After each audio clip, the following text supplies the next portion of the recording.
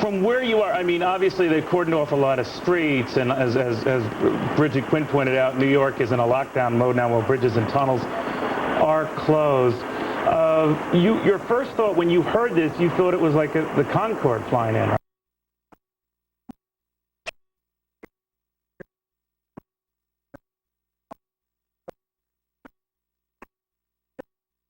Honestly, and then between the time I thought that, then I heard this pop. It was like a pop gun sound. It was a very sharp-pitched pop, and that's when I went, and then I heard cell pieces. John, did you see it? My friend is here. I'm talking to the news. I got here when the fire. Okay, he didn't see anything. All right. Hey, Marlene, just want to jump in and let everybody know we're hearing from the Pentagon that there was actually a fighter jet in the area. There is. It's been circulating around. Oh, you noticed that? Yes. All right. Well, apparently they got the report, but they couldn't get there until the plane was down. So far, the Pentagon had nothing on this crash. Marlene, just again, you covered this a little bit, but describe for us a little bit about the area, what the scene might be like on the ground. I mean, we were hearing that, you mentioned this to Neil, that there are a lot of homes and that it might be homes that are on fire. What else is in the area? We've been hearing schools, churches. Well, there's actually a school, St. Francis, just out there. There's a Catholic school that's like a block from where where the crash site is. It looks like, from what I can see, it looks like anybody that was at the school or the church would be safe. There is another shul, like a Hebrew school, a little bit. I don't really know its location. I'm not sure, to be quite honest. Right, but as far as you could tell, it was houses. Yes. It looks like it was housed. There's just the area that's on fire. Looks like there are houses there. So very close are two schools. All right, so Marlene, best to your recollection, the schools do not appear to have been hit. No. Okay, Marlene, thank you. I know you've been through a lot. We appreciate your sharing it with us. Thank you so much, Marlene. Just to update you as well, we do know of 44 New York fire units that have been dispatched to the scene. 198 firefighters are there, as Bridget pointed out as well. New York is in lockdown mode. You can't get in or out of the city at this time, the first time that has happened since right after the September 11th attacks, even though we must stress this might not be terrorist-inspired. This might just be mechanical problems, this issue of an engine dropping, eyewitness reports that really might fly in the face of a terrorist act. But again, it's too early to tell. But Rita Cosby is in Washington with the latest that she's getting from there. Oh, Rita, you're in New York. I apologize. What do you got for us? Actually in New York, headed on the way to the office. I was at breakfast with Iranian President Hatami, actually, at the time when all this happened. And at the end of the breakfast, all of a sudden, all the Secret Service officers were mobilizing. And I've just been talking to a lot of New York police officers who were telling me that at this point, they're hearing that there are about 12 buildings that are on fire at the scene of the crash site. They're saying there are two sort of separate crash sites of this Airbus A300. They're saying that there are 246 people on board, including 9 crew members. And they're saying that the information they're getting, and this is from New York police officials I've been talking to and also officials at the FAA, that it does appear that an engine did fall off the plane. They're saying that it looks like the plane exploded. And according to intelligence officials I'm talking with, they have no indications of any sort of prior threat, no indications of a hijacking at this point, no indications of foul play, but they're also saying it's very early on and can't rule it out. But they're saying that there is no sign pointing in that direction, but again, not eliminating it in light of this the climate that we're in. They're saying at this point there are 12 buildings. They're getting reports. This is a New York official I just spoke with a moment ago, of 12 buildings in the area by the crash site, which is east of Jacob Riis Park. And they're saying most of those are homes. There are a couple small businesses in that area, but they're saying that at least at this point, 12 buildings on fire, quite a fireball at the scene, and apparently 2 separate fires taking place, one at the scene where the engine fell, and then another one at another site. And they are saying at this point they are looking into mechanical problems as being the main problem at this point, looking at that as the main indicator, but again, not ruling out, as we said, possible foul play. Also, I'm talking to a lot of New York officials saying that at this point, traffic is at a standstill. The tunnels are closed, all the tunnels, Lincoln, Holland, Midtown tunnels all closed. You cannot get in and out of the city. And, of course, at this point, also trying to find out if there are any possible problems with any other planes in the air. The FAA is looking into that as we speak. Rita, we had also heard here that The Pentagon was saying that there was a fighter jet in the area, but apparently, was alerted to this, but not until after the plane had already crashed. Yeah, we had heard that too, and in fact, one of the police officials I spoke with said that almost immediately, that there was one that had been dispatched. So we're hearing that that could possibly be the case, and we're trying to get some confirmation on that. But they had said that was the indication they had gotten, that there were some fighter jets that were dispatched almost immediately. All right, Rita, as you're speaking there, we're going to go back to you in just a second here. These are the first pictures we're getting live on the scene. As Rita pointed out, we have reports now 12 buildings in the area that are on fire. Most of these are homes. You can see military fighter jets circling the area. I'm sure there's going to be a lot of questioning as to what alerted these fighter jets. Rita, what would be the normal procedure where fighter jets would even get wind of something like this? Almost happened almost immediately. If they had gotten indications that there were any problems, and in fact, I can tell you in the last probably month or so, fighter jets have been dispatched numerous times. So if they had gotten any indications at the FAA that they were having any sort of mechanical problems, any questionable problems on board, i.e. any possible threats, a suspicious package, anything of that nature, at this point, U.S. officials are not taking any chances, and they've dispatched fighter jets constantly. It is sort of questionable that they dispatched fighter jets, and maybe an indication that there may have been some problems. And because of that, it could indicate that maybe there might have been some suggestions of something wrong. But Rita, what I don't understand is, let's say there is something wrong mechanical on a plane. A fighter jet isn't going to be able to help that. Exactly. Well, that's why the issue of fighter jets coming in could indicate that there may have been something else involved. Because if there had been just mechanical problems, possibly fighter jets may have not been dispatched. So that's why that's an interesting issue. All right, Rita, thank you very much. Rita Cosby in New York. And just to point out, Neil, when we were saying before that this is a level 1 situation for New York police and firefighters, all hands on deck, essentially. Right. And you have to really wonder what that is like today for the New York City firefighters and police officers who've been through unimaginable loss. And to be called to a scene like this. And there they go again. But we got to stress, just as you've been pointing out, Bridget, we don't know that this might be terrorist-inspired. We're only giving you what we do know, that this happened a little over an hour ago. An American Airlines flight crashing, was leaving JFK International Airport, and it was headed for the Dominican Republic. It had 246 passengers on board. This was Flight 587, and we know that included 9 crew members, and we're hearing reports of the engine falling off. Let's go to the Pentagon right now where David Schuster is standing by. David, what's the mood there? What are they telling you? Well, the officials here at the Pentagon actually have heard about this from media reports. And just to clarify so viewers don't get the wrong impression from Rita Cosby's report, the Pentagon says that these fighters were scrambled after the reports that the plane hit the ground. So it wasn't a case where the Pentagon or the military had any indication of any problems, any foul play. Furthermore, NORAD, the North American Aerospace Defense Command, since September 11th, they've had a much greater, closer relationship with the Federal Aviation Administration in case there were problems. And NORAD reporting to us that they, in fact, received no calls, no distress calls whatsoever from the Federal Aviation Administration. And the way this was supposed to work is that if the FAA noticed that a plane, say, had a problem or had its transponder turned off or was suddenly off course, they would immediately notify NORAD so that NORAD could perhaps take some precautionary steps, perhaps put fighters in a closer area to where that plane might be. But again, the NORAD reporting to us that they received no call whatsoever this morning from the Federal Aviation Administration, and based on what the FAA has been suggesting, it doesn't appear as if there were any distress calls, any indications that something was wrong until, in fact, there were these reports from the ground and the pictures showing the smoke coming up from Queens. So again, the Pentagon saying that there was absolutely no indication to the Department of Defense that anything was wrong. There was no request for help. There was no request for the fighters to go to a particular area. There are fighters that are flying virtually 24 hours a day. There's a fighter cap, as they say here at the Pentagon, both in New York and in Washington and in other cities. So there are fighters in the area, but again, there's no indication whatsoever that fighters were called to this particular plane. There are reports that when the fighters got there, it was only because there had been reports of a crash or an incident, and the fighters got to the area pretty quickly. But again, no indication whatsoever that fighters were scrambled to a plane that was in distress or to a plane that had any sort of problems. Neil and Bridget? I'm wondering, David, I mean, if that's the case, then this was not a case of a terrorist alert to the military fighter jets were alerted to the area. You're saying that they were only alerted after the fact.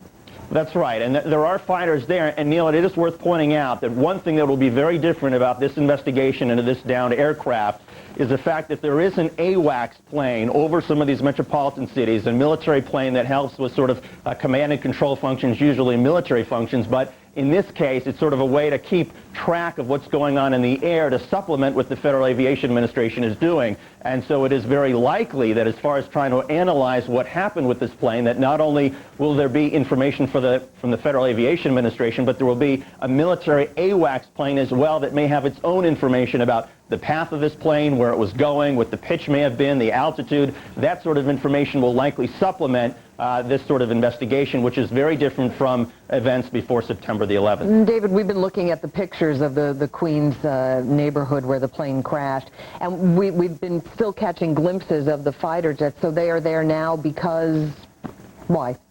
Well, in part because the airports there have been shut down. LaGuardia, Kennedy Airport, and Newark have been shut down. There is a procedure in place to keep track of other aircraft that may be in the area to make sure that all the other planes are where they're supposed to be. But the fighter aircraft there is just I presume would simply be a precaution just to make sure that the airspace is clear, that in fact planes that were headed to New York are headed in the right alternative landing areas, to make sure that planes that were in that general area don't veer into airspace, because one would presume that if in fact they have shut down the airports, they've also shut down the airspace, and that would be the function of fighter jets, just to keep track and to make sure that there are no planes that are veering into areas that they should not be. So, David, real quickly, I mean, at face value, these guys are bending over backwards to at least give the indication this does not look like a terrorist incident, right?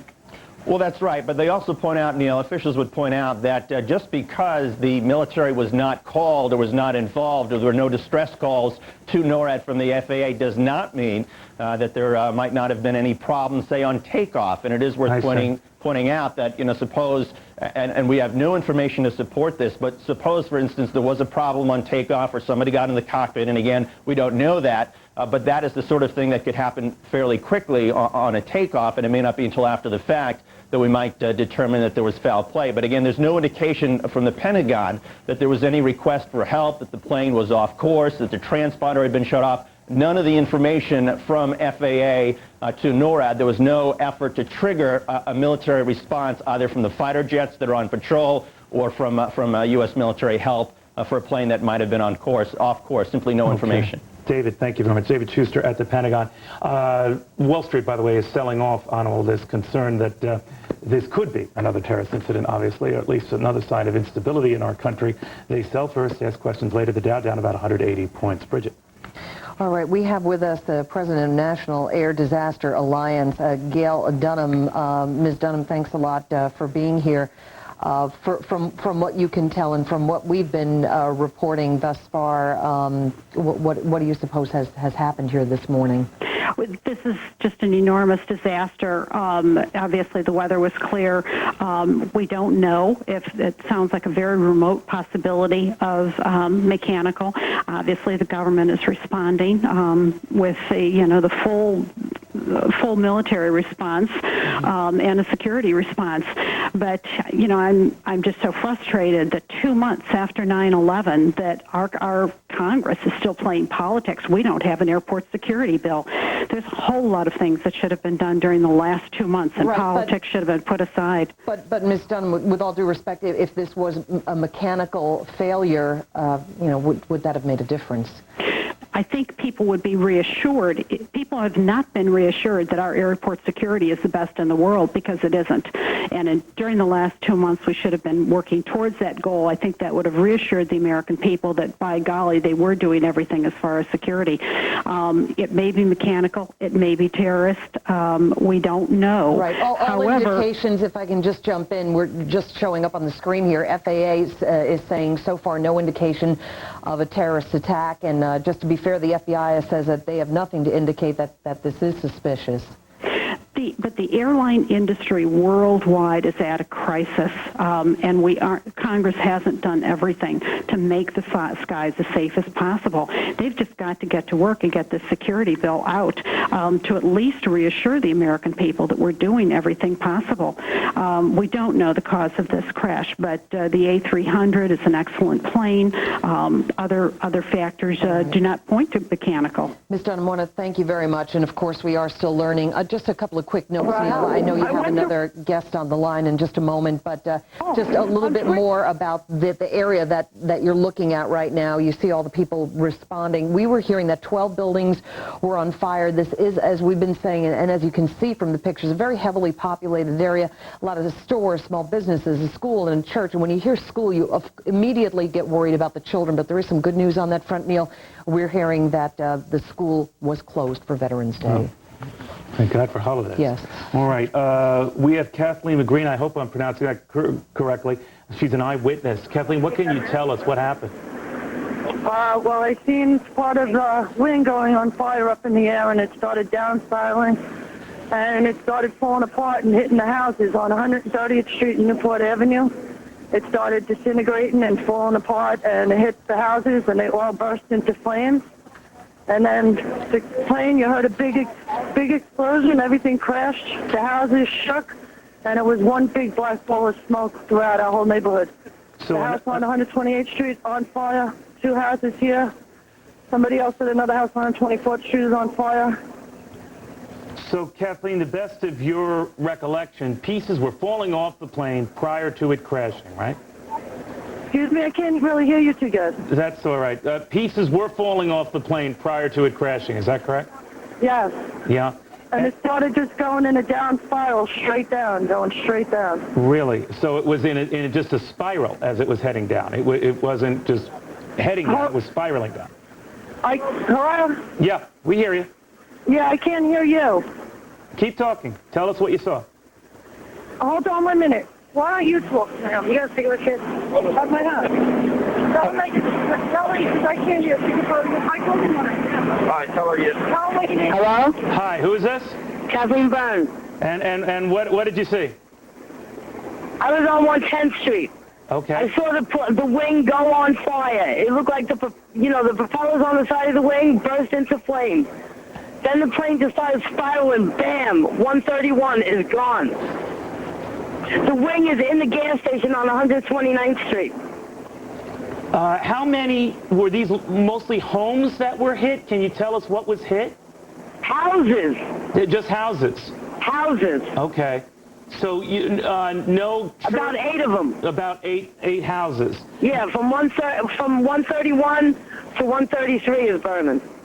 Can you give us more of a description of the area? We hear a lot of small businesses. It is bedlam and mayhem. It looks like war. There is emergency vehicles everywhere. From 8 blocks wide, you cannot get through. There's no way. Not Rockaway Beach Boulevard, Newport Avenue, Beachtown Drive. You cannot pass. You have to park and walk. How thick is the smoke? It looks pretty thick. It's unbelievable. First it was black, jet black, like oil, fuel. Then it went white. Those are the houses. What made White and gray are the houses. I see. I know it's kind of hard for you to hear us, but you said that, and we've been hearing these reports of pieces falling off the plane before it crashed. Yeah, the piece of the wing is in the gas station on 129th Street. So you came out your house and this is what you saw? Right. Okay, so what made you come out your house? You were hearing these pieces falling off? Nothing. I just walked out as the wing went on fire. It was just happenstance. It just, Right. The wing is on 129th Street in the gas station. The rest of the plane's on 131. On the 200 block, the 300 block is also burning. So the wing actually came off before it crashed? Huh? The wing came off before it crashed? Right. All right, let's listen to Rudy Giuliani. He's speaking right now. On high alert. The police are protecting lots of other areas. So at this point, we have no reason to believe that it'll be anything else but this. but at the same time, we're sensible and we understand what happened before. So for a while, the city is going to be on even a higher state of security. What's the first thing that went through your mind when you heard? Oh my God! The first thing that went through my mind is, oh my God! And I just passed a church in which I've been to, I think, 10 funerals. Here, Rockaway was particularly hard hit. The disproportionate number of the people we lost, not just the police and fire, but even the workers at the World Trade Center, were from Rockaway and Staten Island. And I've been here probably 20 times for funerals and wakes. And so the idea that Rockaway was the victim of this, I mean, any place it happened obviously is awful, but it had a special significance to it. But we'll do everything we can to help these people, everything. And the president is on top of it. They're alert. They're watching everything else all over the country. So I think people should remain absolutely calm. This can be handled, and we're just being tested one more time, and we're going to pass this test too. Are you thinking the firefighters? They must be so key to the response. Firefighters do this. The firefighters and police officers in New York City do this better than anybody else in the whole world, and we couldn't be in better hands. Thank you. You guys promised. Yeah. All right, Mayor Giuliani live there saying we are being tested one more time. Is that ever true? And pointing out that Rockaway in Queens had a disproportionate number of people lost in the 9/11 attacks. Yeah, I think 170 came from that area, if I remember the town Huge breakdown. number, and now the firefighters who survived and the police who survived are being called back. And again, you're looking at pictures of the area in Queens, a heavily populated area. We mentioned earlier that there was a school in the area. Thank goodness it was closed for Veterans Day. And so far we've heard that the buildings that are on fire, and this is from people on the ground there, that the buildings were private homes. So we're going to be learning more about that. Apparently electricity and phones out of service in the area. As you can see, it's an all-hands-on-deck situation. All the city firefighters and police after 9/11 being called once again to a scene like this. President Bush, by the way, Neil, he has met with his advisors to get more details about this crash. He spoke with Mayor Giuliani, whom we just saw, and Mr. Bush has even postponed a scheduled interview with Russian and American reporters so that he can monitor the investigation into the crash of this Flight 587. But so far, indications from the FBI and the FAA are that there were no indications of terrorism. It's still very early in the game. We're still learning. You got to wonder. You're right. I mean, when you brought this up with Gail Dunham, Bridget, but everyone's looking at the airport security. All the security in the world can't prevent accidents like this, rare as they are, from happening. And engines do occasionally fall off planes. You hate to look at it that simply, Cressy. Yeah, I mean, how long did we think that it was some kind of sabotage for TWA? And, sure. And then it turned, and all indications pointed to a mechanical problem. But you know what makes it a moot point, Bridget, is for the air traveling public, when they look at something like this, whether it is a terrorist act or a mechanical act, they're just going to say, you know what, I don't care. And for the airline industry, I talked to a lot of these airline CEOs, the biggest thing they worry about is bad PR. Mm-hmm. When you have terrorist incidents, it took them a long time to recoup to get the planes back to 65% full, which is pretty anemic. And now you're going to have something like this, and a lot of people booking flights, rightly or wrongly, are going to say, you know what, I'm not going to bother. And that's the damage that's done with things. Even though you have the president flying and telling everybody Absolutely. Go ahead and get on the plane. It's human nature. You're skittish, and you rightly pull rank. Just mentioned that the president has postponed some of his interviews today to check this out. Rita Cosby has a little bit more on that now. Rita? That's right. President Bush, in fact, was supposed to meet today with some American and also Russian reporters in light of the visit of Russian President Vladimir Putin, who's supposed to be meeting with him on tomorrow, on Tuesday, opening 3 days of talks between Washington and Texas. And President Bush immediately met with advisors about all this, seeking details of the American Airlines plane crash. He postponed that meeting. He is monitoring the investigation into the crash.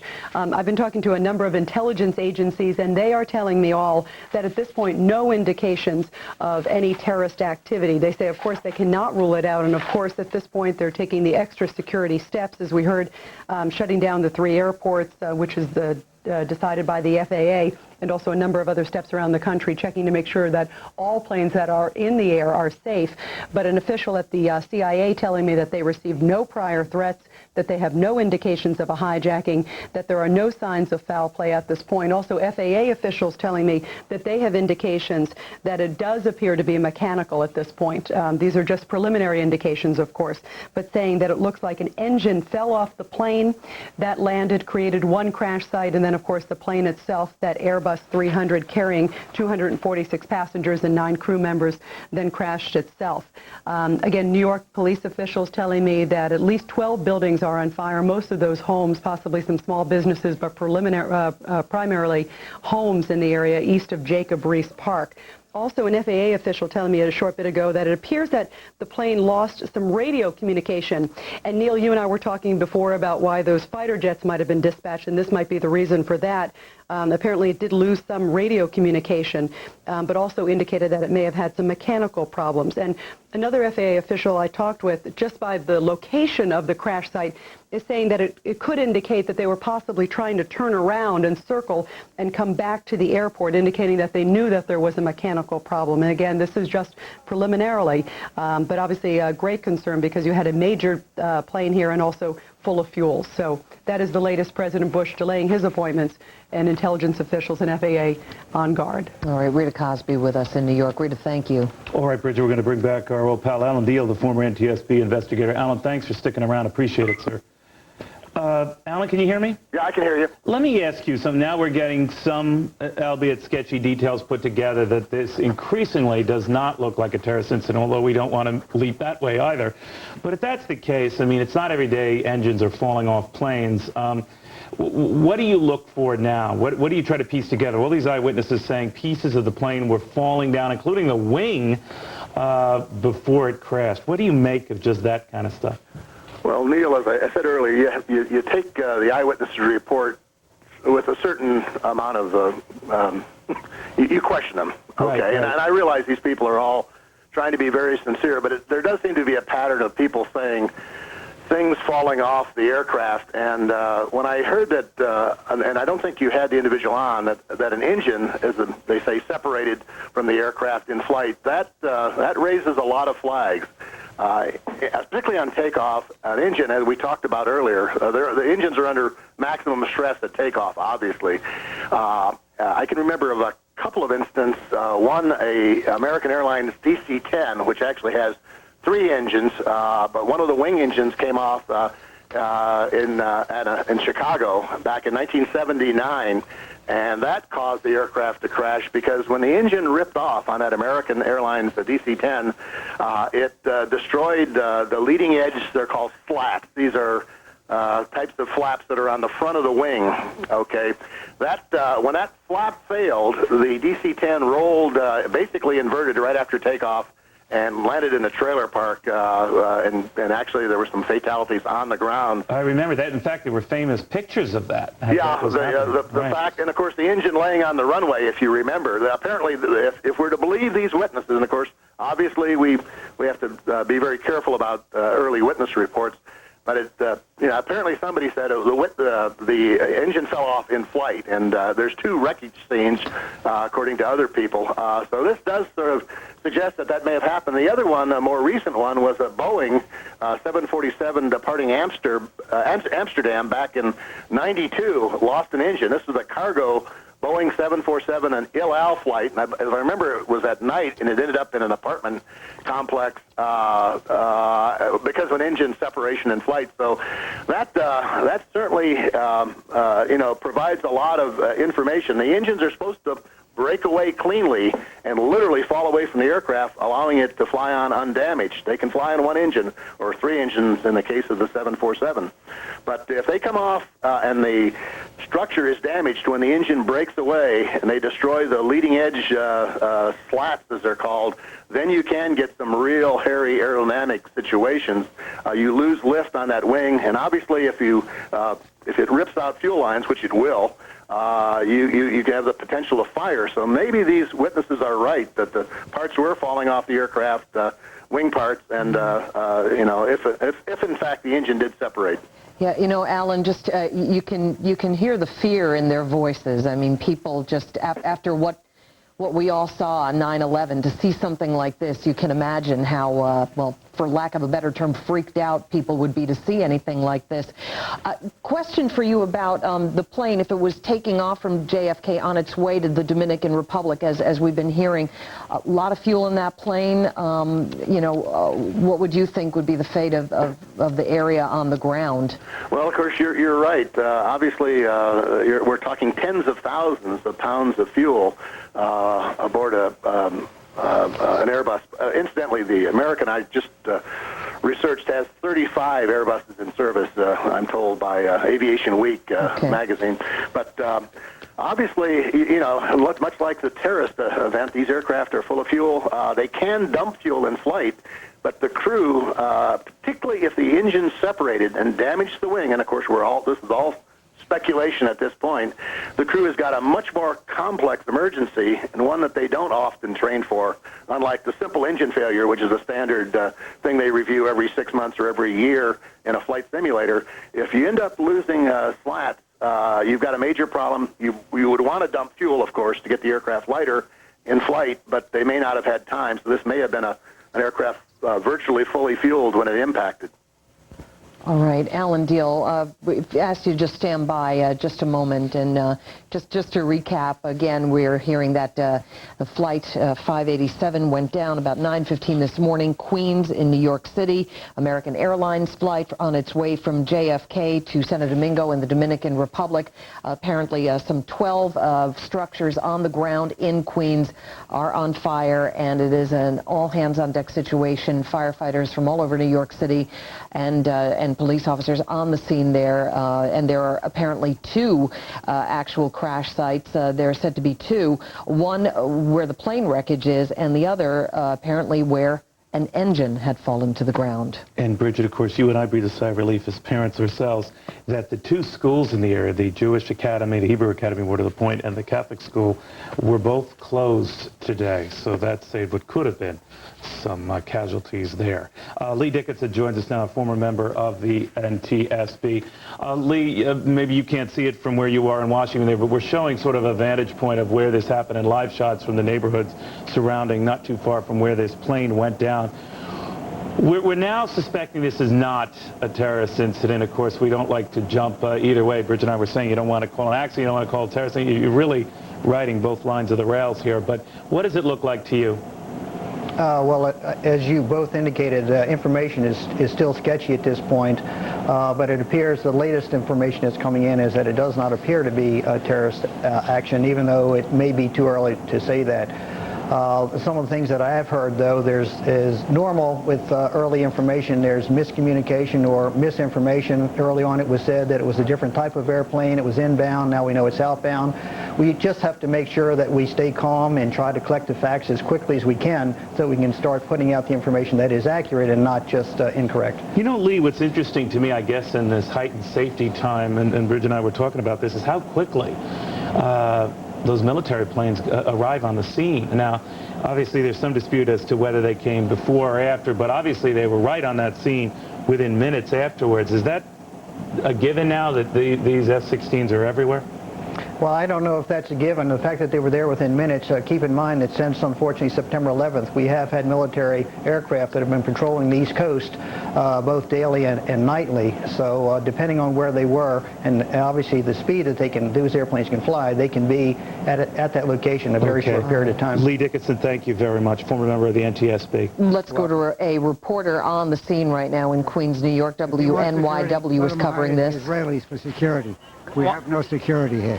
A lot of people, of course, very upset here and maybe jumping to conclusions to some degree as to what went on here. We're not 100% sure what happened. Of course, it just happened at about 9:15. I will tell you this, that it looks like every piece of emergency equipment, all personnel that could possibly be here are here, as we see a stretcher going down. And look at the volume of police officers that are down just this one block, and we're in just one small section here. There are several blocks in the Rockaways area involved. You're going to see right now a cart carrying water down for the relief workers here.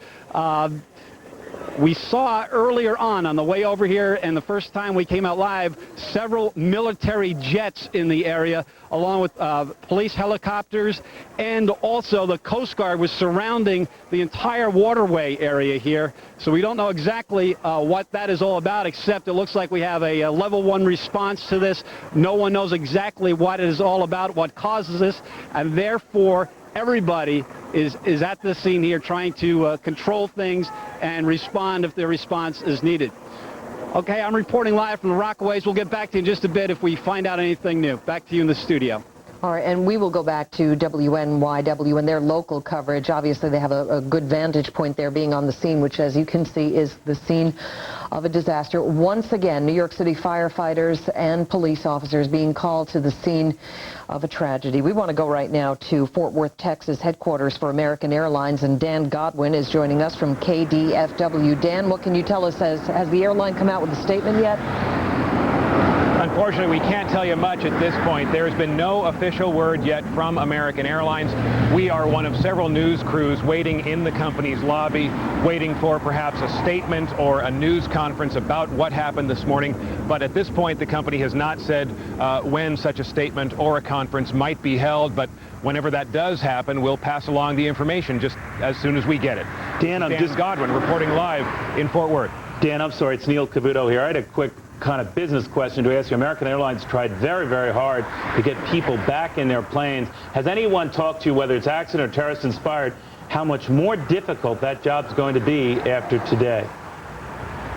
Well, that is certainly one of the questions that would be that would come up at any kind of news conference as soon as we can ask that. But every airline official we talk to right now is saying absolutely nothing, just telling us to stay put. And perhaps at some point this morning we will learn more. But that's one of the questions that'll come up immediately. All right, Dan Godwin, thank you very much. Appreciate it. Mitch Davis, our Fox News producer, is on the scene right now. Mitch, what can you tell us? Neil, right now ladder trucks from the fire department are still pouring water on the scene. Police, of course, are keeping the press about a block back, but there are hundreds and hundreds of police vehicles and fire vehicles still descending on the scene. As I'm sure you can see, the smoke has turned white and it's reduced considerably. This is a neighborhood of residential houses about 2 blocks from the Atlantic Ocean. It's all, as you might expect, small 1- and 2-story homes, and it's been converted now into an operations center. Police are setting up a press center about 4 blocks away. More and more fire trucks are streaming onto this small peninsula island every minute as the city turns out a major response. But at the moment, there is no sense of any rescue efforts going on here. It's more a case of controlling the last of the flame and assessing the damage. We have not yet seen a single ambulance take anyone away from here. Neil? Hey, Mitch, it's Bridget. We're hearing that there are actually 2 sort of investigation sites, one where there was actually the crash, and the other where some of the plane parts might have fallen. Mitch, from where you're standing, can you tell us anything about that? Bridget, of course, the closer to the scene, the more chaotic it gets. But at this point, there do seem to be 2 locations that they're concerned about. They appear to be a block or 2 apart. We have some helicopters circling the area, undoubtedly official helicopters, and they're looking at 2 different locations. Right now, an ambulance crew has just brought a stretcher into the scene, but we have not yet seen anyone come out. Mitch, from your vantage point, the buildings or homes that were hit, any indication that someone, if they were home, could have survived that? They were undoubtedly homes, Neil. That's basically all there is in this part of this community. I don't see how they could have survived it if they were hit directly, because they're mostly wooden frame houses. However, again, they are understandably keeping us a block or 2 back so that we do not get in the way of the rescue effort, which takes the first priority. You know, Mitch, another thing, we were hearing reports, Bridget and I were talking to an eyewitness earlier who said she saw a wing fall off and fall into a house or a building. I don't even remember exactly. Do you see any indication of that? And then, because she said shortly after that, the plane crashed.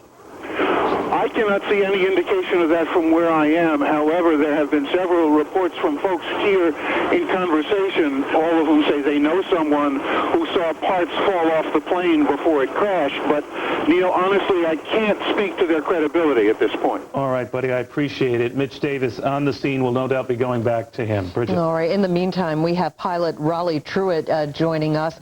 Raleigh, thanks a lot for being here. What can you tell us about the plane that went down? Well, if I understand correctly, it was a 767, is that right? Well, we're hearing Airbus A300. Okay, well, that shows how out of date my information is. I just landed myself, and I'm in a terminal getting ready to take off again. And so I just caught a snippet on the TV. So it's an A300. Yeah, and Raleigh, I mean, the information has been changing. We initially had heard that it was a Boeing, so maybe you even heard that here. Where exactly are you? I'm in the Houston Intercontinental Terminal. Okay, because all the New York City area airports were shut down as a precaution. Do you know anything about the Airbus A300? Well, I don't have personal experience on it, but that's a type that my company has flown, and it's a typical large twin-engine aircraft, and very reliable, as are the Boeings. Yeah, That's what I know. I don't know if you heard any of this, but we're hearing from eyewitnesses, people on the ground, that they actually saw the engine fall off the plane, and then the plane went into a nosedive, and there are apparently two investigation sites, one where some of the parts of the plane and the other where the actual plane ultimately crashed. What does that tell you, if anything?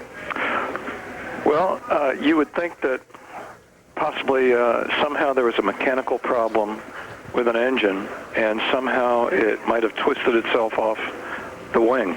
That has happened before, extremely rarely.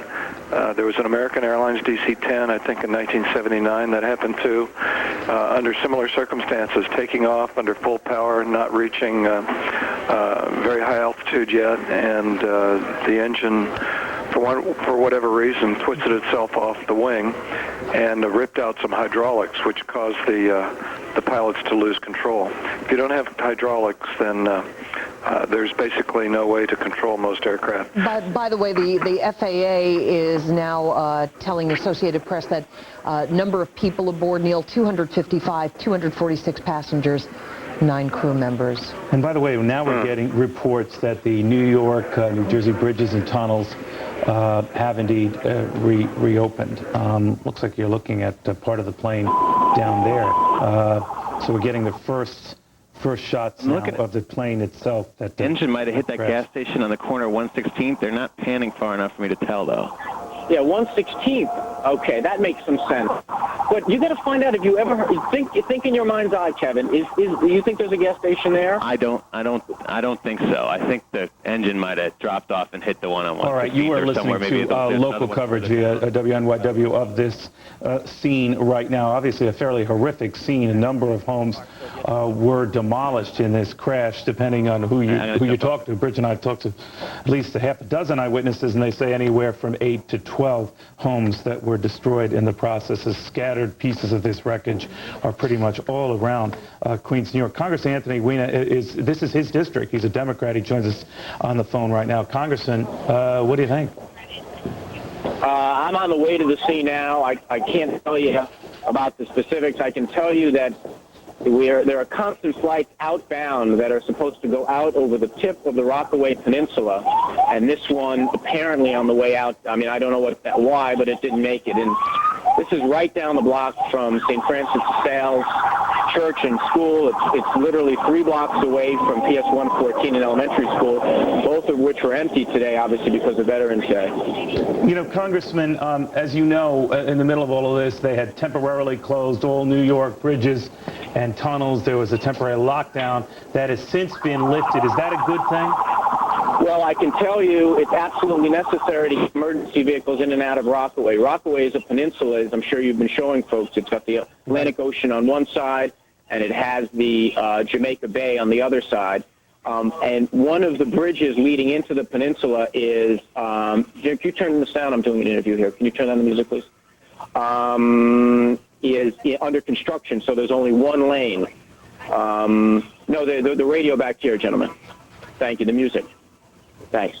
So it's necessary to keep the bridges available. Congressman, a question for you. I understand that a lot of the people in the Rockaway area they lost a lot of people in 9/11. Is that right? Well, the parish I mentioned, St. Francis de Sales, lost literally dozens of firefighters and a handful of police officers in 9/11. It is a community, many Irish American, Italian American people that are in the uniformed services. It's been a community that literally on a weekly basis there have been memorials and funerals. This is truly adding disaster to even more disaster. Well, Congressman, we were since hearing from our Carl Cameron, our Capitol correspondent, that an FAA source has told him there's no indication that this jet made a mayday call before this engine fell off, which again would not be in response to a terrorist act. In other words, if this would have been an accident, there were no warnings of a takeover of the plane or something like that. If that's the case, this is just a horrible accident, how does that change things for you? It doesn't. It's still a loss of life. It's still my constituents on the ground, my neighbors whose homes are on fire. We don't know anything about them. To be honest with you, right now it's just about frankly helping those in need. There's very little distinction when there's a disaster like this. I hear you. Were you concerned when you first heard of this that it was a terrorist act? I think all of our stomachs in New York sank that we'd been under attack again, especially given the fact that this is the 2-month anniversary or so. But at this point, I don't have any information on that. Congressman, I'm not sure exactly, where you are, but we're hearing that the smoke can be seen as far away as the east side of Manhattan. That it's that thick, and that the scene on the ground is that bad. Well, as you can hear in the background, I'm in a vehicle on the way to the scene. I have heard from my constituents in some parts of the peninsula that you can barely see it because of the wind, and in other parts that it is very thick, but it's thick and white. So whatever that means, whether it means that there's not fuel burning, I really can't offer you any insight. I'm not at the scene yet. Congressman, invariably something like this happens, whether accident or terrorist is fired, and people start saying, what's the deal with that airport security bill? What is the deal with that? Well, I don't know. I mean, this is probably not the time to talk about it. I mean, I think that we have to do a lot more at airports. We have always had a discussion in Rockaway about why it is the planes don't take off over the water just because it's quieter for those of us who live underneath the path of the planes. But I think, discussions about airline security are probably best left to after we know exactly what happened. So still, if this were terrorist inspired, those questions will come. But again, to the best of your knowledge, this does not look like that. So that's how you're treating it. Well, I would caution you that I have no knowledge. I'm going to the scene now. All I can tell you, you just keep going straight and you go right over the Cross Bay Bridge.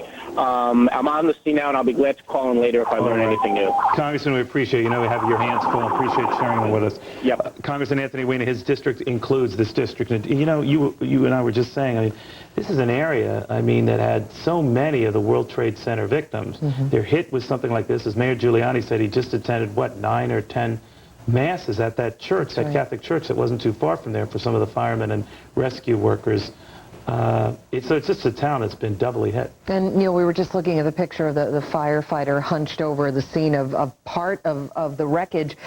The FAA is, by the way, calling this a domestic disaster, meaning just supporting what we've been hearing for the past hour or so, that it does not seem at this point to be a terrorist incident. And, we have to couch it when we say it that way because we just don't really know yet. That's but we've right. heard a lot from eyewitnesses, reports of parts of the airplane falling out of the sky and then a crash. There have been indications thus far that this was a mechanical problem. But again, this is only not even a couple of hours old. That's right. And that's the difficulty, I got to tell you, folks, of covering something like this, because, as Bridget and I can attest, the facts change quickly, sometimes randomly on you. But this much we do know, that a plane has crashed with 255 people on board, an American Airlines flight that was bound for the Dominican Republic, leaving JFK's International Airport shortly after 9 a.m. Minutes after takeoff, it crashed. We do not know of any survivors. We know that a number of buildings, largely homes, were hit in the area shortly after the crash, as one eyewitness who was on the scene, as well as our Fox News senior producer on the scene, Mitch Davis, reported if anyone was home, the likelihood of them surviving, very unlikely. And Neil, we're also hearing, just to ahead. jump in for a moment, that there are actually police and Coast Guard divers in the water as well, looking for any sort of clues or survivors, because as we said, this is an area right by the water. Peninsula. It's right. peninsula, three Exactly. sides by water. All right. Mayor Giuliani, really in his last days as mayor here, December 31st, he will give that title up to Michael Bloomberg. He was once again drawn into the crisis. The mayor of the USA's is often known, speaking about it a few minutes ago. Let's listen in. We're going to tell you what we know. And again, this is sketchy, so it could change, and it's changed several times since we first heard it. An airplane that was taking off for Santo Domingo about 9:13 this morning. During takeoff, one observer says they saw an engine come off and the plane hit the ground. The engine hit one place, the plane hit another. It's hit a number of homes in Rockaway. As you can see, the fire and the flames are tremendous. We're trying to organize a rescue effort to see what we can do if there are any survivors of any kind. We talked to the president, just talked to President Bush, and we talked to his chief of staff. We asked for air cover. New York City has that. I think you can hear the airplanes that are up there. The airports have been closed for a while, and I talked to the governor, and just as a precaution, we're going to close the bridges and tunnels for an hour or two and see if this is an isolated incident, which is what we hope it is. And now we should really focus all of our efforts on trying to see if we can find survivors. And the rest of the city is on high alert. The police are protecting lots of other areas. So at this point, we have no reason to believe that it'll be anything else but this. But at the same time, we're sensible and we understand what happened before. So for a while, the city is going to be on even a higher state of security. What's the first thing that went through your mind when you heard? Oh my God! The first thing that went through my mind is, oh my God! And I just passed a church in which I've been to, I think, 10 funerals. Here, Rockaway was particularly hard hit. The disproportionate number of the people we lost, not just the police and fire, but even the workers at the World Trade Center, were from Rockaway and Staten Island. And I've been here probably 20 times for funerals and wakes. And so the idea that Rockaway was the victim of this, I mean, any place it happened obviously is awful, but it had a special significance to it. But we'll do everything we can to help these people, everything. And the president is on top of it. They're alert. They're watching everything else all over the country, so I think people should remain absolutely calm. This can be handled, and we're just being tested one more time, and we're going to pass this test too. All right, Mayor Giuliani there. Let's go to Rita Cosby in New York with some new information. Rita? I've just been talking to FAA officials, and they're saying this is just to give you a history of the type of plane. This is not this specific plane, but the Airbus A300, they said, has a very good safety record. It has been in service for about 20 years in the United States, and overall they said that there's nothing that's just ringing out to them in terms of a bad history with this particular plane. It's a large twin-engine aircraft. The other thing, they're also pointing out that it took off at 9:17 from JFK, of course, as we know, en route to Santo Domingo. The first call that the FAA got, it said, was a 9:27 notification of the crash, which could indicate that they maybe did not get any signals beforehand of any problems. But they're saying at this point, the first call came 10 minutes later. Also, in terms of the fighter jets, we've been talking about that this morning. They say that the combat air control, the CAPS, has been basically in place. This entails fighter jets basically circling the main airports over New York, and they have been in place since the 9/11 attacks. So that explains why the fighter jets were so close by in the area. They were already hovering above, already circling the area. In addition to this, they say that at a number of airports around the country, about 45 airports or so, that there are 146 systems to detect explosive devices.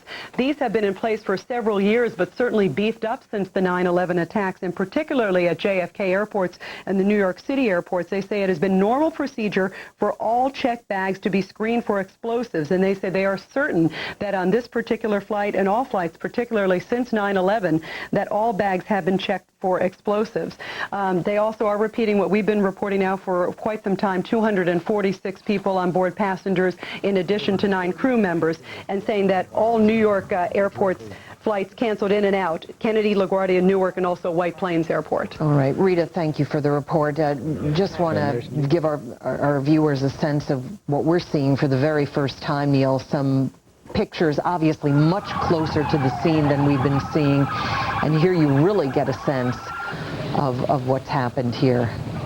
And furthermore, now, as you and I were discussing while Rita was speaking, the Bush administration officials are telling AP that the FBI believes there was an explosion on board the plane, and they're investigating its source, an explosion on board the plane prior to the crash. Even though an explosion on the plane, just one little ad in a later write. That doesn't mean a bomb. Right, exactly. They're saying, they're investigating whether the explosion was the result of mechanical failure, perhaps, or sabotage, but apparently that theory is still out there. Yeah, and we have gotten a confirmation, what you said about the manifest and the number in the manifest, 246 passengers, 9 crew members. I cannot see anyone surviving that crash, but you always hold out hope. And then about 8 to 12 homes that were hit, and anything in that path, hopefully those people were not home. And with a better perspective on the homes and the pictures that we're looking at right now is our own senior producer, Mitch Davis, on the scene. Mitch, we're right now looking at some very dramatic pictures of the scene on the ground. What are you seeing, Mitch?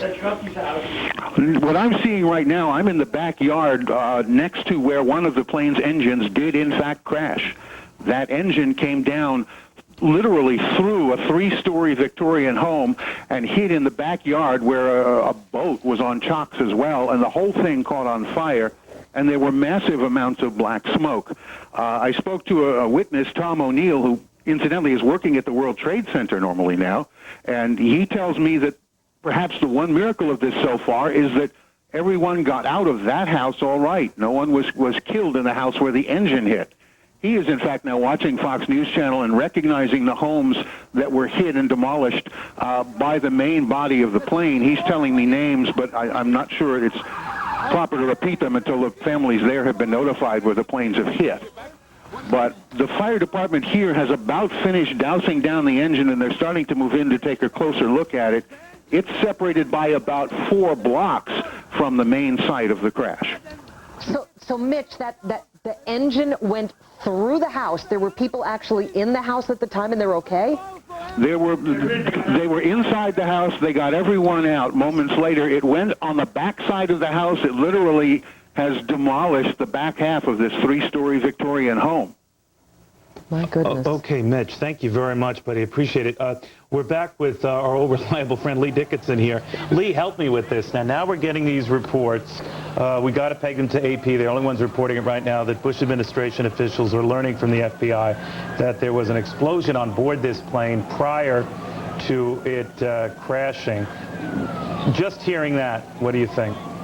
Well, again, Neil, we have to be careful. An explosion does not necessarily mean a bomb was on board, and I think you indicated that. Absolutely. One of the things that the investigators will be looking at, just to make sure, is they'll be looking at residue from the airplane. For example, if indeed there were a bomb, then there will be indications of that the investigators will be able to see. We've seen some earlier footage and I've heard some of your folks talk about the engines that one may have fallen off. One of the things that will have to be looked at is what type of maintenance was previously done on this airplane? How many hours, how many cycles? All that information needs to be researched to see whether or not there would be any possibility of something that maintenance-wise may have been a problem. I'm not saying that was the case, but all the doors are open right now, and they have to be methodically researched and looked at to determine not only what happened, but why this accident occurred. All right, Lee, I'm going to jump the gun here and just going to the next level, but you'll understand with the proviso being that we do not know or even think at this point that this is terrorist-inspired.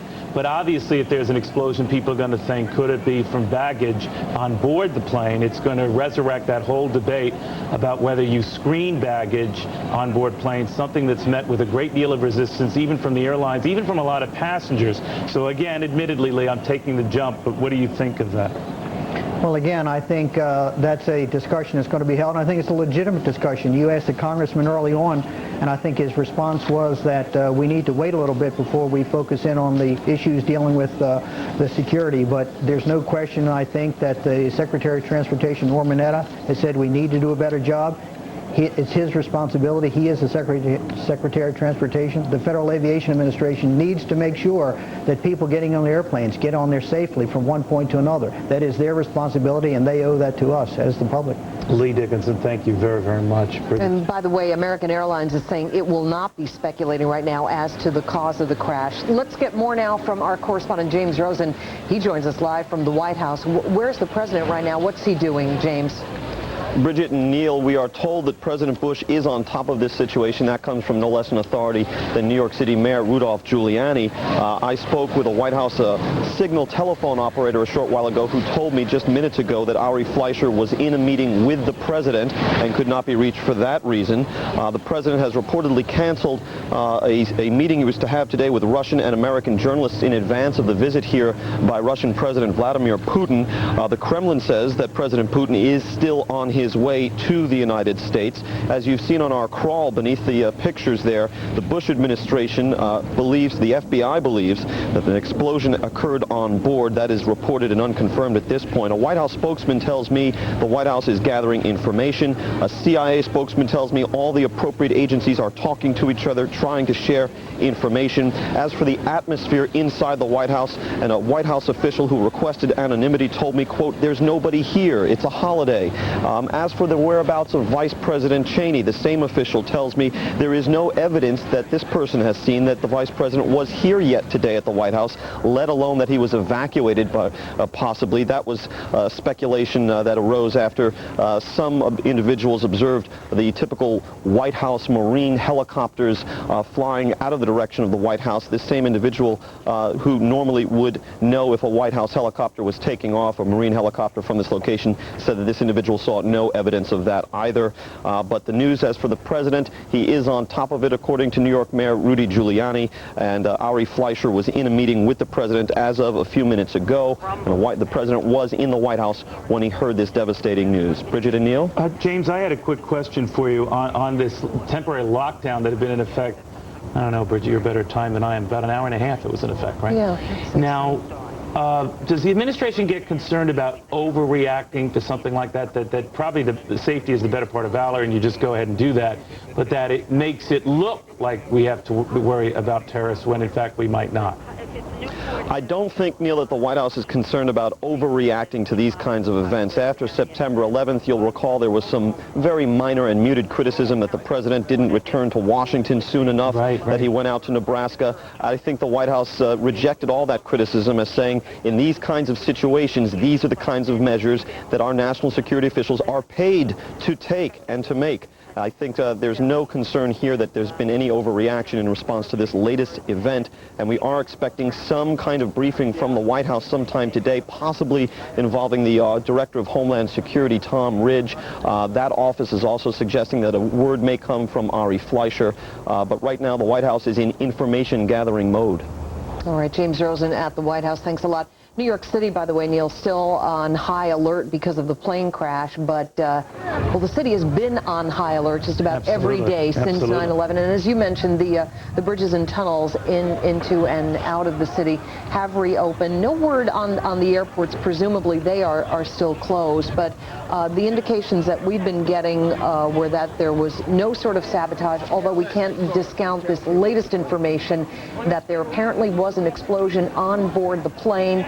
That could perhaps be sabotage, but it could also simply have been another indication of a mechanical failure. Right, in the Chicago plane crash, the famous one where the engine fell off, I remember the reports were at the time they did hear an explosion on the plane, and it was actually one of those engines de-snapping from the plane, so it could be that. So we don't want to jump on that, but a lot of the fiery scenes you're looking at here, we can only trust this, of course, being the official national holiday celebration of Veterans Day, that a lot of people either weren't home or certainly in the case of those two schools that were indirectly involved in this, a Catholic grammar school, I believe, and a Hebrew academy, that school was off today, so that they were not there. You hope for the best in the case of those homes that were hit, that no one was home there. But anything hit by this does not look like it could have been endured or survived. It's so interesting what our producer Mitch Davis was saying from the scene, that he was actually in, I believe, the backyard of a home that was actually hit by a piece of the plane. Can you imagine something falling through? It was an old Victorian, he said, right? It fell through 3 floors, out the backyard, on fire. Right, and yet the people who were there at the time were okay. They're okay. And still, we are hearing about 12 structures. Not sure if they're all homes. There's a possibility that there were some small businesses in that mix as well, that they were all on fire. And, you know, we can only hope that more of those people were not home at the time, that they were out, as you said, perhaps enjoying the holiday in some way away from home. What is amazing, too, Bridget, you know, when you step back from this, is how quickly military fighter jets were on the scene. You know, if we were to take, you know, David Schuster at that report he had from the Pentagon, within minutes after the crash, you know, there were F-16s flying overhead, which is a reminder that the skies are militarized now. We just forget about that. They're invisible almost.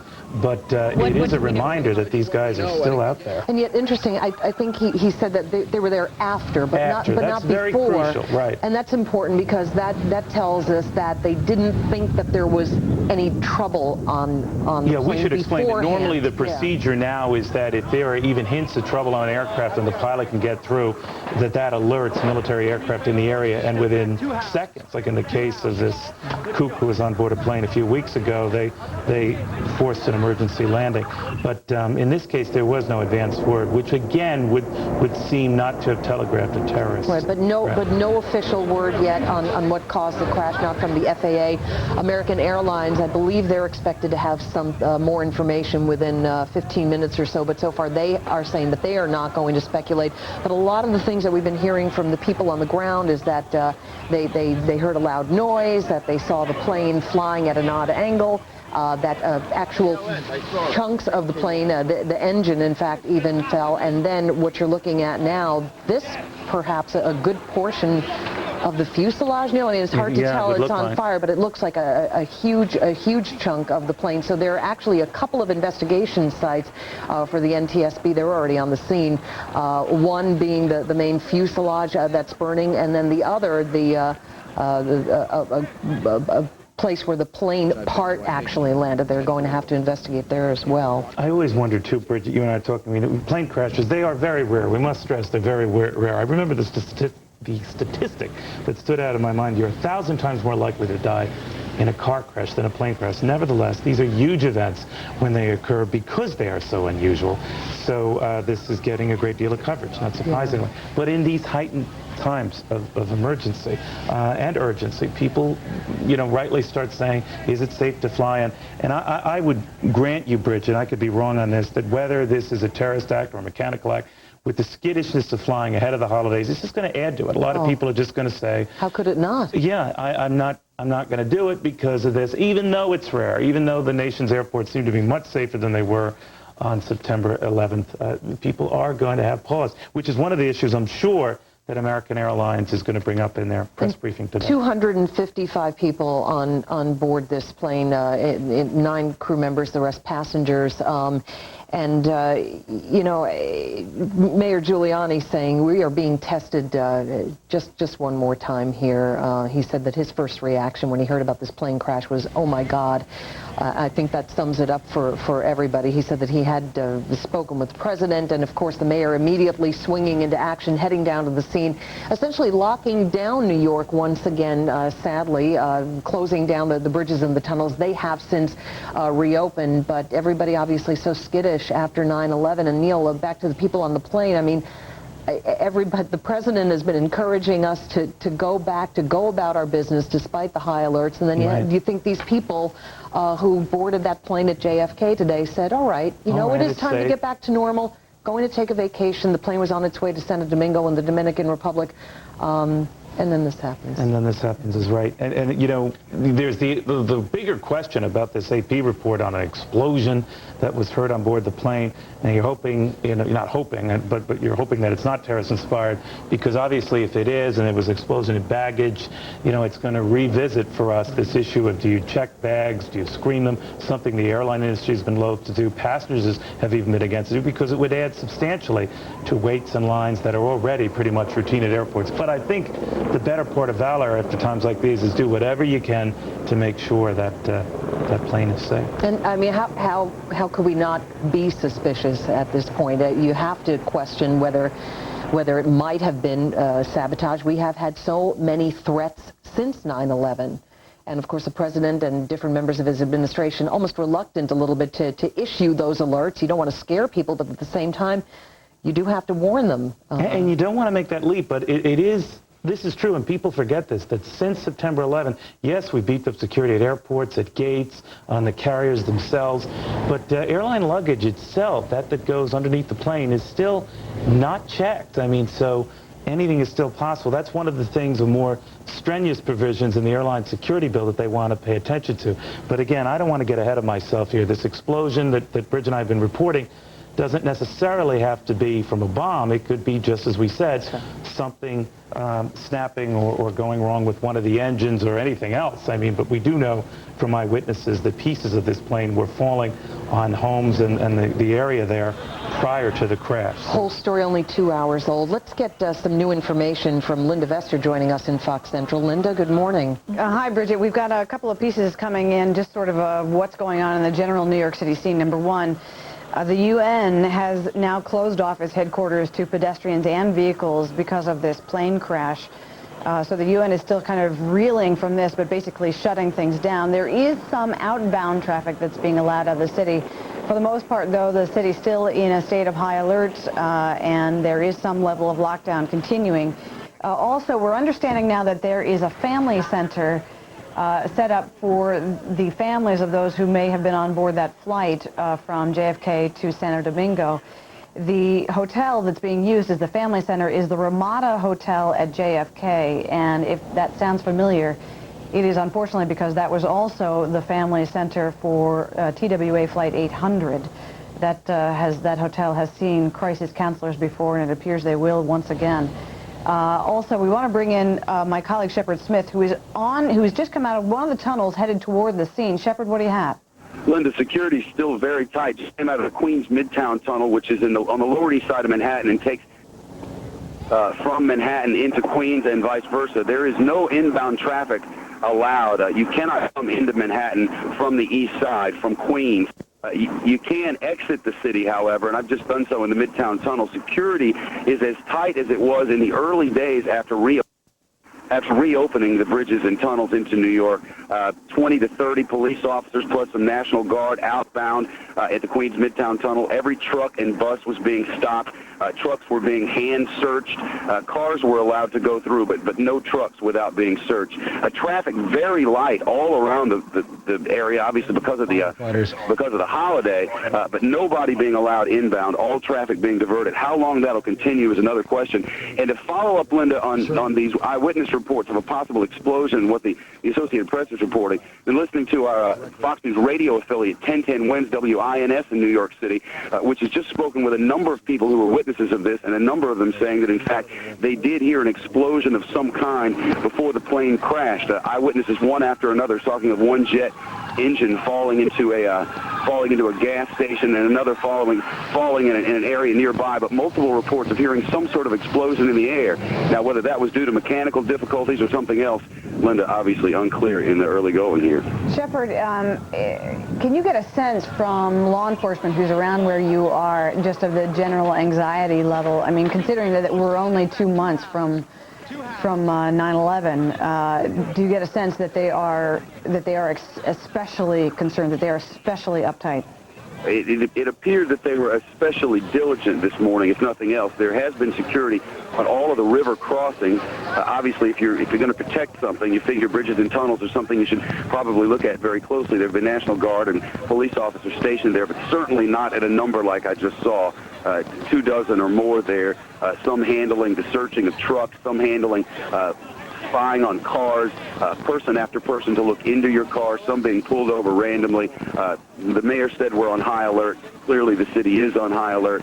Not that anyone believes at this point that this has anything to do with terrorism, but they're being very careful, Linda. No, clearly after 9/11, the city and frankly the federal government has had the chance to refine its response to disasters. We understand that there are already divers in the water around the scene. Just to give you a sense of Rockaway, that's about 2 blocks. This neighborhood that has been affected, that's been hit by this plane, is about 2 blocks from the Atlantic Ocean. So needless to say, it's not out of the realm of possibility that some of the debris not only landed right on the houses and in driveways and in front of gas stations, but also in the water nearby. So they already have divers in. Also, we are getting word that once again that the FBI is believing that there was an explosion on board. They're not saying the source of the explosion. That buttresses everything that's being reported by eyewitnesses, that it was an explosion on board, and that the plane began to break apart before it hit the ground. They just can't determine whether this is a horrible accident or whether it was sabotage at this point. Shepard Smith, once again, just outside one of the tunnels, as they have closed down inbound traffic into New York City, inbound via the bridges, via the tunnels. This all part of the disaster response, honed and refined since 9/11. There is some outbound traffic being allowed, but you can imagine that there's pretty much a sense of shutdown. The area airports shut down completely. And that would mean the airspace as well, and Air Force jets that have been assigned to combat air patrols, what we call CAPS, around New York City since 9/11, being called to the area after the plane crashed and continuing their patrols. I want to take it back to Shepard Smith now just to get a sense of more of what he's seeing around him. Shepard, what do you have? I'm across over in Queens now, Linda, and if you have to pick a day on which you have to manage traffic very carefully, this wouldn't be a bad one. Obviously, so much of the metropolitan area shut down in observance of the holiday. I spent a good deal of time on the city subways within Manhattan this morning. There is no sense of panic in New York. A number of people talking on cell phones outside subway stations, a plane crash, wondering what all this means. A lot of police activity out and about, obviously, but far from a sense of panic. This is a city that's hardened itself to some degree over the past 8 weeks, as you well know, Linda, and panic was the farthest thing from reality today. A lot of people being very careful, minding themselves carefully, police being extra with a lot of extra precautions. But now in Queens and headed my way toward Rockaway, traffic is light, police presence is obvious, but no signs of anything other than a holiday. New York is open for business. Yeah, a good point, Shepard, that it is helpful that at least it's a holiday and the traffic is slightly less than it would be some other days. But you can see that in Rockaway, where the plane hit, it is still mayhem. These pictures that you're seeing on the air are actually from a little bit earlier, and they've gotten much of the fire under control. But just to give you a sense of this neighborhood, this is a primarily Irish-American and also Jewish neighborhood. It has just regular middle class, some upper middle class. The area of impact is pretty much upper middle class. They're kind of upscale 2-story homes. In that general area of the impact, there's some doctor's offices, a school nearby, parochial school. I believe the name is St. Francis La Salle. There are also, we're getting word now that electricity and phones in this area are out of service. You can imagine that when the plane hit, it sort of blew everything out in the area. Part of that plane landed on a Texaco station, a Texaco station right in front, and you will see that occasionally. In fact, I believe this is it. There's an engine there that hit there. There are also in this area, supermarket, deli, bakery, dry cleaners, all the stuff that you would expect in kind of small-town America. Yeah, Linda, a church as well, including a church right on 130th Street, I believe, where there are multiple reports that pieces of that plane fell in, and a number of people who attend that church have now come to our radio affiliate, 1010 Winds in New York, and one particular woman said, this is the place where I have found so much peace and comfort over the past 8 weeks. In fact, this particular woman said this is a church that's hosted 10 memorial services for victims of the 9/11 tragedy, and now that church, a victim to some degree on 130th Street of today's plane crash. So if nerves are on edge at any place, certainly around Far Rockaway would be one of them. And Linda, as you well know, Far Rockaway, very close to Long Island and not far from the spot where TWA Flight 800 disappeared. Right, and again, as we're mentioning, that the hotel, which served as the crisis center, the family center for the families of those on board TWA Flight 800, that was the Ramada Hotel at JFK Airport. Once again, that reportedly has been designated as the family center for those on board American Airlines Flight 587 that has just gone down in Rockaway, Queens, New York. Once again, it will be the site of crisis counselors and grieving families. Again, this area around Rockaway, Queens, just to give you a little bit more of a perspective for those of you who live in other parts of the country, this is a peninsula. So it's a strip of land with the Atlantic Ocean on one side and Jamaica Bay on the other. And yet it has borne a disproportionately high number of victims of the recent terrorism attack. Firefighters, police officers, even employees of the World Trade Center. So many from Rockaway specifically lost on 9/11, and now there will be more funerals as a result of this crash. Still no word yet whether it was an accident, it was some horrible catastrophe on board the plane, or whether it was sabotage. Again, Shepard Smith, closer to the scene now, giving us a sense of everything that's going on around. Shepard? Well, Linda, still on the roadways that lead there. As you know, it's quite a drive from our Midtown Manhattan studios, but it just looks and feels, if you don't look to the right, like any other holiday. Not a heavy police presence in this neighborhood at all. As I mentioned, the inbound tunnels and bridges that lead to Manhattan are still closed. Outbound have reopened now. I think there's just a lot of questions. So many New Yorkers at this point must be wondering, has there been a cataclysmic disaster that happened because of some sort of engine failure or something we can't explain, or was that explosion caused by those who would do us harm? There's just no way to speculate one way or the other.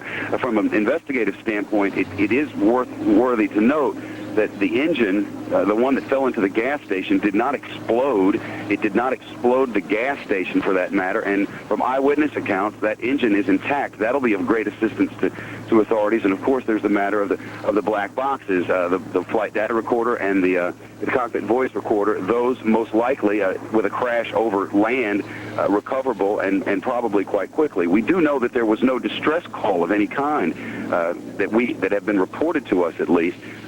So whether the people on board, the pilot and the crew, had any idea that there was a problem prior to it happening remains to be seen, but there's no evidence to suggest at this point that they did. Of course, we're 2.5 hours into an investigation, but early on at least, nothing points toward terrorism. Shepard, more description from people on the scene, that apparently fires have spread from one home to the other. You can see from the pictures we're feeding you that these homes are fairly close together, and it's not unexpected that if one house catches fire, just the heat and the general unpredictability of flames leads to a fire next door. And this is one of the problems that the firefighters are trying to deal with right now. Just to give you more of some of the immediate reaction from the scene, apparently people who live in this neighborhood of Rockaway were just jolted from their beds. Those who weren't already on their way to work or school or whatever, they were completely jolted from their beds by the sound of the crash, and they heard the pieces of the plane falling a few blocks from their home. And many showed great bravery. They saw houses on fire, and instead of running away, they were running toward the houses, trying to rescue anyone who might have been inside. Again, many police and firefighters there on the scene. You see them, some of them just on the screen, trying to keep people from doing just that, risking their own lives going in to save other people. They've got plenty of professionals there on the scene by now. But you can imagine just the horror in Rockaway, Queens, after all of this happening this morning. We want to take it to my colleague, Neil Cavuto, who is standing by in Studio B. Neil? All right, Linda, thank you very much. We're waiting on a couple of things here. American Airlines plans to hold a press conference within the next few minutes. White House spokesman Ari Fleischer also to address reporters at about noon, we are told, Eastern time, so a half hour from now. Separately, we are getting indications that Mayor Giuliani might be having a brief chat with reporters any minute now. You know how that goes. As soon as any of these happen, we will, of course, keep you posted. But for those of you just tuning in, just to bring you up to speed, about 2.5 hours ago, there was a plane crash, an Airbus A300. It was an American Airlines flight 587 with 255 people on board, including 9 crewmen, that went down outside JFK International Airport. It was headed to the Dominican Republic, Santo Domingo, more to the point. There were reports, and I stressed reports, of an explosion on board the aircraft before it ultimately crashed. Eyewitnesses on the scene were telling Bridget Quinn and myself that pieces of the plane were falling off prior to it crashing. A number of homes were also hit, 8 to 12, depending on the eyewitness you talk to. We can only hope that those folks were not home. Please stay tuned to Fox News Channel and this Fox station for continuing coverage of this ongoing developing story. I'm Neil Cavuto in New York. Welcome back, everybody. Bridget Quinn and I are here covering what is another plane crash. The only question, Bridget, we don't know whether it was a terrorist accident or something of mechanical nature. Either way, it's a moot point for the people who were on board this flight. That's right, Neil. Once again, you know, folks are just joining us. FBI says that they do believe that there was an explosion aboard the plane. They are investigating if that was the result of a mechanical failure or sabotage. As we've been saying, witnesses say that they saw an engine, other debris falling off the plane as it came down, and the pictures you're looking at really say it all. Now, the firefighters that you're looking at, these are people who have been through a lot, and that is probably the biggest understatement I'll make all day. They have been through the loss of lives on 9/11. So many of their colleagues in the Rockaway, Queens, an area particularly hard hit in New York City, and now once again being called to the scene of what this time seems not to be an attack, but a tragedy. But again, we really, it is too early to speculate. It's only 2 hours and 15 minutes after this has happened. You're looking at live pictures, by the way, in Queens, New York. Too early to speculate on what might have happened here. The city, by the way, as we were mentioning, which has been on high alert ever since 9/11, was put on high alert again today, essentially a lockdown, but traffic is moving, and as you heard our Shepard Smith reporting, fortunately traffic much lighter today, of course, because of the holiday. Another good part about it being the celebration of the Veterans Day holiday, or the marking of the Veterans Day holiday, is that the children who ordinarily would have been in a couple of schools in the area that you're looking at, they were not in school today, fortunately. That is a good thing. Good thing about a holiday.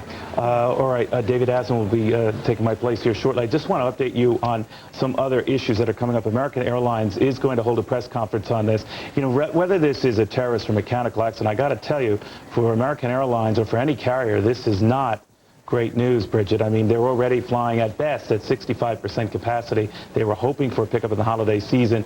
A lot of people looking at this right now really don't care whether this was an accident or terrorist inspired. They just get very nervous, and a lot of them start canceling bookings and that sort of thing, something we're going to look at as the day ensues. Also should tell you something that Wall Street worries about these sort of things too. They generally sell first, ask questions later. On word of this first hitting, the street was selling off in droves here on concern that this was a terrorist incident. Well, until they get confirmation that that is not the case, don't expect for it to recover anytime soon. But at this hour, the Dow Jones Industrial is off close to 170 points. Other major markets are off as well, and what would otherwise be light holiday trading. All the airline stocks are down appreciably, anywhere from 15 to 20%, not surprisingly, given these latest developments, questions about the airline industry's health and how it can recover from yet another disaster. Again, does not matter whether it's an act of God or an act of a terrorist. All right, Neil Cavuto, we will see you again this afternoon. Indeed. Thank you, Bridget. Pleasure, as always.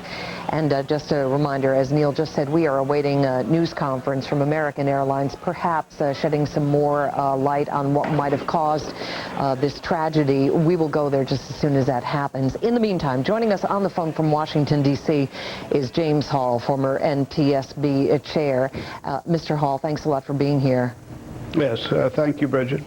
Mr. Hall, first thing, we're hearing now reports that there was an explosion on board the plane. I think people get frightened when they hear that. They think bomb on the plane, but that's not necessarily the case, is it? Well, Bridget, there are a number of things that could have happened to this aircraft, and obviously this will require a very thorough investigation. The nation's nerves are obviously very raw after 9/11, so I think it's very important that we try to report only the factual information that we have available to us. Of course. We have in place with the National Transportation Safety Board, with obviously the airline, in this case American, and the manufacturer of the aircraft, Airbus, a structure to investigate incidents of this nature. If it becomes apparent at any point during this investigation that this may have been the result of a criminal act, obviously the Federal Bureau of Investigation will take charge of the investigation. But right now, both the NTSB and the FBI are working together on this matter until that is resolved. I think the American people need to know that it may take some time before the question of exactly what occurred here is resolved. And I think it's very important in the interim period of time, again, that we try to deal with the factual information that we have about the event, about the aircraft, about the operation of the aircraft. Sure. Well, the story is only 2.5 hours old right now, but you've probably seen a lot of the pictures on the ground. Mr. Hall, does it make it any easier to pinpoint the cause when you have parts of the actual wreckage on the ground, although they are, as you just see, up in flames? Well, I would think that that depends obviously on what the investigators find when they get to the scene of the accident. It's very important that people there locally in the area do everything they can to cooperate with the emergency authorities in being sure that any of the wreckage of that aircraft is protected and preserved for the accident investigators that will be arriving there shortly. The National Transportation Safety Board has an office in Parsippany, New Jersey, and I'm sure that some of the investigators from that office are, if not already there, soon will be at the scene, along with investigators from the other federal agencies. Mr. Hall, we've heard so far, and again, these are from eyewitness reports, which, you know, we don't mean anything against them, but sometimes people get excited, and it's tough to tell really what they did see. But we have been hearing that the engine might have come down, and that it might indeed be intact. I would think that would be very helpful in figuring out what went wrong here. Well, obviously, any of the major components of the aircraft, particularly the power plant's units, are extremely important in the investigation. But again, all of these matters we will have to look at. Mr. Hall, if I can just interrupt just to explain what we're seeing right now. The United Nations in session and just finishing observing a moment of silence. Our Secretary of State Colin Powell is there. Mr. Hall, go ahead, complete your thought, please. Well, Bridget, I think certainly it's appropriate for all the nation to observe a moment of silence for the 260 passengers, as well as the loved ones and family members that are receiving news of this tragedy, and obviously for us to help them through the most difficult few days that they will have ahead, and then beyond that. All right, Mr. Hall, want to ask you to just please stand by, and want to say good morning to David Asman joining us. And David, you have another guest on the phone. We do indeed. We were just talking about eyewitnesses. Scott Wilder, one of the Fox News Channel's cameramen, is on site. He's been taking some of the pictures that you've been seeing this morning. He's had a chance to go around and talk to some of those people who saw the airline come out of the sky. Scott, tell us if there's a common thread, if there's one common denominator that all witnesses agree on. Well, David, they're down here, and there's a lot of people who are saying that they saw the engine fall out of the sky. So you know, everybody, none of the stories match completely. But I just heard Bridget interviewing somebody who said that they saw the engine intact, and that we shot that tape of an engine in the backyard of someone's house. It looks like it hit the back of their house. We're looking at pictures of it now, Scott. And so, I mean, that engine is pretty complete there. I don't know if you can make it out from that video. Our correspondent, Eric Sean, literally just came up here just now to the scene, and he's trying to gather some more eyewitnesses. Any word at all, or again, a common denominator from the witnesses as to whether they heard or saw an explosion before the engine came off the plane? everyone was describing it as thunder more than an explosion. Now, I don't know if that thunder was actually the engine hitting the ground or the engine hitting, or exploding in midair. Right. All right. Our man Scott Wilder, a photographer who's on the job today. You'll probably be seeing a lot of his shots. We'll go back to him as eyewitnesses come to him. But, Bridget, let's go back, I guess, to Mr. Hall. Yeah, that's right. And Mr. Hall, again, other guests that we've been talking to have been saying that eyewitnesses aren't always all that reliable. In the heat of the moment, they might think that they see something that they didn't really see. Well, obviously, eyewitness testimony is spotty at best, but it's obviously extremely important that everyone that has heard something or seen something possibly try to write down or remember that information. That can be put, as you are obviously trying to do on the air now, put in some sort of a composite that will be of assistance to investigators.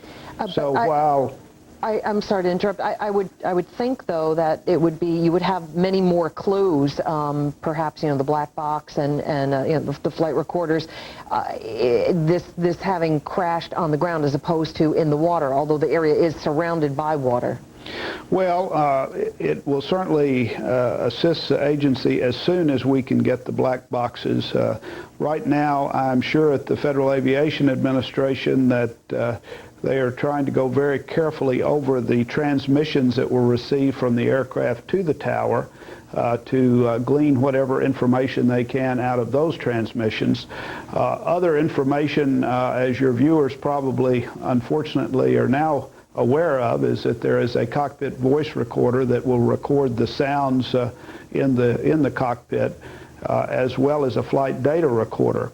The flight data recorder on the Airbus series aircraft is quite sophisticated and basically will give a great deal of information on exactly what the systems and the various flight components and structures of the aircraft were doing during those last few minutes and seconds prior to the crash.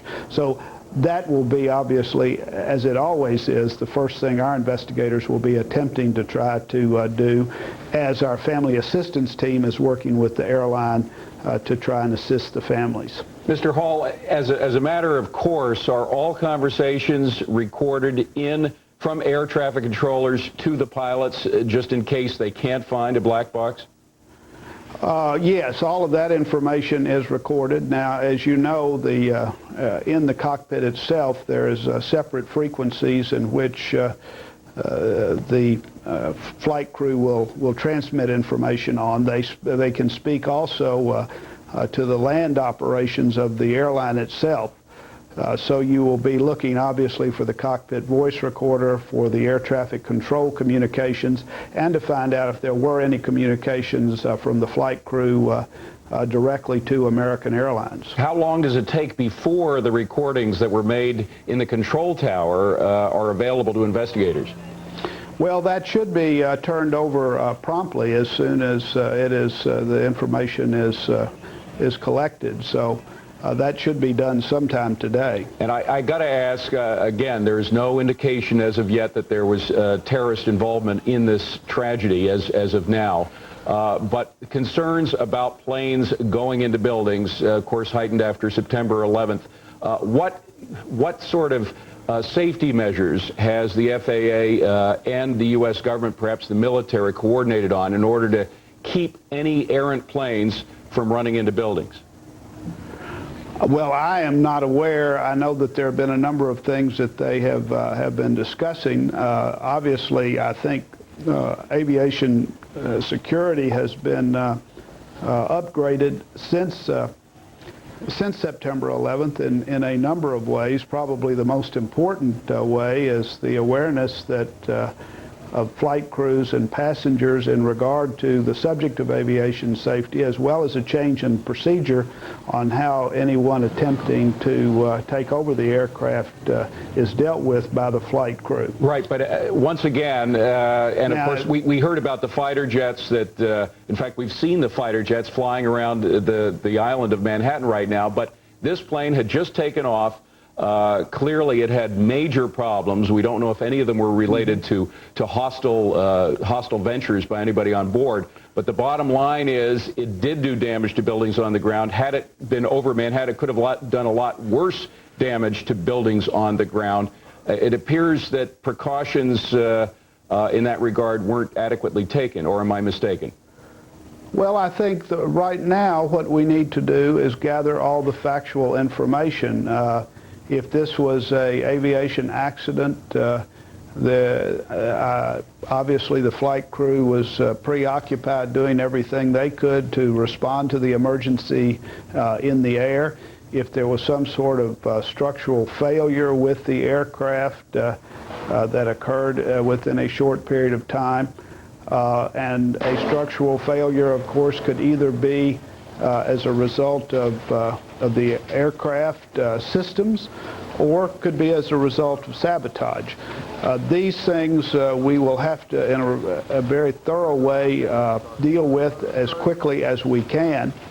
The best way now, given the information that has presently been reported, is for us to hope that the fire with the aircraft can be extinguished as soon as possible so that the recorders can be retrieved, because they will be our greatest source of information in pointing us to what happened. Jim Hall, if you could stay with, you're keeping us honest here and reporting on events as they transpire, but we do have some more witnesses on the ground. Bridget? That's right. Eric Shawn is joining us live from the ground, and Eric, it looks like they are still working frantically to put out the fire, too, as Mr. Hall indicated, preserve any clues.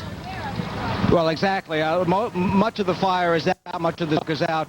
As you can see, a lot of equipment here, emergency equipment, not much that they can do at this moment. The plane crash site, the impact site, just a block right from where we are. That is where one of the engines from the plane landed.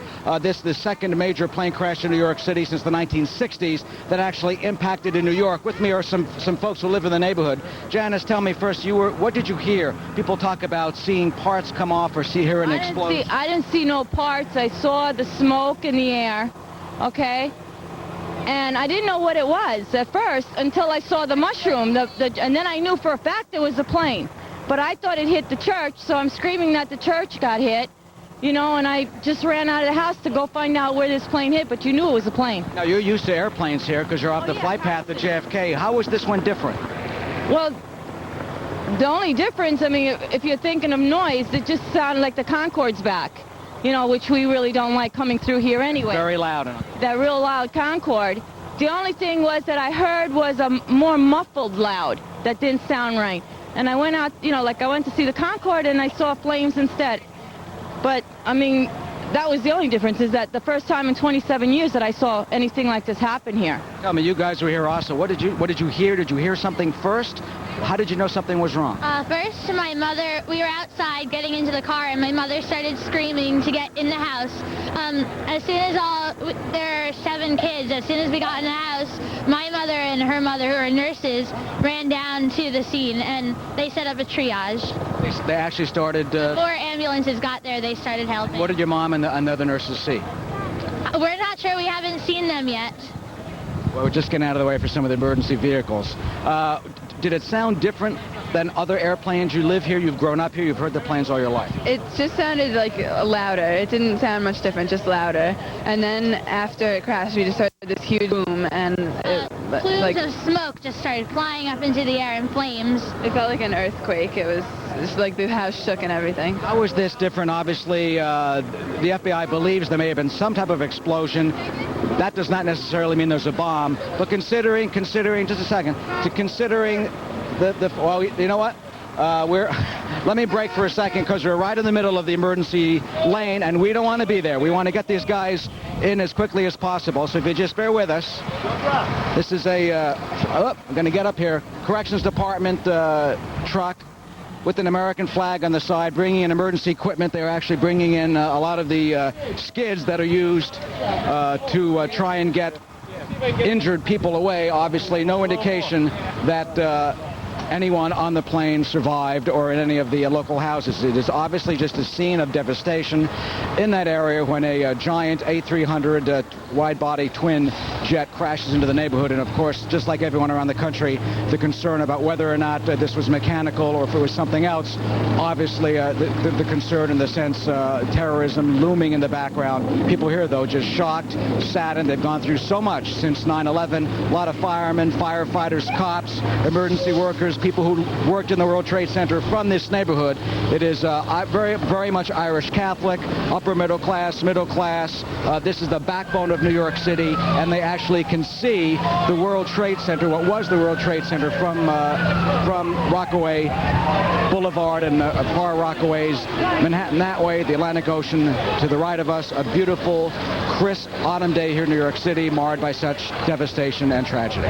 Let's go back to the studio. All right, Eric Shawn, we thank you for that update. We want to go back to one of our other studios here at Fox, and Linda Vester joining us again with new information. Linda? Bridget, we know of at least one hospital in the Rockaway area that has already begun to take people. That is Peninsula Hospital. Jamaica Hospital is on standby at this point. To give you an update on where we stand with federal agencies, the FAA is still handling this as a quote-unquote domestic disaster with no apparent military implications, and the NTSB has now been designated as the lead agency in the investigation. This Airbus A300, American Airlines Flight 587, had two engines. One engine is now in the front of a gas station in Rockaway, and the other one is in the yard of someone's home. Our senior producer, Mitch Davis, happens to be on the scene, and he's at that home where the engine is on the ground. Mitch?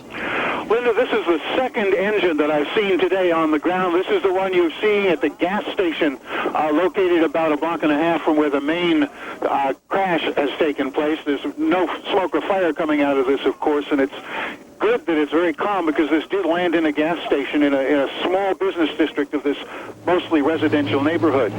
Now, earlier there was one engine that we had seen that fell into the back of a back half of a Victorian house and basically destroyed the back half of that house. Fortunately, everyone inside that house was rescued safely, although there was a lot of flame and a lot of black smoke at first. And this is sitting now in the gas station front bay, almost as if the engine were about to pull into the gas station. There is no smoke, there is no fire, and of course the police have declared this a crime scene, and we are staying as a safe distance away so that investigation can continue. Linda? But Mitch, you know, I mean, being that this is a gas station, it obviously has a lot of combustible fluid. It seems almost remarkable that that engine hit the ground and there was no explosion at the gas station. It is in fact remarkable. I do not understand how an engine in flight crashes here with so little destruction. I cannot explain it to you. The other engine seems to have caused far more. Well, we can only call it very, very fortunate. People around the area, how far back are they being kept? Just describe what you see immediately. Well, we see immediately we're about 150 feet away from the gas station with police lines around us. The press and local residents both here watching it, everybody being sure to get out of the way anytime an emergency vehicle comes through. Across from the gas station, there's a typical small neighborhood set of stores. There's a liquor store, there's a grocery store, and the like. This is the place where folks from within 10 or 15 blocks of this would go to do almost all of their shopping, because everything else around here is a small buildings, residential houses. Those stores, have they all shut down or are they remaining open? Most of those stores are inside the police lines, and the police are using them for a sort of local command post. I have not seen the NTSB here. I don't know that they are here. I know that at the other engine site, the fire department is now securing that, waiting specifically for the National Transportation Safety Board. We had heard that the phone and electricity service in the area of impact was out. Have you been hearing the same? Well, the phone and electrical service went out at first. I do know that it has come back in most places. I was able a little while ago to go into the house next door to where the first engine crashed, and they did have lights and a telephone. General panic level, Mitch, if you can... Linda, there is no panic at all here. There's a sense of sadness that this has all happened. In terms of the crash site, as close as I've been able to get to where the main fuselage is, no one is rushing in. There's no sense of urgency or panic. Every so often, a group of another 10 or 12 firefighters in their full firefighting clothes with the pikes that they use to pry things open are heading into the scene to do some work, and another batch are coming out. But there's absolutely no sense of urgency or panic here. Mitch Davis, our senior producer on the scene there in Rockaway, Queens, near one of the engines that fell off this Airbus A300 American Airlines flight 587. 255 people total on board, 246 passengers and 9 crew. Bridget and David, back to you. All right. Thank you very much, Linda Vester. And Bridget, we should mention that we were showing pictures before, while we were talking to Mitch Davis, of that one engine outside the gas station. That was apparently different from the engine that Mitch Davis saw at another location. That's one of the engines. Of course, this Airbus had 2 of them. That one looks pretty much intact. Amazing that it fell at a gas station without causing a huge explosion, a fire explosion. It did elsewhere, or at least the fuselage did, perhaps fueled on by the jet fuel on board. That plane had a pretty much of a full load on its way to Santo Domingo, but it crashed through another house in which, thankfully, no one in that house was hurt. Jim Hall, former NTSB chairman, has been kind enough to stick around with us. And given that at least that one engine seems to be intact, do you think that might be helpful in getting some kind of answer as to why this happened? Well, certainly, once the investigators are there, Bridget, they'll have an opportunity very quickly looking at examining the blades to determine whether that engine was under power at the time of impact, which would be a critical piece of information for the investigators. This regretfully sounds similar to an accident we had with Southwest Airlines, where the 737 went off the end of the runway at Burbank and stopped right short of a gas station. In that situation, a young man inside had the presence of mind to turn the pumps off, and there was no explosion. So that's certainly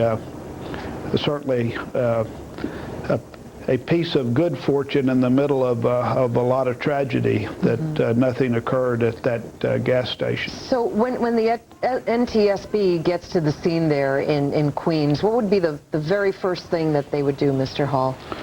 Well, we will respond to this accident. The National Transportation Safety Board will respond to this accident with a GO team.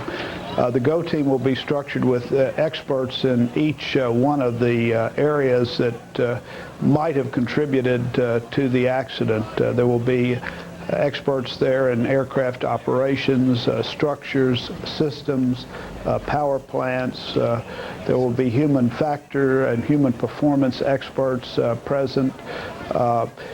The board has participated prior to today in an investigation in Hong Kong involving this type of aircraft, so it won't be the first accident that the board has responded to on this type of aircraft. Very quickly, they will mate up with the investigators from Airbus and from American Airlines. As I say, the first order of business I'm sure will be to look at this engine, but will be to try to find the recorders, and obviously look at any of the rest of the wreckage. All of it is now part of an investigation and something that will have to be carefully reviewed in the coming days and coming weeks.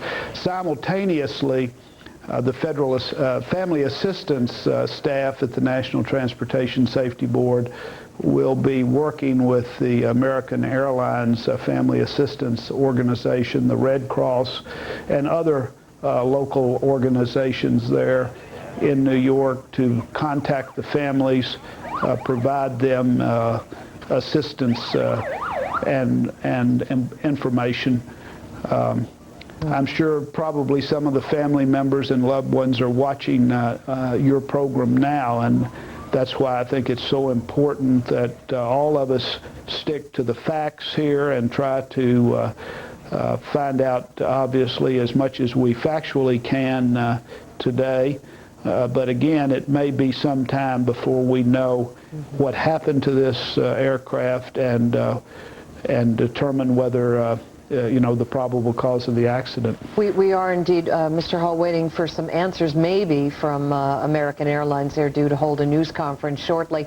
Also, just to let everybody know that we're also waiting for the White House spokesman Ari Fleischer. He usually briefs reporters this time of day, and today obviously a critical day for him to do that. There's the scene, and just as soon as Ari Fleischer steps up to the podium, we'll take you there live. Mr. Hall, once again, we don't want to put the horse before the cart here, but there were some eyewitnesses who suggested there may have been an explosion of some kind. And just to reassure the public, the bags that are put on board of planes are not left completely unchecked, are they? They have these explosive detection systems on at least at some airports. I'm told as many as 47 airports have these EDSs, explosive detective systems. Explain what they are. This was an international flight, and there should be, there probably would have been a bag match taking place, and there are... Excuse me, bag match? What do you mean by that? Well, to match the bag to the individual passenger before it's placed on the aircraft, to be sure that that the bags, the only bags on the aircraft are those that have passengers aboard the flight. Of course, there's you would have to find out exactly what cargo was being carried on this aircraft. All of that information in regard to the aircraft. A number of investigators will be going to the airport to immediately begin work with the airline to gather all of the information about the cargo and baggage that was placed on the aircraft. There are many facets to this investigation, and there are many things that will be done in the coming hours to answer these questions. But I think there will be a sense of urgency, particularly in light of September 11, to try to provide to the American people factual information just as soon as it comes available, and factual information as soon as we can determine that obviously we have all the facts. Jim Hall, former NTSB chairman. We're very fortunate to have you, sir. Thank you for your calming remarks. Appreciate it. Well, I appreciate very much y'all's coverage, and it's a difficult time for our country, and I just hope that we have the structures in place to deal with this, and together we'll just move forward. Thank you, sir. Thanks again, Mr. Hall, and some evidence that we are prepared to deal with this. The brave men and women of the New York City Fire Department and police departments once again on the scene of a disaster this morning. Let's go live now to Queens. On the ground there, Eric Shawn, right in the neighborhood. Eric?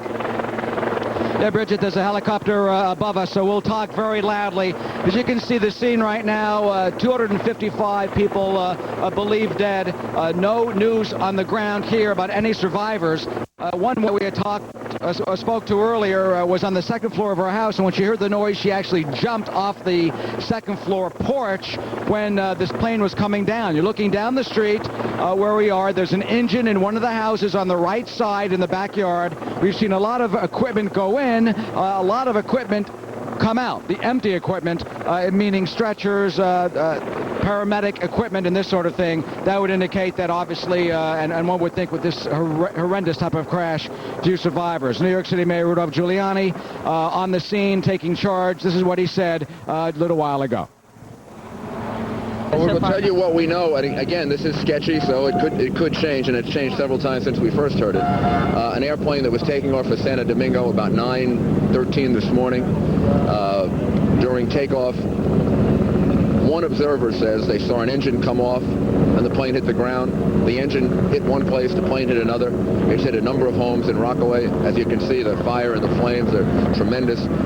We're trying to organize a rescue effort to see what we can do if there are any survivors of any kind. We talked to the president, just talked to President Bush, and we talked to his chief of staff. We asked for air cover. New York City has that. I think you can hear the airplanes that are up there. The airports have been closed for a while, and I talked to the governor, and just as a precaution, we're going to close the bridges and tunnels for an hour or two and see if this is an isolated incident, which is what we hope it is. And now we should really focus all of our efforts on trying to see if we can find survivors. And the rest of the city is on high alert. The police are protecting lots of other areas. So at this point, we have no reason to believe that it'll be anything else but this. But at the same time, we're sensible and we understand what happened before. So for a while, the city is going to be on even a higher state of security. What's the first thing that went through your mind when you heard? Oh my God! The first thing that went through my mind is, oh my God! And I just passed a church in which I've been to, I think, 10 funerals. Here, Rockaway was particularly hard hit. The disproportionate number of the people we lost, not just the police and fire, but even the workers at the World Trade Center, were from Rockaway and Staten Island. And I've been here probably 20 times for funerals and wakes. And so the idea that Rockaway was the victim of this, I mean, any place it happened obviously is awful, but it had a special significance to it. But we'll do everything we can to help these people, everything. And the president is on top of it. They're alert. They're watching everything else all over the country, so I think people should remain absolutely calm. This can be handled, and we're just being tested one more time, and we're going to pass this test too. We will pass this test, too. Those are the words of Mayor Giuliani. Obviously, the specter of terrorism potentially looming over this. Officials, though, thinking perhaps it may have been mechanical. People hearing an explosion. You know, this community has been through so much over the past week. So let me just show you a small sample of what it's like. This is a very solid area. A lot of police officers, firefighters are from this. The American flag on many, many homes. Obviously, the people here just waiting for the official word for the investigation to find out whether it was indeed a mechanical problem, some type of explosion, which does not mean that it was a bomb, obviously, but to try and find out the exact cause of what caused this plane to go down in the middle of Rockaway Peninsula, which is a very, very heavily populated, suburban-type, middle-class, upper-middle-class area of New York City that has been living by the planes for generations. Back to you in the studio. Eric, we're waiting for the White House briefing in just a moment, but something that you've touched on, there's so many people lost. Oh, okay. Eric, we'll catch you later. Here's Ari Fleischer at the White House. Good afternoon. This morning, as the President was convening a meeting of his National Security Council to go over the latest developments in the war against terrorism, he received a note handed into the meeting at 9:25 informing him of the crash of an American Airlines flight at JFK Airport in New York City. That flight, of course, turned out to be Flight 587 from New York's JFK to Santo Domingo in the Dominican Republic. At that point, Governor Ridge came down into the Situation Room and immediately began a conference call with the Attorney General, with the Director of the FBI, with the Secretary of Transportation, with the Director of the Federal Emergency Management Administration, with officials from the Department of Defense as well as the Federal Aviation Administration, to monitor events, to receive the latest information, to begin putting in plan the actions the federal government would shortly take. The President called Mayor Giuliani and spoke with Governor Pataki, and the President expressed to both of them his deepest sympathy for the people of New York to be enduring any other such trauma at a time when New York has already gone through so much. The President said to both that the federal government will do everything it can to help, and he informed them both that the government was sending up teams as they were speaking. The President also praised the precautions taken by the mayor and the governor concerning the actions they took on the ground. Specifically, the federal government has done the following. The National Transportation Safety Board has a team of investigators on site already, and they have an additional GO team of a larger number of investigators that are en route. The National Transportation Safety Board is the lead investigating agency. The Assistant Director of the Federal Bureau of Investigation out of New York City is already on site, and the Director of the Federal Emergency Management Administration, Joe Albaugh, is en route to New York, will be arriving there later this afternoon. The New York Disaster Team Office remains open in New York, and Director Albaugh has stated that 4 urban search and rescue teams are on standby and are available in the event that officials in New York seek their assistance. They will respond if requested. That is the status of the information we have at this time. Mr. Roberts? The fact that the NTSB is the lead on this, is this an indication that you believe it was an accident as opposed to a criminal act? John, I want to be very cautious about any conclusions at this early time about what is the cause of this. As you know, first facts are often facts that are subject to greatest change, but the National Transportation Safety Board is the lead government agency doing the investigating. Is there any evidence of terrorism at this point, and was there any reports of trouble from the cockpit or smoke from the cockpit? There were no unusual communications with the cockpit. We have not yet discovered the black box. Authorities believe they will find it in this case. It has not been found at this moment. There will be additional communications that will be searched to see if there are any other communications, but at this moment, all communications were normal prior to the crash. Is there any evidence of terrorism at this point? On the question of whether there's any terrorism, as I indicated at the beginning, first information is always subject to change. We have not ruled anything in, not ruled anything out, but as I mentioned, the investigation is being headed by the National Transportation Safety Board to try to determine the cause of it. You can't say what other officials have said on background, that there is no evidence of terrorism? I'm aware of what the other officials said, and I understand why they're saying it, just simply from the White House point of view, where we always maximize caution at a time like this. The White House will continue to gather the facts, to review the information. The President is aware of the statements that have been made by other officials. There's understandable reason why they said what they've said, and I leave it at that at this moment. Obviously, the White House, as events unfold, as information becomes available, will make all information available. You're not disputing that information? Not disputing anything. Was there, in fact, an explosion on board, and is that being investigated as something that may be purely related to a mechanical failure at this point? I saw a report on the news earlier that indicated a government official had said there was an explosion on board. I've been informed that there was no government official who gave any such indication. The government continues to gather the facts to ascertain information. There have been, according to eyewitnesses, information that an engine was seen being detached from the plane and that it landed separately from the main body of the airplane. Secondly, let me just follow on a different point. Has the government received any credible threats that coincided with this morning? No. Nothing that would lead it to point to terrorism? No. Only the New York airports were shut down. Is that a positive sign? You didn't shut down the nation's entire air system. I don't want to characterize anything as positive or negative in this light, but clearly the facts speak for themselves. And the foreign airports in the New York area, including Westchester County, were ordered closed by the FAA, the airspace. The FAA is reopening the airspace, and I think that you can expect that the shutdown of the airports will be of a limited duration. Ari wrote the note that was passed to the president, and how does the White House learn that information? There's a routine functioning here at the White House 24-hour situation room that is manned by some very good experts who have developed a long history of monitoring events around the world of all types, whether they turn out to be accidental or whether they turn out to be something otherwise.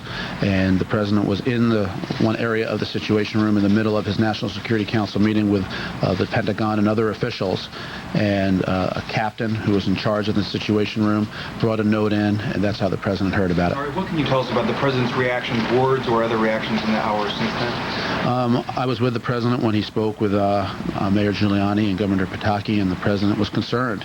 He's very concerned that New York has to endure any other accident or anything else that this may or may not be.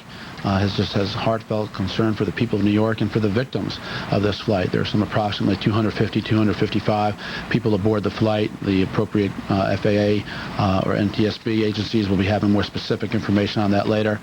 But the president has deep concern and sympathy for the families here, for the community in which the plane crashed, and of course for the people of New York generally. Was consideration given to a nationwide shutdown, and is that no longer on the boards now? There is no such consideration at this time. Was there? I think it's fair to say that any time something like this happens, the government asks a series of questions about how best to handle this.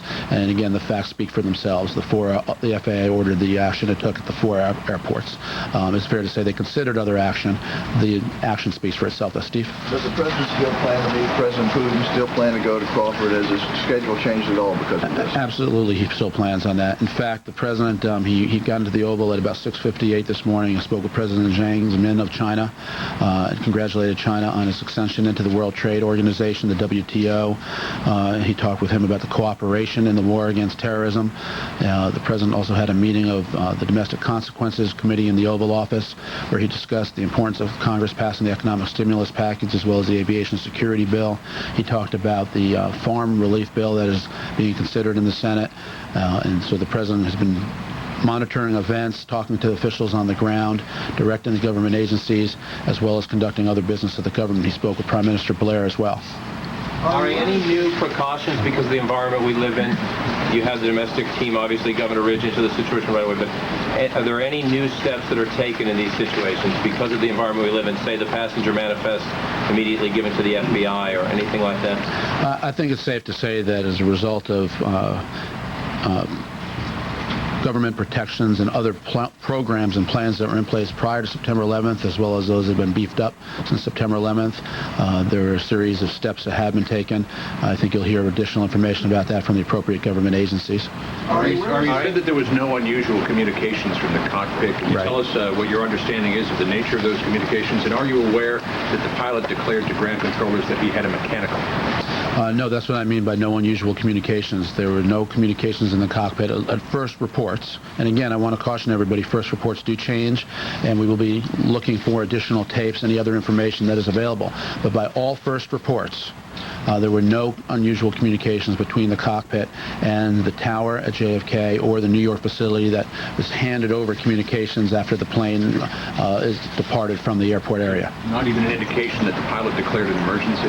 By all first reports, there were no unusual communications between the pilot and communicators either at JFK or at the New York facilities that monitor traffic after it's taken off.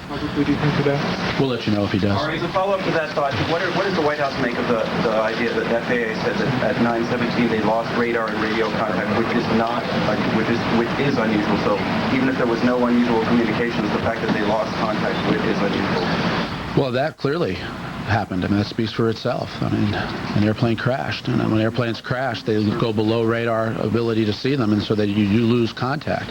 The question was there any unusual contact, not lost contact? Clearly, contact was lost. But were there any conversations between the pilot and any of the towers or the communications facilities that would have indicated any trouble that the pilots were aware of? The answer to that, based on all preliminary reviews, is no. Ari, where was and where is the Vice President today, and has his location changed because of this event? No. Prior to this, the Vice President was already at an undisclosed secure location. The Vice President also has been monitoring events. He spoke with the President. All right. I mean, you said that it's way too early to talk about the causes, no unusual communications. But has the White House received any details beyond what what we've heard the eyewitnesses say? No, again, I've shared with you as much as I can, and we'll continue to monitor events, monitor facts, and report as we know. I just caution everybody, first reports typically are the reports that change the most. I think you're hearing from people on the ground who are faithfully reporting what they know at this time, what they have seen, what eyewitnesses have reported, and we will continue to update information and provide it as it becomes available. Governor Ridge, by the way, has also spoken with Mayor Giuliani. He did just now. So you can anticipate throughout the day that the White House and federal agencies will stay in very close touch with the people of New York. Peter? The President, in his conversation with Giuliani made reference in New York to requesting air cover as a precaution. Can you outline for us what decision-making was done on that at this end, and whether the military alert status changed at any time? And I think the mayor alluded to this as well. Air cover had already been in place over New York and Washington. There were a series of precautions since September 11th across the country that have been in place and remain in place, so that was already present. He indicated he had asked for air cover, so this was not... It was already present in New York. Now, was the military alert status changed at all because of what happened in New York today? There were, as a result of this, the military, and you may want to talk to them, does have defense cruise fighter capability that they will change the level of in regard to any particular needs, and they did take appropriate defensive measures as quickly as they received word about this. But again, I mentioned that that's something you've also seen since September 11th across the country. Has the President, Ari, ordered any other actions to take place outside of New York involving air travel, involving any other security measures in the wake of this crash? No. As you know, the actions taken by the Federal Aviation Administration apply to the 3 New York City airports and the Westchester County Airport. Assuming that the President ultimately makes those calls, right, based on recommendations from the FAA, Which calls? Whether to close down additional airports or do anything? No, those are decisions that are made by the FAA. That is within their authority, and they act upon their information and take those actions. Does the president feel comfortable with those decisions, given that what you seem to be saying is that they're based largely on an absence of information? In other words, no threats that have come in, or you're not disputing what other... Absolutely. That's why I indicated to you that the president said to Mayor Giuliani and Governor Pataki that they took appropriate precautions in the actions that they took. The president feels the same way about the plan that the federal government took. After September 11th, the president made a great effort to talk about the airlines being safe. He encouraged people to fly. What is his message after today? The president continues to believe that. You know, I think, again, it's important to wait to see exactly what the facts are and as they develop. But prior to September 11th, accidents took place. We don't yet know what the precise cause of this is. But prior to September 11th, events took place and the public still traveled. Accidents took place. And that the president continues to believe that people need to travel. The American people need to get on with their lives. And I think the American people have responded to that. All right. John, just take a couple more.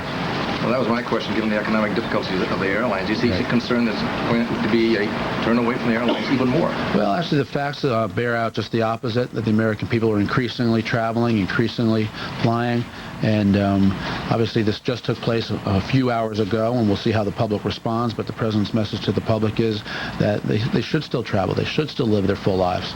Last question? All right. If there was evidence of terrorism, you probably would have closed down the airspace already, wouldn't you?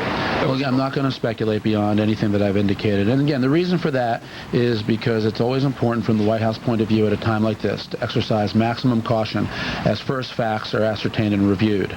Information will continue to be shared throughout the investigation as events warrant. You'll continue to hear from other government agencies. There'll be a series of other briefings today. National Transportation Safety Board is going to brief. I know that American Airlines is going to be speaking shortly. So you're going to continue to receive information, and the White House will continue to provide it as well. Thank you very much, everybody. Thank you. Very first press conference from Ari Fleischer at the White House, suggesting extreme caution for all those who might speculate as to the cause of this crash of American Airlines Flight 587 out of JFK in New York today. No indication as to what caused the flight. According to Ari Fleischer, there were no unusual communications between the pilot, the cockpit in general, and the communications tower. No indication as to why the crash could have been caused. That is going to be up to the NTSB. The National Transportation Safety Board is the lead agency in trying to figure out what went wrong with American Airlines Flight 587. And we might be hearing, in fact, David, from the NTSB at about 1 o'clock Eastern Time. We'll keep you posted on that. And as David indicated, we are waiting for an American Airlines news conference. You see it there up on the screen, 12:45 Eastern Time. Of course, live coverage here on Fox. I want to bring into our conversation Dr. Vernon Gross, who's a former member of the NTSB. And Dr. Gross, one of the things that Ari Fleischer just pointed out, he says that it was not a government official who said that there was some sort of an explosion on board, that might have just come from witnesses. What does that tell you, if anything? Well, the idea of using eyewitnesses is always helpful on one side, but very guarded on the other. In other words, whatever people see, they don't always see accurately, and we've had a lot of reports this morning already. But what I'd like to say is that we need to take a systematic look now at this entire incident, and there are three possibilities that have to be examined. The first is that was there a maintenance problem here, because the aircraft was scheduled off at 8 in the morning and didn't depart until 9:15 or 9:17. If that was for a maintenance hold, then that'll be one area to look at. The second one is to look at if there was any mechanical difficulty with the aircraft, such as we had with American Airlines years ago in Chicago when it lost the left engine as well on takeoff. So that's the second area. The third, obviously, is hijack. And I think right now the evidence seems to lean toward the first two. Either there was a maintenance error or there was a mechanical difficulty. Why would you rule out hijack or any other maybe sort of sabotage? Well, if you stop to think about what hijackers have done thus far with loaded aircraft, they aim for big targets. In other words, the two World Trade Center towers and the Pentagon represented tremendous targets as far as psychology and size. And if just a crash in the neighborhood of a city wouldn't really represent a very good target. The second thing is that when the engine falls off, it kind of rules out the possibility that you had somebody in the cockpit trying to hijack the aircraft. In fact, American Airlines, as far as I know, has already secured they've done all the securing of the cockpit doors so that nobody could get in there. Now, if the engine was dropped off due to a deliberate act, that would have to yet be established, and I'm very hopeful that the cockpit voice recorder and the flight recorder will be recovered first, and that they'll give us very vital information. Mr. Gross, if you could stay with us, please. We have a lot more questions to ask of you. In the meantime, we're going to go to our producer, Mitch Davis, who is on the scene of the crash. Mitch, what have you got for us? The plane is on rock. Mitch Davis, you're on the air. Go ahead. Engine fell at a gas station. This is Mayor Giuliani talking. Mitch is putting the phone by him. Let's listen. Outside of the gas station. The man inside reports hearing it hit. He's very fortunate, thank God, that it didn't hit his gas station, because he was inside. He and one of his co-workers came outside and put out the fire with an extinguisher. Then the main part of the airplane came down at Newport and 131st Street. Did a tremendous amount of damage. Altogether, it appears as if there are 4 homes that are totally destroyed, 4 others that are seriously damaged, and maybe as many as 12, 14 homes that have been damaged in some way. And then there's a 4th small fire a few blocks away. We are not under control yet, but they're contained. We're recovering as many bodies as we can. They'll be taken to Floyd Bennett Fields for identification. And we will, as soon as we finish here, we'll go to Kennedy Airport and meet with as many of the families as possible, see if we can coordinate their getting as much information as we can give them. People should not speculate at this point as to the cause. I don't think people should jump to conclusions. There's no reason for anyone to change anything they're going to do in their life right now as a result of this. The city is on the highest state of alert, but the city is always on the highest state of alert, and has been for the last, for the last eight and a half weeks, right? Almost 9 weeks now. And there's no reason for any different things being done right now. People should go to work, people should go to school, people should go about their normal way of life. There is no threat to them, and they should leave it to the NTSB to investigate it. This may well have been a mechanical failure of some kind. It may have been something else. The FBI and the police will investigate that part of it. And at this point, I think the best thing for people to do is suspend judgment and wait until all the facts are in, until there's a chance to interview all the eyewitnesses, and there's a chance to examine the plane physically to determine, will that tell us anything about what happened. It's reported that there were no unusual communications between the tower and the aircraft. That's the preliminary report. I emphasize that every single fact that I gave you is preliminary. We've interviewed a number of witnesses. There are somewhat differing accounts that witnesses give. That is totally normal in a situation like this. And I commend the very, very quick and rapid response of the fire department and the police department in getting this fire out as quickly as possible. You know, Mr. Mayor, the tarmac was full on. I don't believe there are any survivors at this point. I don't know. I don't think we know that there are any survivors. Mr. Mayor, there is what appears to be a second engine on the ground about a block away that demolished the back half of a Victorian home.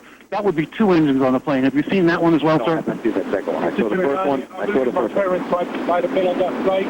How do I get just on the flight? At Kennedy Airport, there's a family center. I believe it's set up at the Ramada. I think it's set up at the Ramada Inn. And they should have all of that information there. And you have my condolences and my sympathy and my prayer. I'm very sorry. We'll try to help you get that information. Very, very sorry. You know what the delay was from on the tarmac? No, I don't know if that's even accurate. It was reported that there was a delay leaving the gate, and then when it got out on the tarmac, there was an additional delay and it was reported as a 15-minute delay. Now, again, all this information is sketchy. Some of it is probably going to turn out to be wrong. We're just giving you the information that we have, and I really emphasize that people should wait a little bit later in the day when there's a chance to sift through all this information and figure out what's accurate, what's inaccurate, where people become too excited in reporting things. Where initially understandable for that Sure, absolutely. No, we opened them up about a half hour ago. So you're making right now. Correct. Yeah. Well, when we first heard about it, we had no reason to know what it was, but you always have to assume the worst, that maybe something like this is going to happen again. So I talked to the President and Chief of Staff. I spoke to the President. Spoke to the Governor. The airports were closed. We didn't allow people into the city, and we were on. We were assuming that other things might happen. As soon as we were able to get all the facts, we de-escalated, I guess is the way to call it. And now the city is open business. People are allowed in. People have always been allowed to go out.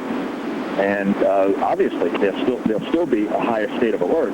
But that's the situation we live in now.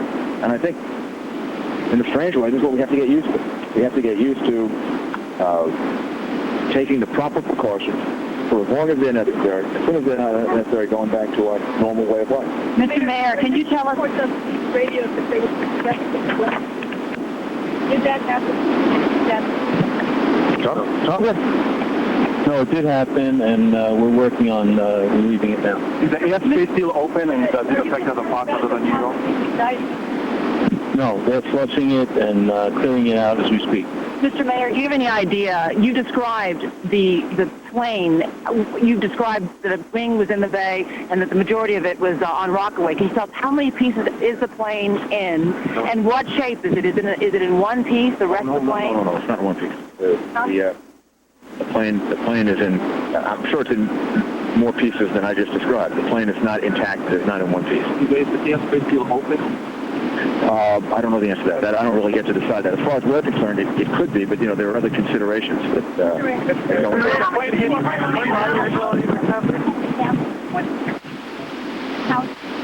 What we saw from the helicopter was the wing in the bay, the most significant damage being at 131st Street. That's where the main part of the damage took place. Another area where there was smoke, that may be where the second engine is, if there is a second engine. And then the area where the engine is at the gas station. Those are basically the things you can see from the air. It is truly remarkable that the plane fell in such a confined area and did not, it's horrible to say this at a time like this, but it could have been much, much worse. It's a horrible, terrible tragedy.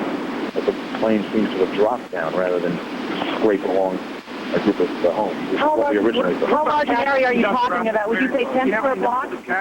We don't know of casualties on the ground. We're, very concerned about that, given the realities of these homes being hit. But at this point, we're trying to determine that. How many bodies have you recovered so far, Mr. Mayor? Scenarios that the experts are giving you that would include no success call, plane as you described, scattered to the wide area.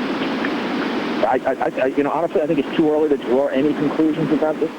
I think that people should not jump to the worst case scenario, or if there is a best case scenario in a situation like this. I think at this point we should just report the facts and let's see where they come out a little later today.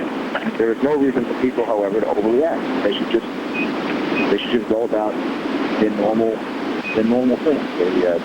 Obviously, they're going to be concerned. Obviously, they're going to be nervous, but they should just go about doing their normal thing. There's no reason to believe this is connected to anything else. Nobody's given us that information. Barry one is behind you. No, I believe the NTSB is, but Barry. This is Barry Mullen.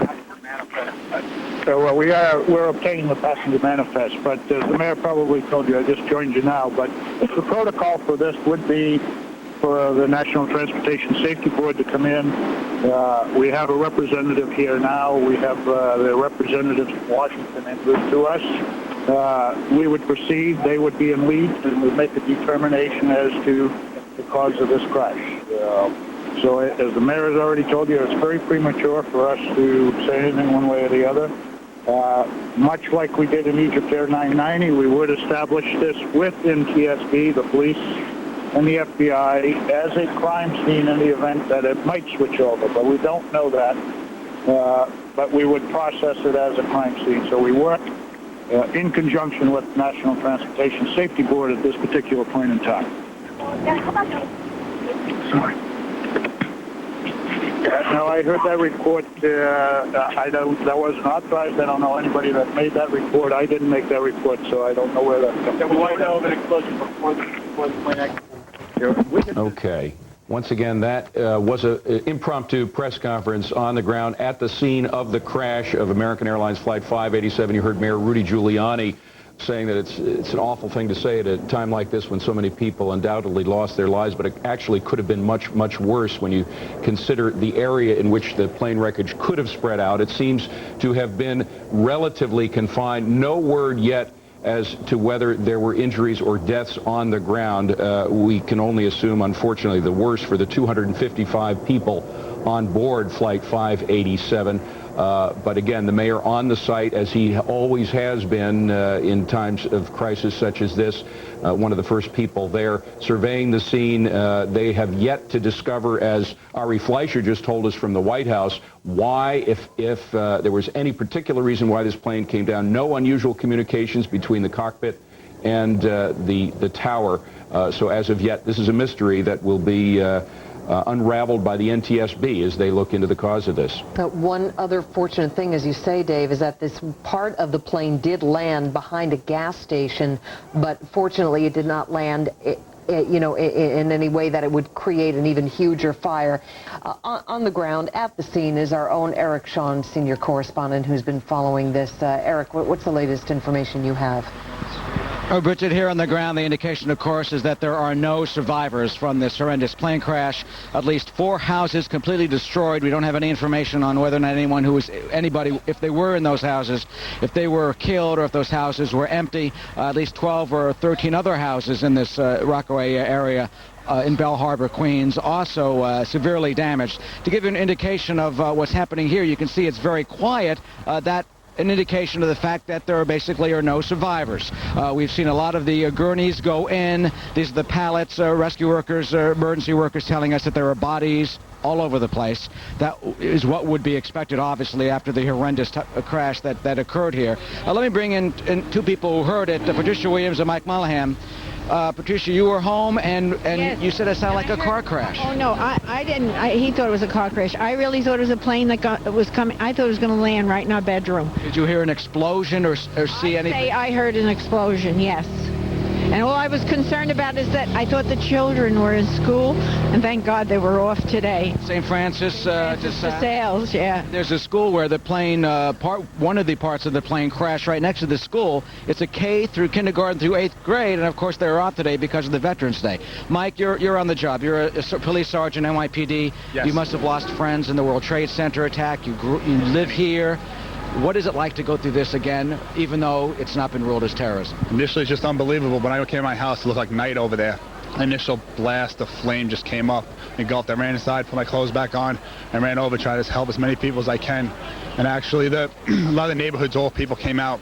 They were all there before fire personnel were there, trying to do the best they can, directing traffic. A couple off-duty MOSs that I've seen here before, out there, firemen pulling up in their cars with just their clothes and boots on. People out there, underwear, running around, stocks, no shoes, everything, just trying to do the best they can. Initially helping the fire department. This neighborhood have been wonderful. Well, we were hit pretty bad with the World Trade. That's it. A lot of firefighters, police officers. It's been tough down here. We've gone to 2 masses a day. At least one of the local churches had at least 10 funerals so far, if not more. I'd say we had more. And we had them down in Breezy also, which is right near here. Mike? The people down here have been wonderful.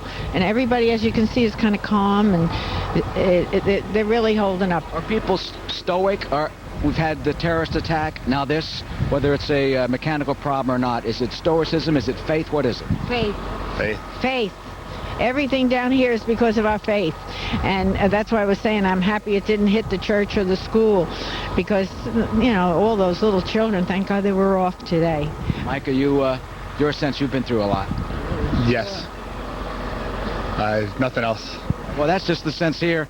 As you can see, obviously, because of this close-knit community, not only do a lot of firefighters, New York City firefighters live here, and police officers, many of whom were lost in the World Trade Center attacks, but it is also a close-knit neighborhood of people who lived in Cantor Fitzgerald, for example.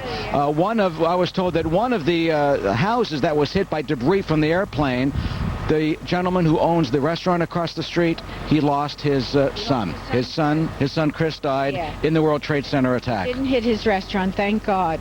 But there were houses across from where the restaurant is, Harbor Light. So that just gives you an idea of how close-knit this community is and what they've gone through. So from the ground, what we can tell you, no survivors, just a scene of devastation there, at least 4 houses completely destroyed. And those here, just like others around the country, waiting to find out the official word as investigators get to work, which will probably not be known for some time, whether or not this was indeed a mechanical problem or if it was indeed a terrorist act. Let me just leave you with one thought. If we go back to 1979 in O'Hare, remember that DC-10 that took off just shortly after takeoff, an engine was lost? That could also be another area of investigation.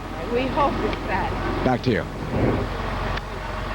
All right, Eric Sean, thanks very much from the scene of the crash of Flight 587. We're going to pause for just one moment to let our Fox stations join us. Please stand by.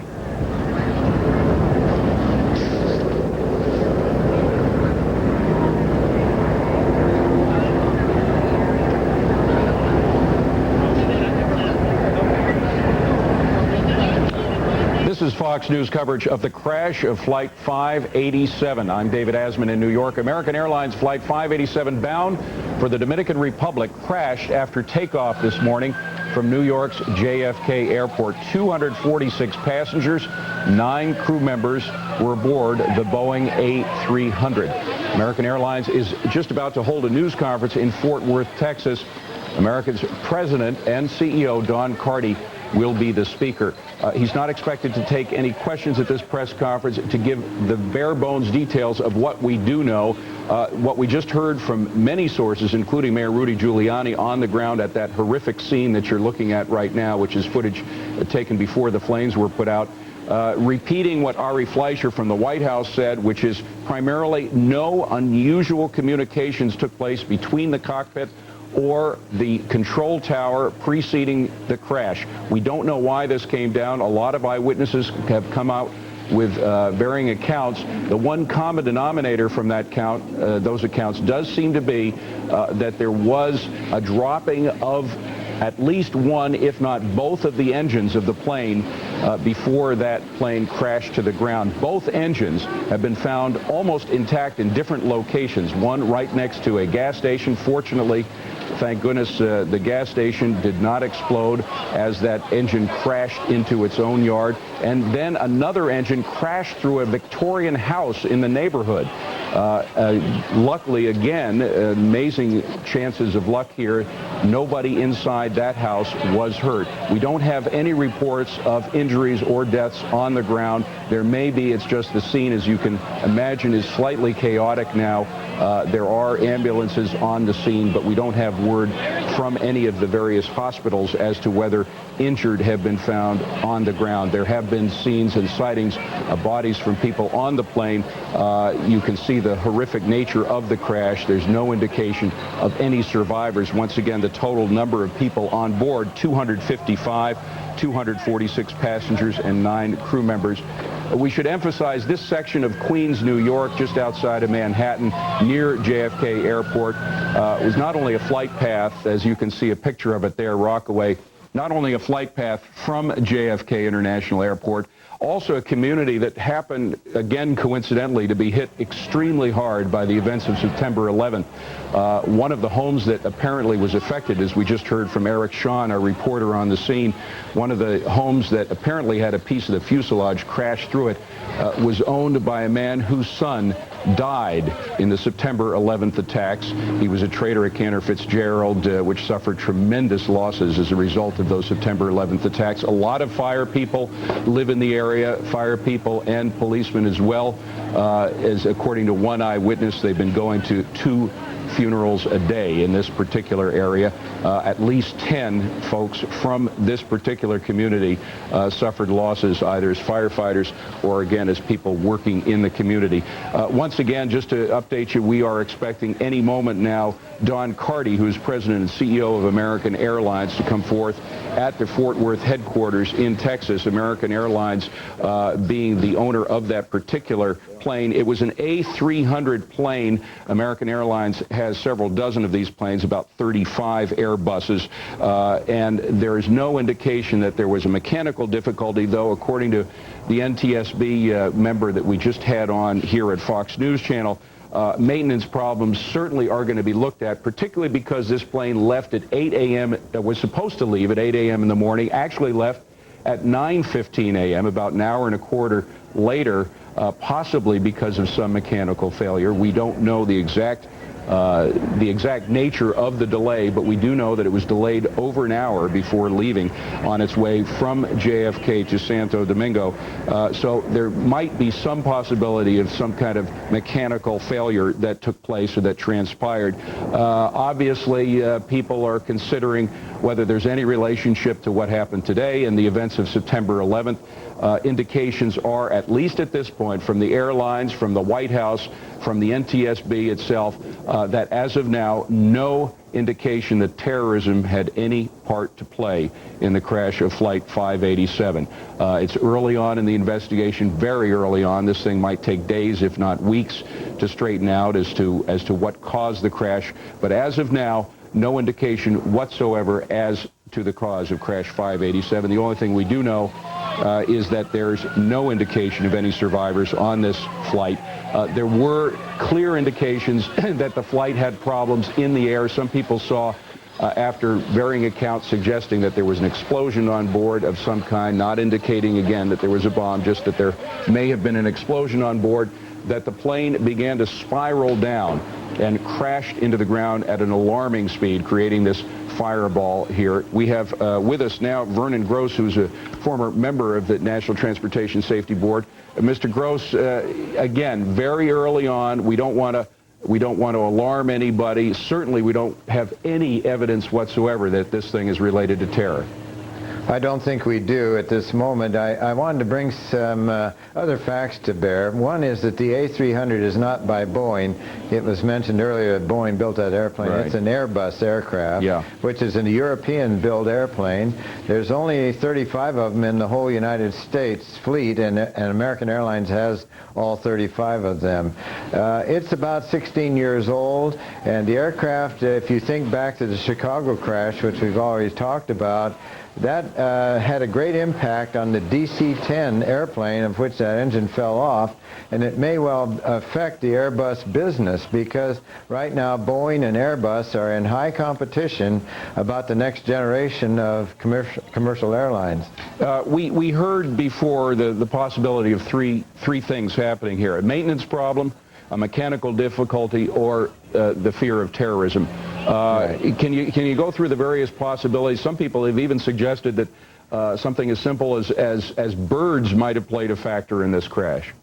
Well, we've had bird ingestion, and that is a problem. In fact, years ago at Logan Airport in Boston, an Electra airplane failed just because it ingested birds in all four engines. But I don't think that's the case here. I think what really happened is probably they had some difficulty because they lost radio communications. There must have been something aboard the aircraft itself. Mr. Gross, I got to stop you if I could. Don Carty, President and CEO of American Airlines, is about to speak to the public. He's being mic'd up there. He's speaking from Fort Worth, Texas, corporate headquarters of American Airlines. Don Carty. Morning. I'm going to apologize in advance. I am going to be leaving immediately after making a statement, and I'm not going to be able to answer any questions this morning. Al Becker of our corporate communication department will stay behind and provide a little more detail than I'm going to be able to. Well, obviously, it's an incredibly sad day. Nothing grieves me more than to report to you that this morning an American Airlines flight was lost in New York. I will be leaving for New York immediately to lead the American Airlines care team that is responding to today's accident. Our primary concern will be to provide support to the families of our passengers and our employees that were lost today. And to all of our employees and to all of the people on the ground in New York. At this time, we have absolutely no indication of what caused the accident. We have moved quickly to help organize the response and to support the investigation. And toward that end, I have already been in touch this morning with Andrew Cart at the White House and with Mayor Giuliani and Governor Pataki in New York, as well as numerous officials in Santo Domingo.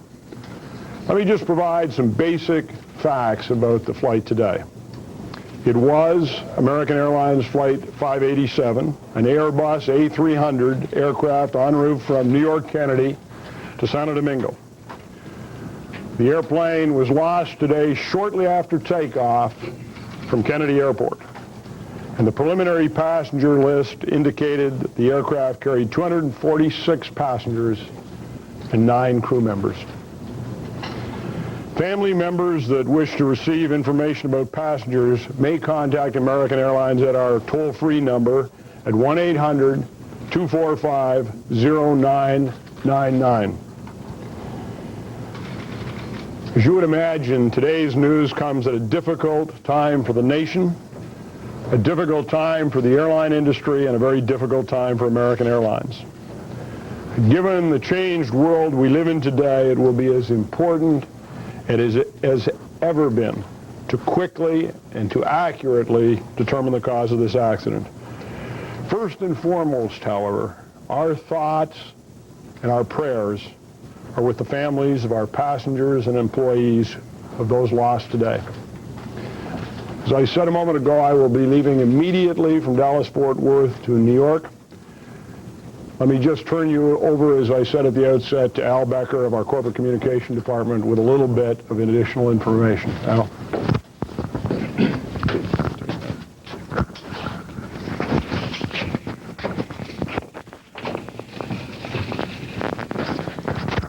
Ladies and gentlemen, I have just a little bit of additional information for you about the aircraft itself. This airplane was an Airbus Industry A300-600. American has a total of 35 A300s in its fleet, including the aircraft that we lost today. The aircraft was built in Toulouse, France. The tail number of the airplane is N as in Nelly 14053. And the aircraft entered service with American Airlines as a brand new aircraft on July 12th of 1988. A little bit of the maintenance background and history on the airplane. There are a series of major maintenance steps that an airplane goes through, as many of you may know. This aircraft had its last A check on November 11th this year. It had its last B check, which is a somewhat heavier maintenance check, on October 3rd of this year, and its last main base visit for a major overhaul was on December 9th, of 1999, and it was scheduled for a major main base visit in July of 2002. The aircraft had 2 General Electric CF6-80C 2A5 engines. And the time on the number 1 engine on board that airplane had 694 hours since its last overhaul. The number 2 engine, which is the right engine, had 9,788 hours since its last overhaul. And an engine will typically have a major overhaul every 10,000 hours. The last time the number 2 engine was in for a shop inspection was 2,887 hours ago. That is all of the detailed information that we have available to you at this moment. As Mr. Carty mentioned, we are in contact with and are working closely with all the federal authorities involved in this investigation. As more information becomes available, we will make that available to you. You are welcome to stay here with us and we will provide you with whatever updates we have at that time. Do you know which engine crashed or came apart from the fuselage? Really do not. No, at this point we do not. We are really just in the opening phases of this investigation. Obviously, it will be a very exhaustive one. Typically, the National Transportation Safety Board has full responsibility for the investigation. American Airlines is working very closely with the NTSB, but we really do not have any information that relate to the accident at all. Any radio communications? I have no idea. I really don't. The report adds that some United Airlines pilot heard the radio communication from 587. It's mechanical. Is there any I have no information on that. I would any questions that you might have that would relate to the explicit investigation itself, we simply must refer back to the NTSB. We really do not. Jim? Where's the crew based? Where was the crew? We're ascertaining that right now. We have not released information about the crew. We hope to be able to do that soon, but we have not released that information yet. Can you give us a TikTok, perhaps, of how the morning transpired, what time what Mr. Carty was doing and speaking with Giuliani? Well, he did have all those conversations. He was in the office this morning, obviously, and there were a number of major figures that Mr. Carty talked to. But it is a very, very tragic and sad event, and there was just a tremendous amount of activity in here this morning, and part of which is centered around the care team that will be leaving momentarily to go work with the families of those involved in this accident. I'm going to have to leave you with that, ladies and gentlemen. Again, as I said to you earlier, as additional information becomes available, we'll come on back down and provide that information for you. Explosive detection devices are in use nationwide at many airports. Were any of these bags or people checked before they got on? Well, again, that's all. Every aspect of the incident is really involved in the NTSB investigation. The NTSB will be looking into all of that.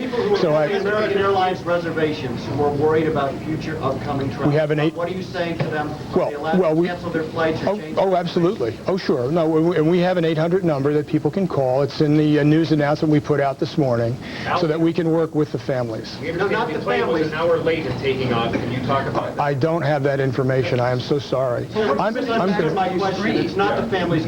Future people, just the traveling public who holds reservations on American Airlines in general. Right. If they are nervous about traveling, they can are they able simply to postpone their travel or get a refund? Yes. Oh, absolutely. Was 300 being grounded at all? I don't have any information on the disposition of the airplanes. Again, the NTSB is going to be in charge of all that. Ladies and gentlemen, I'm going to have to get back to you. Are you doing anything with your other A300s? Well, we are in close contact with the NTSB about the investigation, and we will do whatever it is we need to do. Right now, we have no information that relates to the airplane itself. So have you counted any of the flights? Have you counted any of the other A300s? On the engine number, the hours specifically on the 1 and 2 engine. Sure. Thank you. Okay, you've been... All right. Al Becker trying to pry himself away from a press conference in which he's explaining some of the details, at least about Flight 587, some of the details about the plane. It was an Airbus A300-600. American has 35 of the Airbus planes. This particular plane was last given a major overhaul on December 9th, 1999. It was scheduled for another major overhaul in July of the year 2002. It's had more minor overhauls and checks as of November 11th and October 3rd. But again, its last major overhaul in December of 99, scheduled for one in 2002. Talking about details of that plane, the Airbus 300-600 Airbus, which carried 255 people, 246 passengers, 9 crew members on board from a flight from JFK International Airport, scheduled to go to Santo Domingo. It didn't get far. The plane is down. There is the result. Please stay tuned to Fox News Channel and this Fox station for continuing coverage of the story. I'm David Asman in New York. All right, we continue our We continue our coverage now. I'm joined in studio by Bridget Quinn, and we also have Vernon Gross from the NTSB with us. Vernon Gross, not much information except for maintenance schedule of that plane. The last major overhaul, as I wrote down, was December 9th, 1999, though it did have more minor overhauls in October, November of this year. Is that pretty much usual? Well, I think everything sounded fairly normal. The thing of interest to me is that if you look at the pictures of the aircraft where it lost one engine and it stopped in a Shell station there, that looks to me like it's the number 2 engine on the right side of the airplane. The other engine, which is also intact in a sense because it's such a massive piece of equipment, but it's burned, well burned, is the number 1 engine. You'll notice that the number 2 engine was nearly at its major overhaul hours, as he just described to you. But in terms of the different, I'm not sure I quite followed. What difference does it make as to which side the engine belonged on? Because he gave us 2 numbers. He gave us for the number 1 engine a figure of only 694 hours on that engine. Yeah. The other one had 9,700 hours. And so they switched engines for some reason. Well, you always replace the engines as they come along. I have flown the jump seat in the A300 as an NTSB member, and not many people have because they don't have that many airplanes. And so I'm a little bit more familiar with the A300 than some people. Vernon Gross, again, if you could stay with us, please. We're going to go to Molly Falconer, who is on the scene. Molly, go ahead.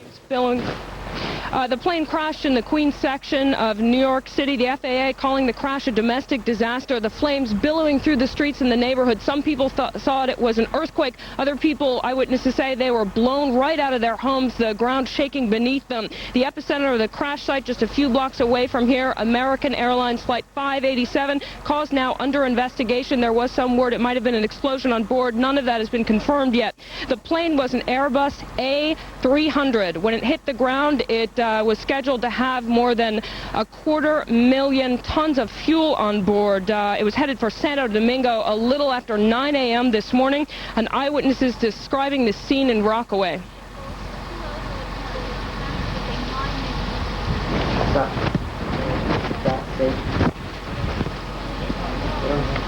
All right, we're unable to hear this particular eyewitness account of what happened. Molly, we saw a guy gesticulating there wildly, apparently explaining what he saw as the plane fell out of the sky. Give us the details of that if you can. Well, the eyewitnesses in the area say they saw the plane fall in at least 2 pieces. Some were saying it might have been an engine. Others say they were in flames, and then the actual plane, the Airbus A300, came down in an impact center some blocks away from that. We've been looking at firefighters walking away from this scene, and the stunned look in their eyes looks a lot like what happened on September 11th. They just can't believe what has happened here. You have to bear in mind that New York City Mayor Rudy Giuliani has already come from Rockaway, attending so many funerals in this area. It's been really hard hit by the past tragedies, and this is just another one. Many questions here today and a lot of tears. Back to you. Molly, we heard another eyewitness there who said that they've been attending 2 masses a week because of all the people who died as a result of September 11th. We also heard that one person whose house was actually impacted by part of that plane lost a son who was a trader at Cantor Fitzgerald in the September 11th attacks. This really hits home. It absolutely does. There were reports of 12 buildings on fire, a school nearby at 134th Street. We're pretty close to there, 120th Street. JFK is one of the biggest international airports around here, but nobody imagined there'd be something like this. Molly, we still have no indication as to whether anybody on the ground was injured or killed. Do you have any indication from the site?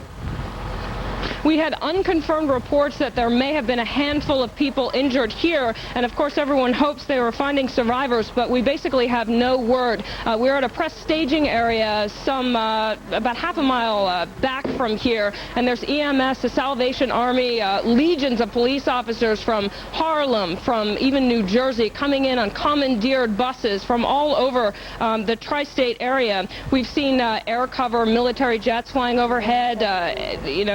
We also have helicopters. We had all of the airports around here locked down, but we have no indication that there are survivors as of yet, but we'll keep checking. All right. Molly, thank you very much. We also have with us Vernon Gross, who's with the NTSB with us, and Linda Vester joins me on site here in Studio B as well. Vernon Gross, just once again, we want to emphasize the early nature of this investigation, that nobody seems to have any of the pieces necessary to solve the puzzle as to why this thing went down. So we are all guessing now, but the NTSB itself has been put in charge of the investigation. If there was any concern about terror here, do you think it would have been some institution like the FBI? Well, I think right away they would have made that decision, and in handing it over to the NTSB, that's a classic way to announce that they're not overly concerned about the hijacking. Now, on the other hand, it's too early, as you pointed out. There are some positive things to think about right away, and one is that the transponder on this aircraft, if it was functioning, will get a good flight path for that airplane from the time it lifted off until it impacted. The second thing is one of the eyewitnesses you just had on there showed the aircraft swaying. In other words, as the wings dropped, when he lost one engine, that would be exactly what happened. The engine would drop away and the aircraft would drop the other way due to the engine that was still on the aircraft.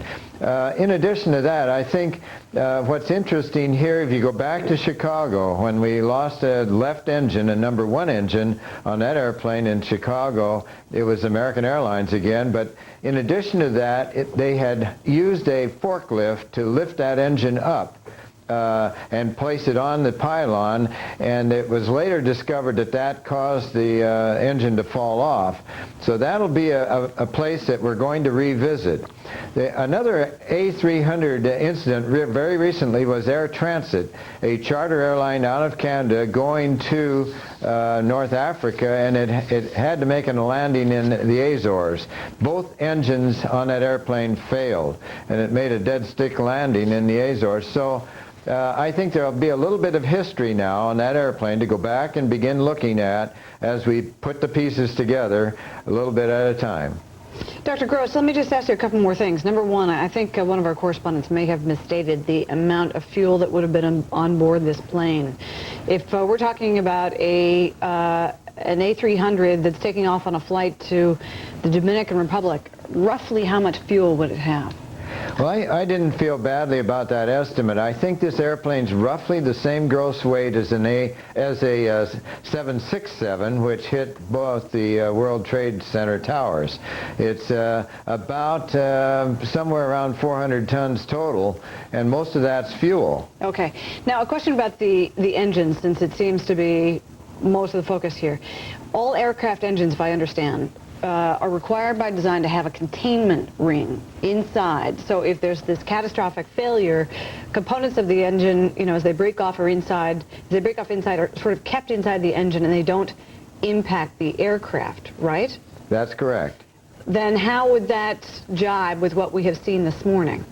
Well, what's happening here is that you have the containment ring in the engine does do that because it's protecting against buckets that are on compressor wheels that are turning at high speed, and if those buckets should come unglued or unwelded, you'd want to contain them from flying inside the aircraft. But on the other hand, the whole engine itself is suspended on a pylon from the wing. In other words, there's a structure that the engine is lifted up and attached to the wing through this pylon. And in the case of the American Airlines, the DC-10 in Chicago, when they lifted the heavy engine up there, they pressed it too hard with the forklift and they cracked structure in the pylon, not in the engine. So the whole engine fell off whole, and I think that's what we see here in this gas station in Queens, is you see a whole engine that came off. I don't think it'll show any damage of disintegration. In other words, the ring that's inside the nacelle of that engine probably was functional. All right, Dr. Gross, if you would hang on for 1 second. Eric Shawn, our senior correspondent who's been on the site of this crash of Flight 587, has a guest with him. Eric? Yeah, you've got to get an understanding of just how devastating this is to this neighborhood. Not only they've lost firefighters and police officers and people who worked in the World Trade Center. We've talked to one person who's across the street. The father owns a restaurant, lost his son. With me now is Mary Smith. Mary is her garage actually was hit by one of the airplanes. Mary, you live at 130? 13003 Newport Avenue. And you were on the phone looking out, and what did you see? I was looking out the sliding glass doors of my kitchen, and I saw a fire. I heard a rumble over my head, and then I saw a fireball come down and explode the two houses behind me. You actually saw the fireball? I saw a fireball hit the house, and it exploded right towards me. So I ran towards the front of the house, and I grabbed the kids, and we just ran. And do you believe there were families in those homes? I hope not. Those were my neighbors. You know, I hope they're okay. I hope they're not there. And what happened at that point? What did you think happened?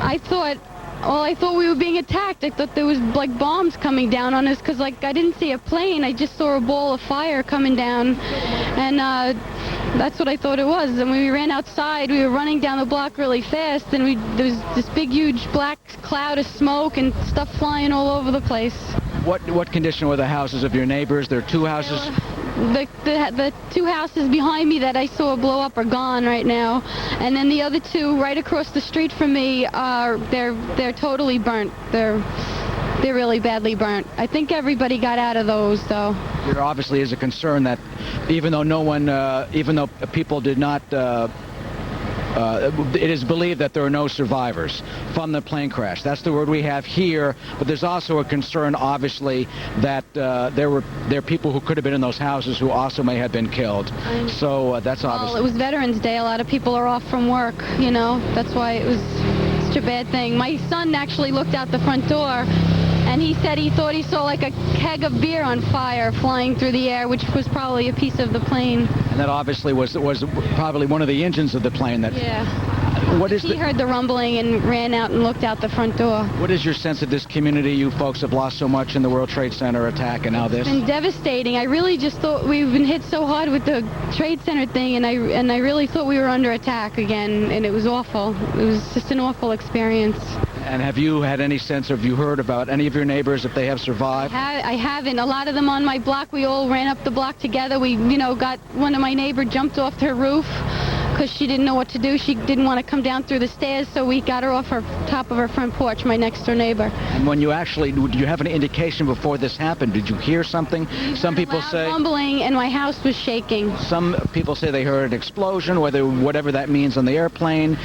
I didn't hear that. I just heard the really loud rumbling. I said, "What is that?" to the person on the phone, and then I saw the fireball just hit the house. So you're okay, and your family's okay? Yes, thank you. Well, thank you, and thank you for joining us. Okay. Here, while we've been talking here, sadly, I've got to say that at least one body just went by us, so the body recovery process has already begun. We're told from eyewitnesses and others who've been here that there are body parts and bodies throughout that area, including some passengers' bodies that are still strapped in their seats.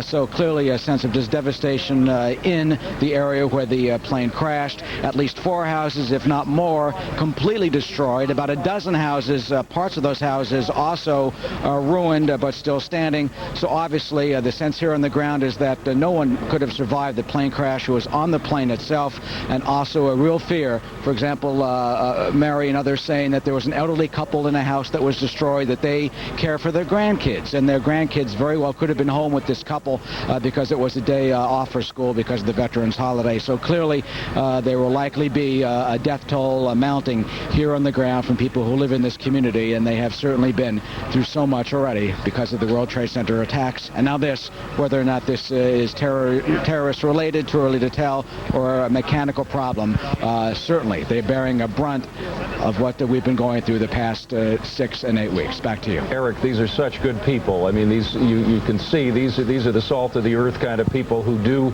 devote their lives to helping others, either as firemen or policemen, and they were hit, as that woman just told us, so hard September 11th, and now this. It is Veterans Day, or at least this is the day we celebrate Veterans Day. Were most of the people at home because it's a holiday and because they're public workers? Well, it's mixed. You have a lot of police officers who had the day off today. One that we talked to earlier was off. Other people were not home, and it's a mixed area. And in sense of what they were, people at home, a lot of housewives where the husbands are off at work.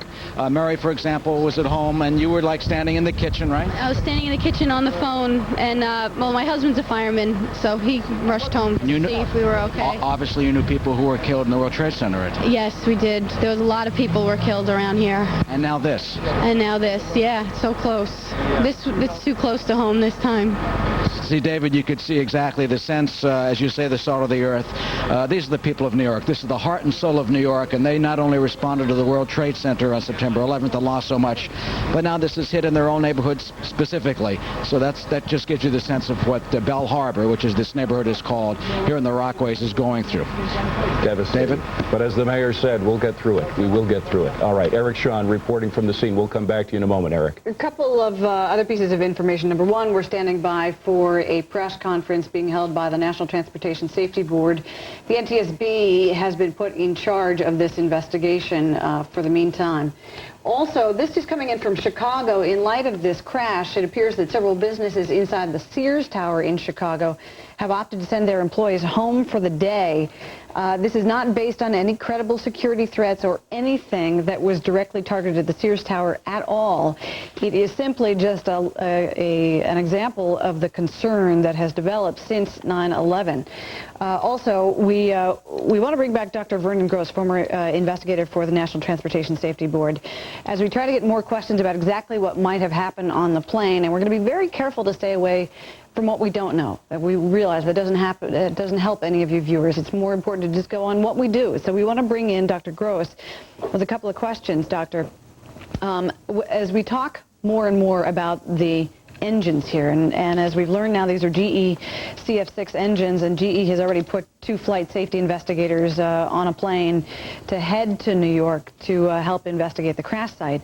The engines, if I understand right, they're required by design to pass tests during flight testing to show that they can operate on one engine. The planes have to show that they can operate on one engine, even during takeoff and landing, which some people say are the most dangerous times for a flight. And yet, at takeoff, this engine is turning over 100,000 RPM. So it seems like if something does go bad, it goes bad really quickly. Well, I think the thing that we need to be most concerned about is the integrity of the engine, which you and I discussed a little earlier. GE's engines are superlative engines. There's just no question about that. And I think the investigation will move into more, not the engine itself, but perhaps vibration that came from it or something, but affected the pylon that attached the engine to the wing.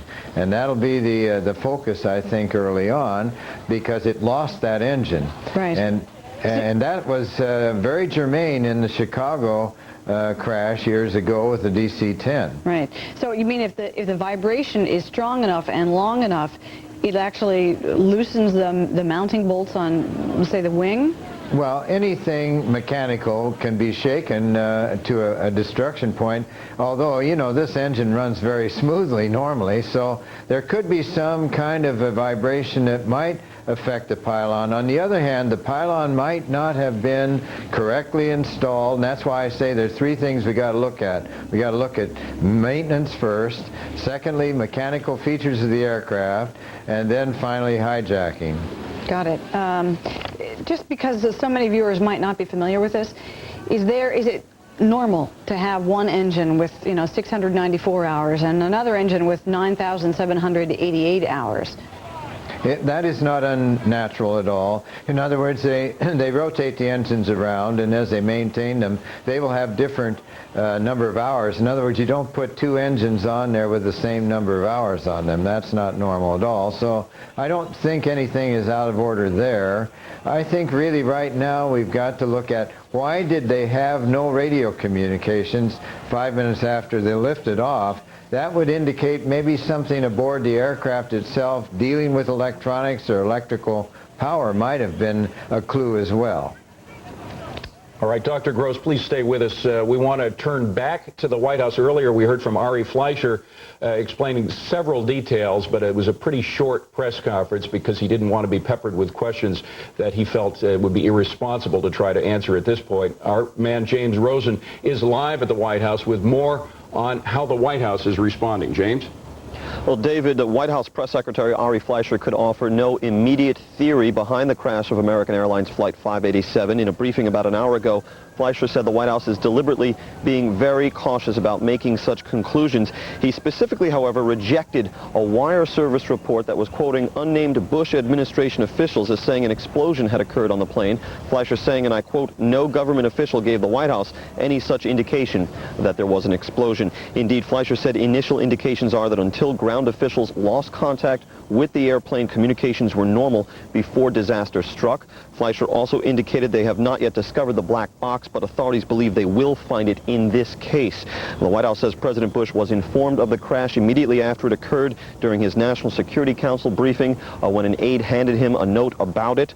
The president spoke with Governor Pataki and Mayor Giuliani immediately afterwards and offered federal assistance. Let's listen to what Ari Fleischer had to say about the circumstances just before the crash. There were no unusual communications with the cockpit. We have not yet discovered the black box. Authorities believe they will find it in this case. It has not been found at this moment. There will be additional communications that will be searched to see if there are any other communications, but at this moment, all communications were normal prior to the crash. As we just reported, President Bush spoke with Governor Pataki and Mayor Giuliani immediately after the crash. Another individual with whom he spoke shortly after the crash was Vice President Cheney, who the White House says prior to the crash was already at an undisclosed secure location and so therefore was not evacuated from the White House by any means. As for the president's summit with President Putin of Russia, still absolutely going forward. Back to you in New York. All right, James, thanks very much. Okay, a little bit more information coming in on a couple of things. At the crash site in Rockaway, Queens, once again, just in case you're just joining us, American Flight 587, which took off at 9:13 a.m. Eastern Time this morning out of JFK Airport, crashed in Rockaway, Queens, about 5 miles away from the airport and 15 miles away from New York City, from downtown Manhattan.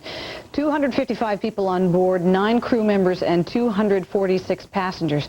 Number one, we want to give you an aspect of those who are not from the United States. We're learning that about 150 people from the Dominican Republic were on that plane, and families in Santo Domingo, the capital, have already begun showing up at the airport. Also, though, people on this end, families, American families here, apparently have begun showing up at the Ramada Plaza Hotel, which is going to be the family center.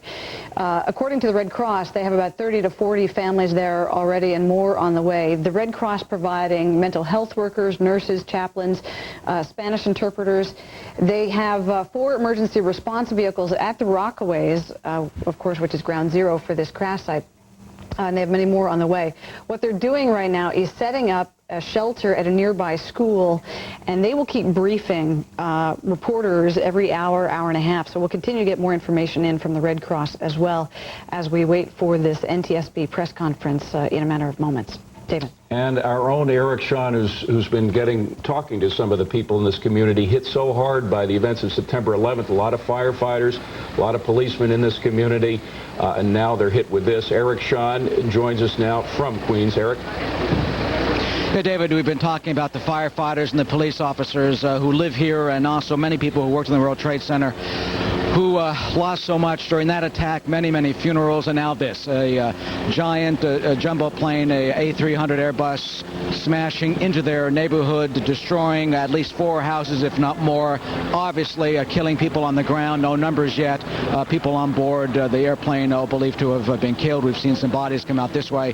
Now the investigation. With me is the Chief Law Enforcement Officer for the Borough of Queens, where we are, Richard Brown, Judge. You were a judge for many years, and now the investigation begins. Terrorism, accident. What's the first step? Well, first of all, I mean, it's really quite unbelievable, and to have this occur on top of that which occurred on September the 11th and all of the events of the last 2 months really is quite devastating. The scene is one of devastation. There are a great number of bodies that are in the process of being recovered now, and it is basically a federal investigation. We're here to assist in whatever way we can. The FBI is here, obviously, as are the Joint Terrorism Task Force. I think at this point, as you've just pointed out, I think it's much too early for us to make any judgments as to the cause. But quite frankly, I think all of us are just hopeful that this is a tragic accident and not a terrorist act. It is really something that I think has all of us shaking our heads. But also, as you pointed out, this neighborhood, the Rockaways, I mean, they have been hit so hard. They've got funerals out here for firefighters. There are many firefighters and many law enforcement people who live here in the Rockaway community, and they've been bouncing back and forth. We need to break into that interview and take you to the NTSB press conference. This is the chair, Marion Blakey. I'll go over very briefly what we know about the accident today, and then maybe take a couple of questions before we launch. Currently, the NTSB already has investigators on site looking into the various factors involved. What we know, of course, is that American Airlines Flight 587 left JFK this morning at 9:14. It crashed at 9:17. So far as we know from air traffic control, there were no unusual communications from the cockpit. There were 255 people on board on the manifest. We are double-checking this in terms of whether there were lap children or anyone else, but that is the number of passengers and crew we have currently on board. At this point, as you know, the wreckage is scattered over a wide area. We have reports from the Coast Guard, in fact, that they have had recovery of some major parts out of Jamaica Bay. We also have been able to recover so far the flight data recorder. I expect that that will be coming back here to Washington on the same flight that we are taking up now with a major investigative team. We are launching a major launch. We expect to have somewhere between 14 and 18 separate investigative groups. We will have between 60 and 100 people on site up there for our organizational meeting tonight. And of course, at that point, we expect we will know a great deal more about the circumstances. So those are the facts as we have them at the moment, and I'd be happy to take a few questions. Have you been through the passenger manifest yet? And if you have there been any hits that you think are important? We are scrutinizing the manifest as we speak, but I do not have details on that right now. Where was the flight data recorder found? At any location? The wreckage was scattered around the area there in Queens. I don't have a specific spot for it, but we were glad that we were able to recover it very quickly. Blakey? How the plane actually crashed? Did the engine fall off, or was there an explosion of some kind? We have reports that there were certainly a number of pieces of the wreckage, including engine parts, that were scattered some distance from the actual crash crater. So we do know that, but we do not have information specifically on the engines themselves. Were there fighter jets in the area doing their normal patrols of the skies above the airport at the time? My understanding is that's the case. I should mention that we have been in close touch with the White House today. I spoke immediately with both the White House, with Secretary Norman Mineta, and with Director Bob Mueller about coordination.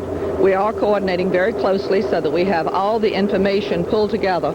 It is the case that the National Transportation Safety Board is the lead agency because all information we have currently is that this is an accident. But as I say, we are definitely coordinating with the FBI as well as from the standpoint of family assistance with the American Red Cross, with FEMA, etc. Can you comment on reports that there were 3 debris fields found, and if so, what those debris fields were? We know that the wreckage was scattered over a broad field, and we do have investigators right now. I hope I'll have more information for you on that from New York very shortly. The fact that the engine separated from the plane, what clues, if any, or what would lead that to you to investigate? What does that say to you? What theories? I think it's too early for me to advance theories on this. One of the things that we're very committed to doing is to have a full investigation from a system standpoint, mechanical standpoint, looking at the history of this flight, the crew, the human factors that may have been involved. So we will be tracing all of this down very shortly, and we should have good information for you from New York. Do you have any late on maintenance records yet, ma'am? Do you have any? One more question. Do you have anything on maintenance records of this particular aircraft yet? We are pulling all of the maintenance records on the aircraft. We do have some good information on that already. Nothing, however, that is indicative of a specific problem today. What about radio communications? Anything unusual at all? Not that we're aware of. Thank you very much. Thank you. That is the chair of the NTSB, Mary Blakey. A couple of key pieces of information about the American Airlines flight. Number one, most importantly, they have found one of the two black boxes. This is the flight data recorder. The other black box, being the cockpit voice recorder, have not located that yet, or if they have, they haven't announced it. This is really important because if it's intact, they can analyze it very quickly and find out what may have gone wrong on this plane. Mary Blakey saying that this was the airplane crashed and left a pretty scattered debris field, but they have an awful lot of people on site to take a look at this. They have 14 to 18 separate investigative teams, and by tonight they should have 60 to 100 people all told on the site. Again, 255 people on board. And other good news, the Coast Guard has now recovered large parts of the plane from Jamaica Bay. Rockaway is a peninsula, so it's a fairly narrow strip of land. On one side is the Atlantic Ocean, on the other is the Jamaica Bay, but apparently the divers have already found key pieces of the plane from Jamaica Bay, and that is good news. David. It's extraordinary news. We are joined now by Mike Pangi. He's a former Federal Aviation Administration attorney. Mike, so early in the investigation, just hours after the crash itself, to find the black box must be quite encouraging. It is encouraging. I understand they still need to find the cockpit voice recorder, and that's going to be very important because the cockpit voice recorder will be able to tell us the communications between the crew. Now, Mike, the White House and the mayor have said that there's no, and indeed the NTSB, there was no unusual communication between the cockpit and the folks on the ground, but in fact, isn't that in itself unusual? Not necessarily. We don't know why there is no communication. Things may have happened quite rapidly in the cockpit. There could have also been a power failure, something wrong with the aircraft radios. So we really don't know what that means in light of the whole thing. And here is where we need to exercise a great deal of caution in coming to conclusions so quickly. And that is, that also accounts for conclusions about what various eyewitnesses have seen.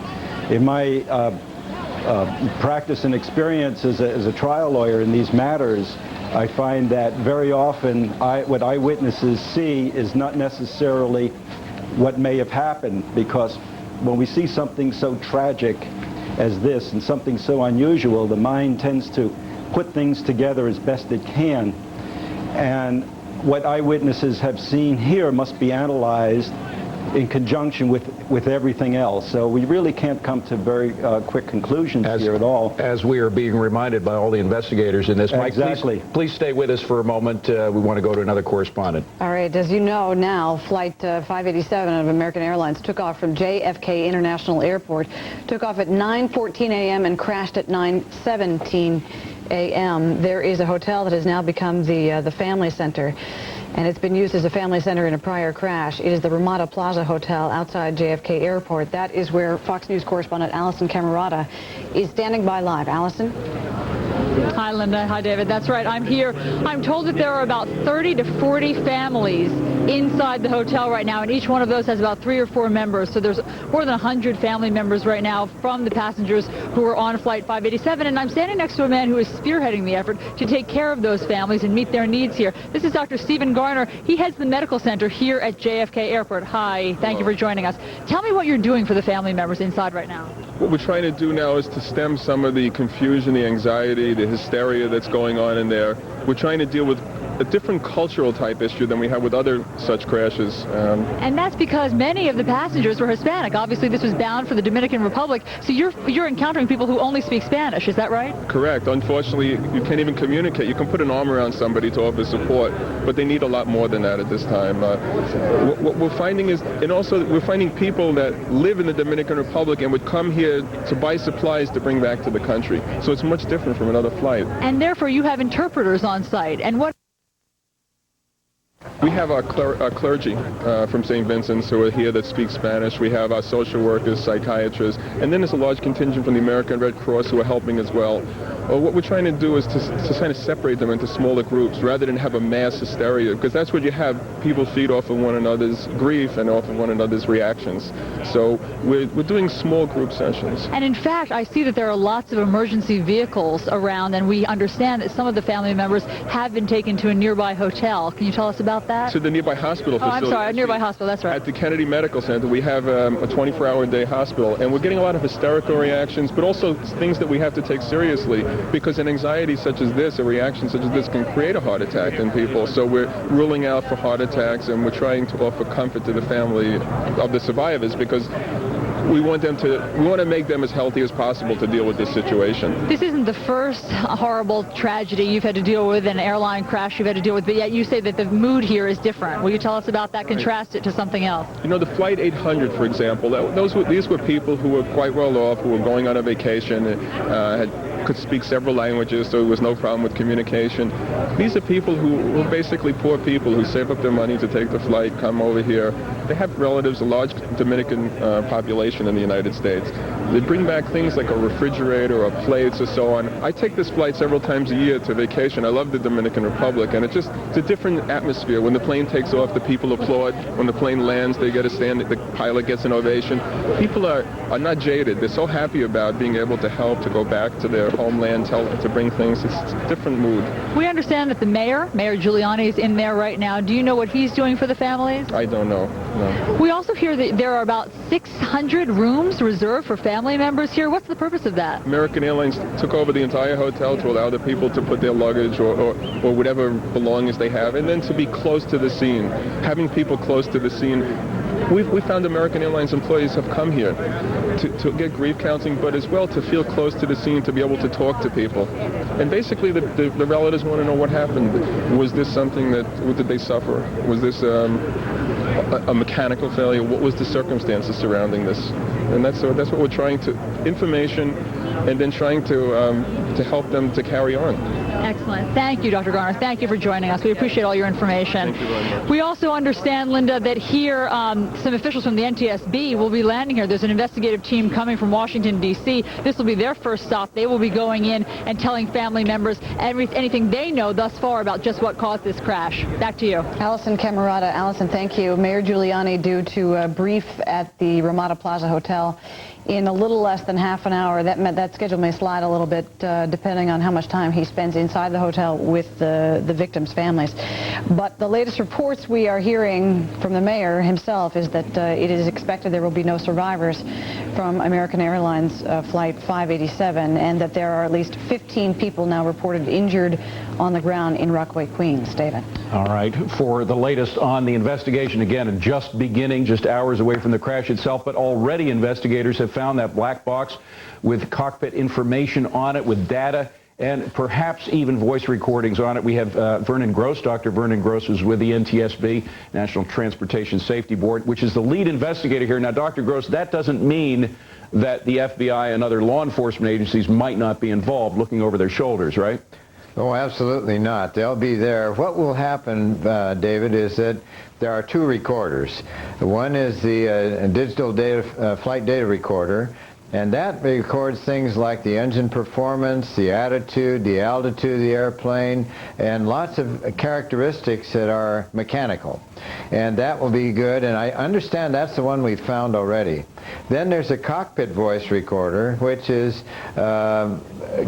strictly a voice or noise in the cockpit. It'll talk about things between the crew which didn't get on the radio. In other words, we lost radio contact with them shortly after takeoff, and so anything that they said one to another will be there, as well as any physical activity that went on in the cockpit will be on the CVR. But Dr. Gross, as of now, there's no indication that they actually have that voice recording, correct?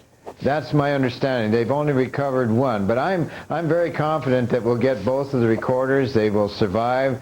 The heat will not get to them, nor the impact crash won't hurt them at all. Will we find out enough from the data recorder, which we do have, that would indicate whether or not this was a malfunction, a mechanical malfunction, as opposed to something foreign that was introduced to that plane? We will definitely do that. However, those recorders have to be flown back now to Washington because the NTSB laboratory interprets those recordings. So you won't get it today, but you'll probably in the next day or so, we'll know, did the engine malfunction in any way, or were there other electrical problems aboard the aircraft which caused the radio communications to be broken?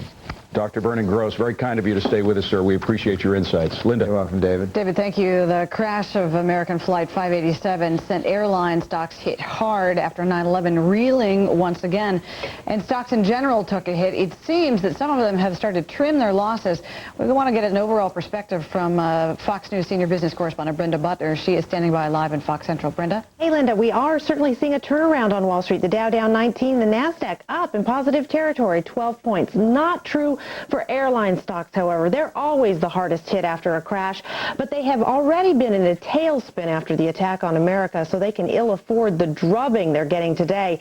Yes, investors are bailing out of airline shares after the crash this morning. AMR Corp, the parent of American Airlines, down some 12%. Shares hitting their lowest level since 1987, but the sector has been hit across the board. The airline's key measure, the Amex Airline Index, took its biggest one-day drop since September 11th and was off about 9%.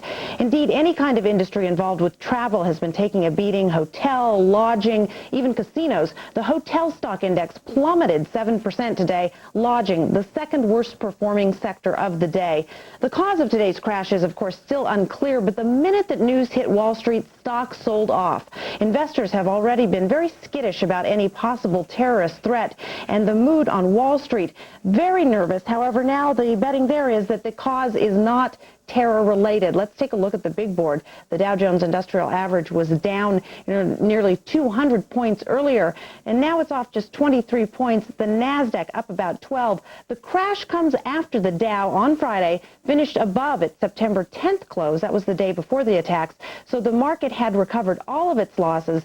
Today's crash, however, definitely shaking up what had been a fairly upbeat mood on the street. We are seeing a turnaround, though, in the last few hours of trading. Back to you, Linda. Brenda, thank you very much. Once again, we're waiting for New York City Mayor Rudy Giuliani to brief reporters. He's already spoken a little bit to reporters, but now that he is at the Ramada Plaza Hotel, which is the family center that's been set up for the families of those who are on board American Airlines Flight 587, we're going to hear from him, we hope, in about 20 minutes from now. When he speaks, you'll see it here live on Fox, just updating you. This plane took off at 9:13 a.m. It was running a little late, and it was supposed to get to Santo Domingo around 12:51 p.m. in the Dominican Republic. Unfortunately, about 4 minutes later after takeoff, it lost contact, and that was it for the plane. There are about 150 people from the Dominican Republic who were on board that plane. Many of their relatives have already started to show up at the airport in Santo Domingo for help. But on the American side of things, the Ramada Plaza Hotel is sort of the central locating place for families to get together with the Red Cross and crisis counselors and members of American Airlines. They'll all be sort of locating there, and you'll see continuing updates from there. David. All right, we're going to go to Mike Pangia now, who is an airline attorney who's been an attorney involved in several crashes before. Mike, question about what the NTSB does at this point, particularly regarding any concern about terror activity. It's far too early to say, though we have heard some eyewitnesses mention the word explosion.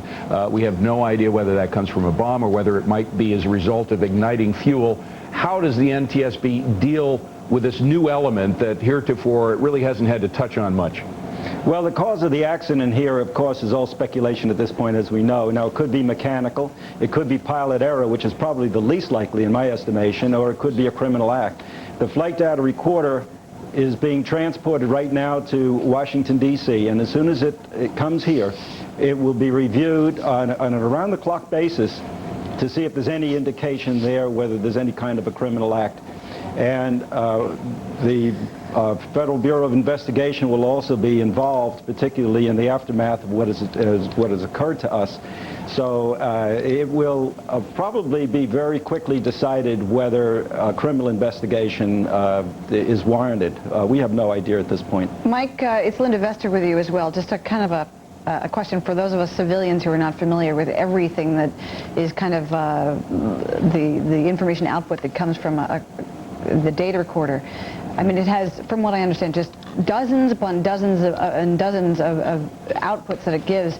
So if it is, say, a failure with the engine, what does the flight data recorder typically tell you? The flight data recorder will show the engine power, the RPM, all the parameters of the engine. It will show the throttle controls. The new type of generation flight data recorder has a tremendous amount of information. All the control inputs, for example, where is the yoke being placed and where is the elevator and the ailerons and so forth. All of that will be graphed out and reconstructed. Hopefully the power to this was still intact, and they'll be able to tell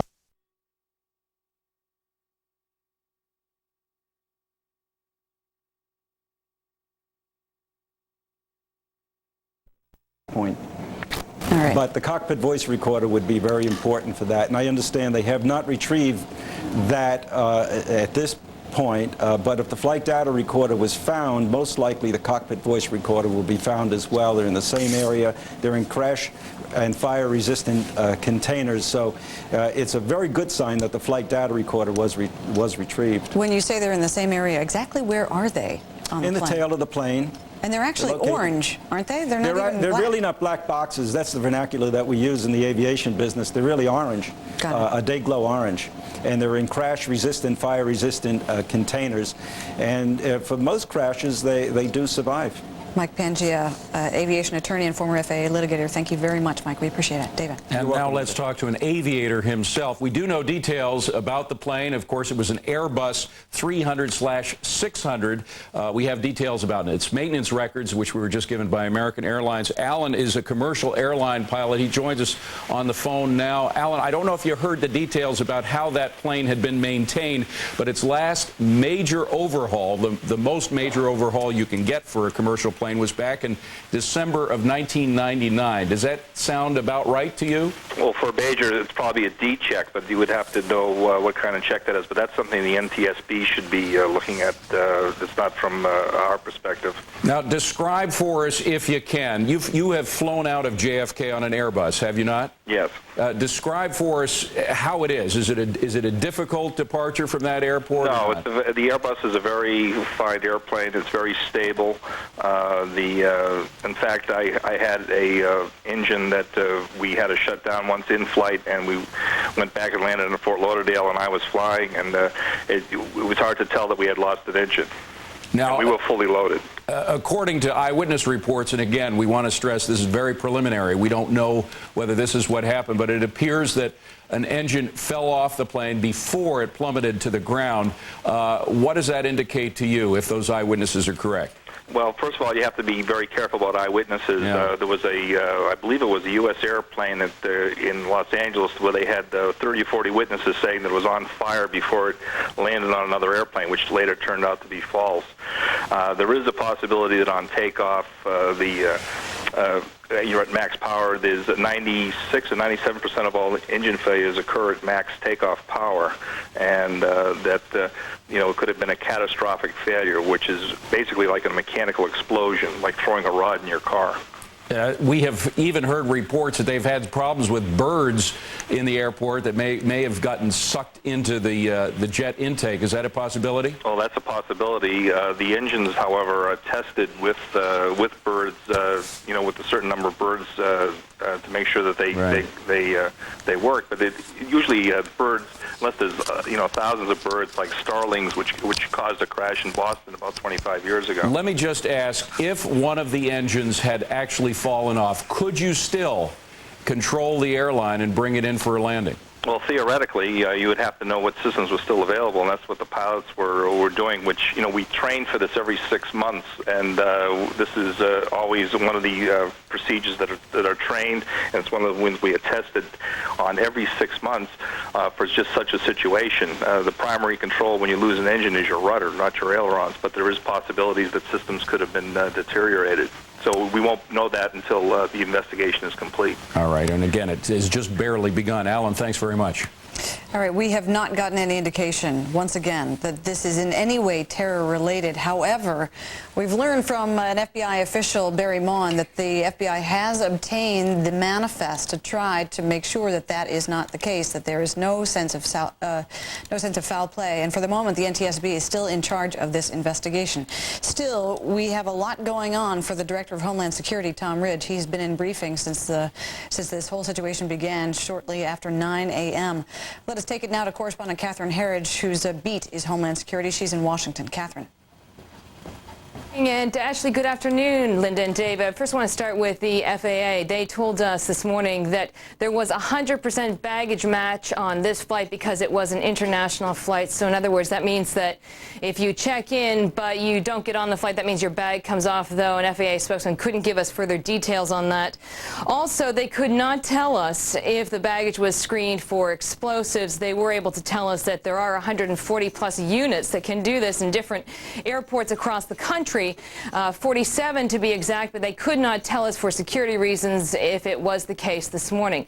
Now, on the Homeland Security front, I spoke to Director Ridge's office, Governor Ridge's office, just after the plane went down, and I was told that he was already at the White House Situation Room. He was being updated on the situation in New York, and he was bringing together key members of the administration to talk about what the next step would be, and we heard about that earlier today from White House spokesman Ari Fleischer. Governor Ridge came down into the Situation Room and immediately began a conference call with the Attorney General, with the Director of the FBI, with the Secretary of Transportation, with the Director of the Federal Emergency Management Administration, with officials from the Department of Defense, as well as the Federal Aviation Administration, to monitor events, to receive the latest information, to begin putting in plan the actions the federal government would shortly take. Of course, all this at a time when the airline security bill has yet to be resolved. House and Senate negotiators continue to work behind the scenes to craft some sort of compromise, and another meeting is scheduled for tomorrow. Of course, the critical issue is the baggage screeners. The Senate bill puts the federal government in control of the screeners, making them federal employees, while the House bill backed by the White House would allow for government supervision of private contractors. House Minority Leader Dick Gephardt took the opportunity today to say the House and the Senate should settle their differences as quickly as possible. I think the real argument here is that we should have had this bill done 4 weeks ago. We should have had the x-ray machines in to check every bag that goes into the hold. This could have been a case of a bomb in a bag that was undetected. And obviously, we need to have better x-ray scanners and better work on the bags that go into the top of the plane. A couple final points about Homeland Security. Governor Ridge's spokesperson said to me, at this point, he will continue to be updated throughout the day. But if there is a decision or enough information to confirm that this was not a hostile act, and I'm just sort of putting this looking forward, if it was not a hostile act, if it was indeed some sort of mechanical failure or an accident, at that point, Governor Ridge would, quote, disengage from these updates and briefings. Linda and David, back to you. Catherine, let me just make sure I understand you correctly about the bag match. If the FAA is saying it's got, you know, person for person, they have the matched bags to passengers on the plane, what about screening those bags for explosives? Yeah, that's right. Okay, so what they said to me, to be absolutely clear, is that there's 100% bag match on international flights. So I said, okay, that's fine. But what we need to know is whether these bags were screened for explosives, and they could not tell us if they were screened for explosives. They did not have that information.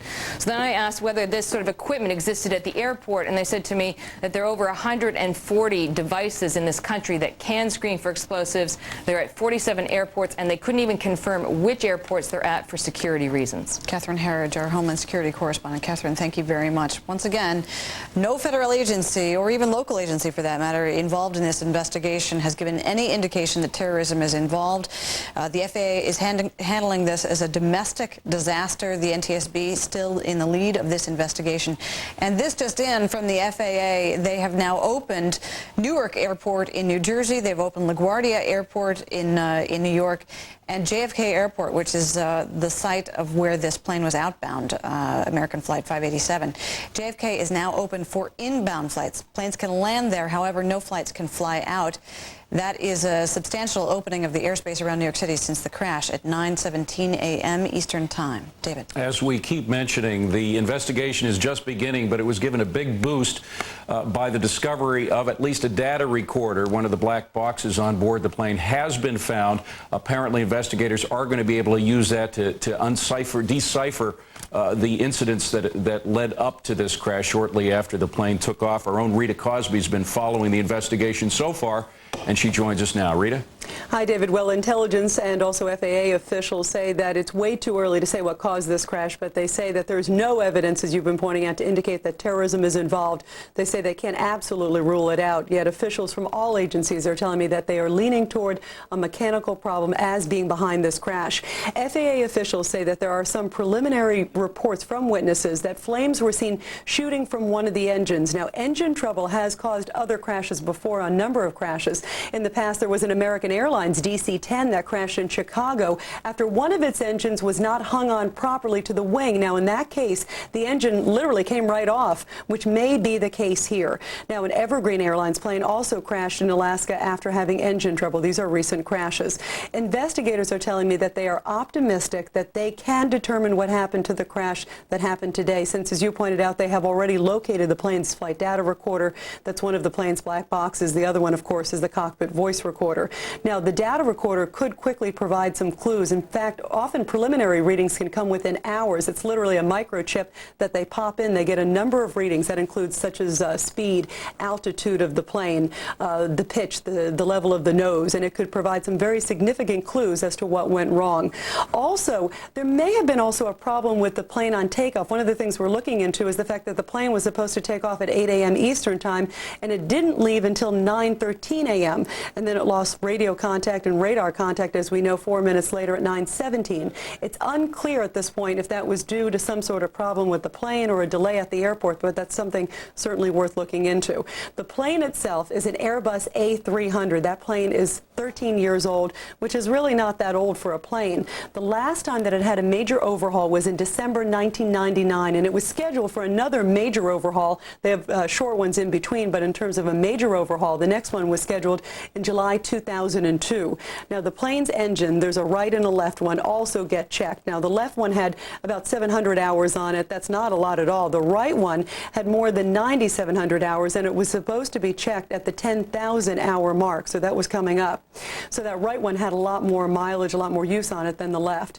Also, the Airbus 300 in general is considered a very reliable model of aircraft. Aviation officials tell me that it's had a very good history, not a lot of problems, and in fact, the NTSB chairperson just said regarding this particular plane that there's nothing in the history of this specific plane to indicate any major problems with the aircraft. But officials are telling me again that they're looking at mechanical problems, particularly possibly an engine problem, and this is something that has happened with planes before, unfortunately. All right, Rita, we should mention, by the way, that 5 other A300s have crashed since 1988. 1988 was when that Iran Air plane was shot down mistakenly by a U.S. missile. So 5 other A300s since 1988 have crashed. Linda? David, thank you. And another note about the engines, these CF6 engines made by General Electric. GE has already dispatched a couple of flight safety investigators who focus on their engines. They've already dispatched them to New York City and to the crash site, so they should be arriving shortly and taking part in the investigation. Another note, we should have a press conference coming up very shortly with the New York Governor, George Pataki, as well as the New York City Mayor, Rudy Giuliani. They should be talking to reporters very shortly outside the Ramada Plaza Hotel, outside very near JFK Airport. They've already been inside meeting with the families. Some of the families have already arrived, who are those of the passengers on board American Airlines Flight 587. We'll be hearing from them shortly. Unfortunately, the 2 of them have had to brief people from that airport or that hotel before. They were there in July of 1996 when TWA Flight 800 crashed, not far from where American Airlines Flight 587 has now crashed. Now, this morning, shortly after American Flight 587 crashed in Rockaways, a lot of people on the ground began reporting seeing fighter planes circling in the air around the crash site, which brings us to the military aspect of that. We want to take it now to correspondent David Schuster, who is standing by at the Pentagon. David. Well, Linda, since September the 11th, U.S. fighter jets have been flying what is known as a CAP, or a combat air patrol, continuously over New York and over Washington. And there has been, of course, since September the 11th, a great tightening of the communications between the Federal Aviation Administration and NORAD, or the North American Aerospace Defense Command.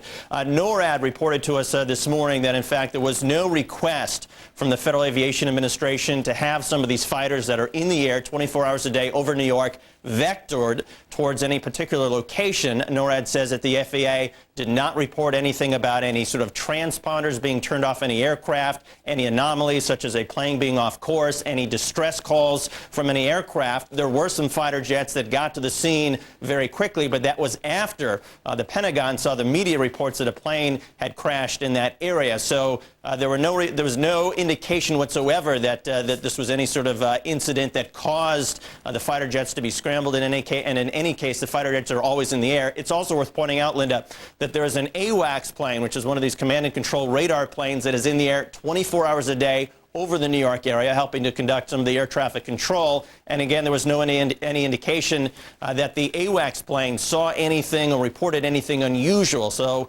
by all accounts, the Pentagon found out about this the way the rest of us did, by seeing some of the media reports. At this stage, the AWACS information might be helpful as far as investigators trying to piece together the course that the plane was on, the direction, the speed, that sort of thing might be an information available on that AWACS plane. It would also, of course, comes from that flight data recorder, the fluorescent orange box retrieved from the back of the wreckage. But in any case, the Pentagon found out about this from media reports. There was no request by the FAA for the fighter jets that are in the air 24 hours a day to go to any trouble. The fighter jets did go to the crash site, but that was after, of course, news had been reported. Linda? David Schuster, live at the Pentagon. David, thank you very much. We've just gotten an update on what's going to happen at the Ramada Plaza Hotel, which is the gathering place for the families of those on board American Flight 587. The news conference with the governor of New York State and the mayor of New York City is a little bit behind. It should happen about 20 minutes from now, and as soon as that happens, you'll see it here live.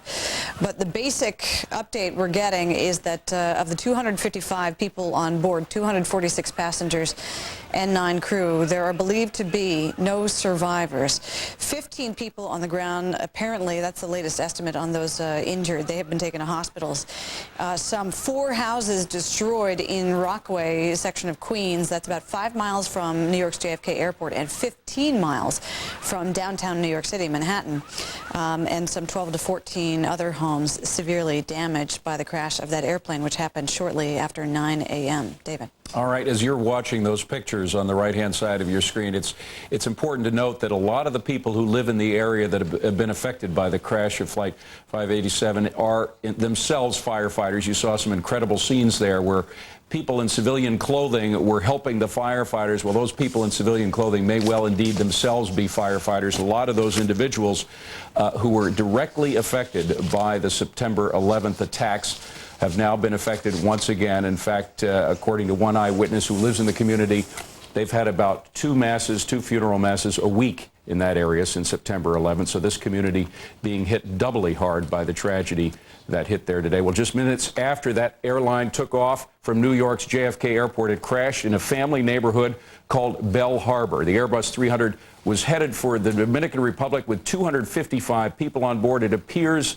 according to Mayor Giuliani, the latest, there are no survivors. And at this point, there's still preliminary, but the NTSB, which is leading the investigation, says that all available information points to an accident, not terror. However, once again, the FBI is involved in the investigation, looking over the shoulder, if you will, of the NTSB and their investigations into this.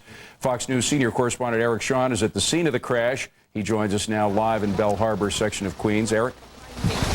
Hey, David, what could buttress the potential that this was an accident comes from Monica Kaufer, who's standing with me here.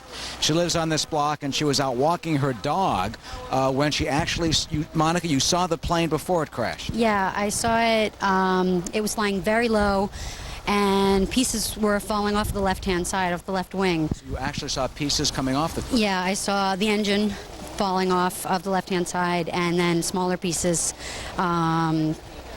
just falling off. Was the plane on fire at that time? I didn't see smoke or flames at that time, and I didn't hear anything too unusual that other than a low-flying plane.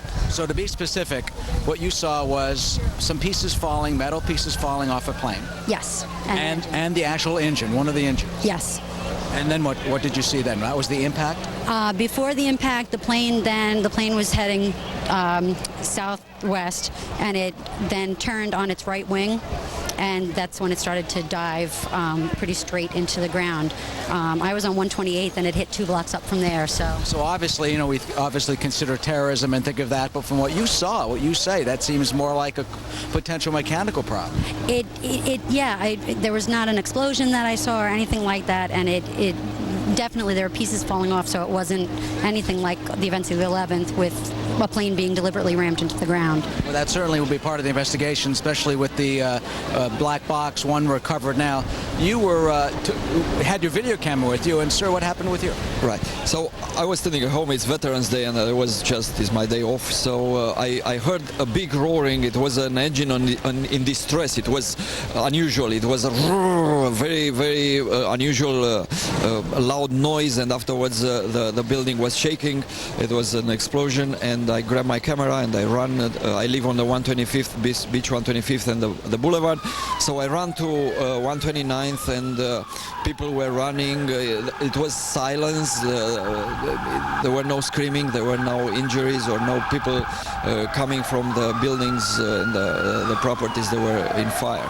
So next the fire trucks came, and all the people were helping with hoses, and a piece of the plane landed at the gas station that is on the 129th Street, and they were like extinguishing the fire with their portable extinguishers, and this is what I saw. And people doing whatever they could. Oh yeah. There were many young people, and everybody was out, and some there were women and children that were leaving the scene, and other people were coming to help, with what they could do.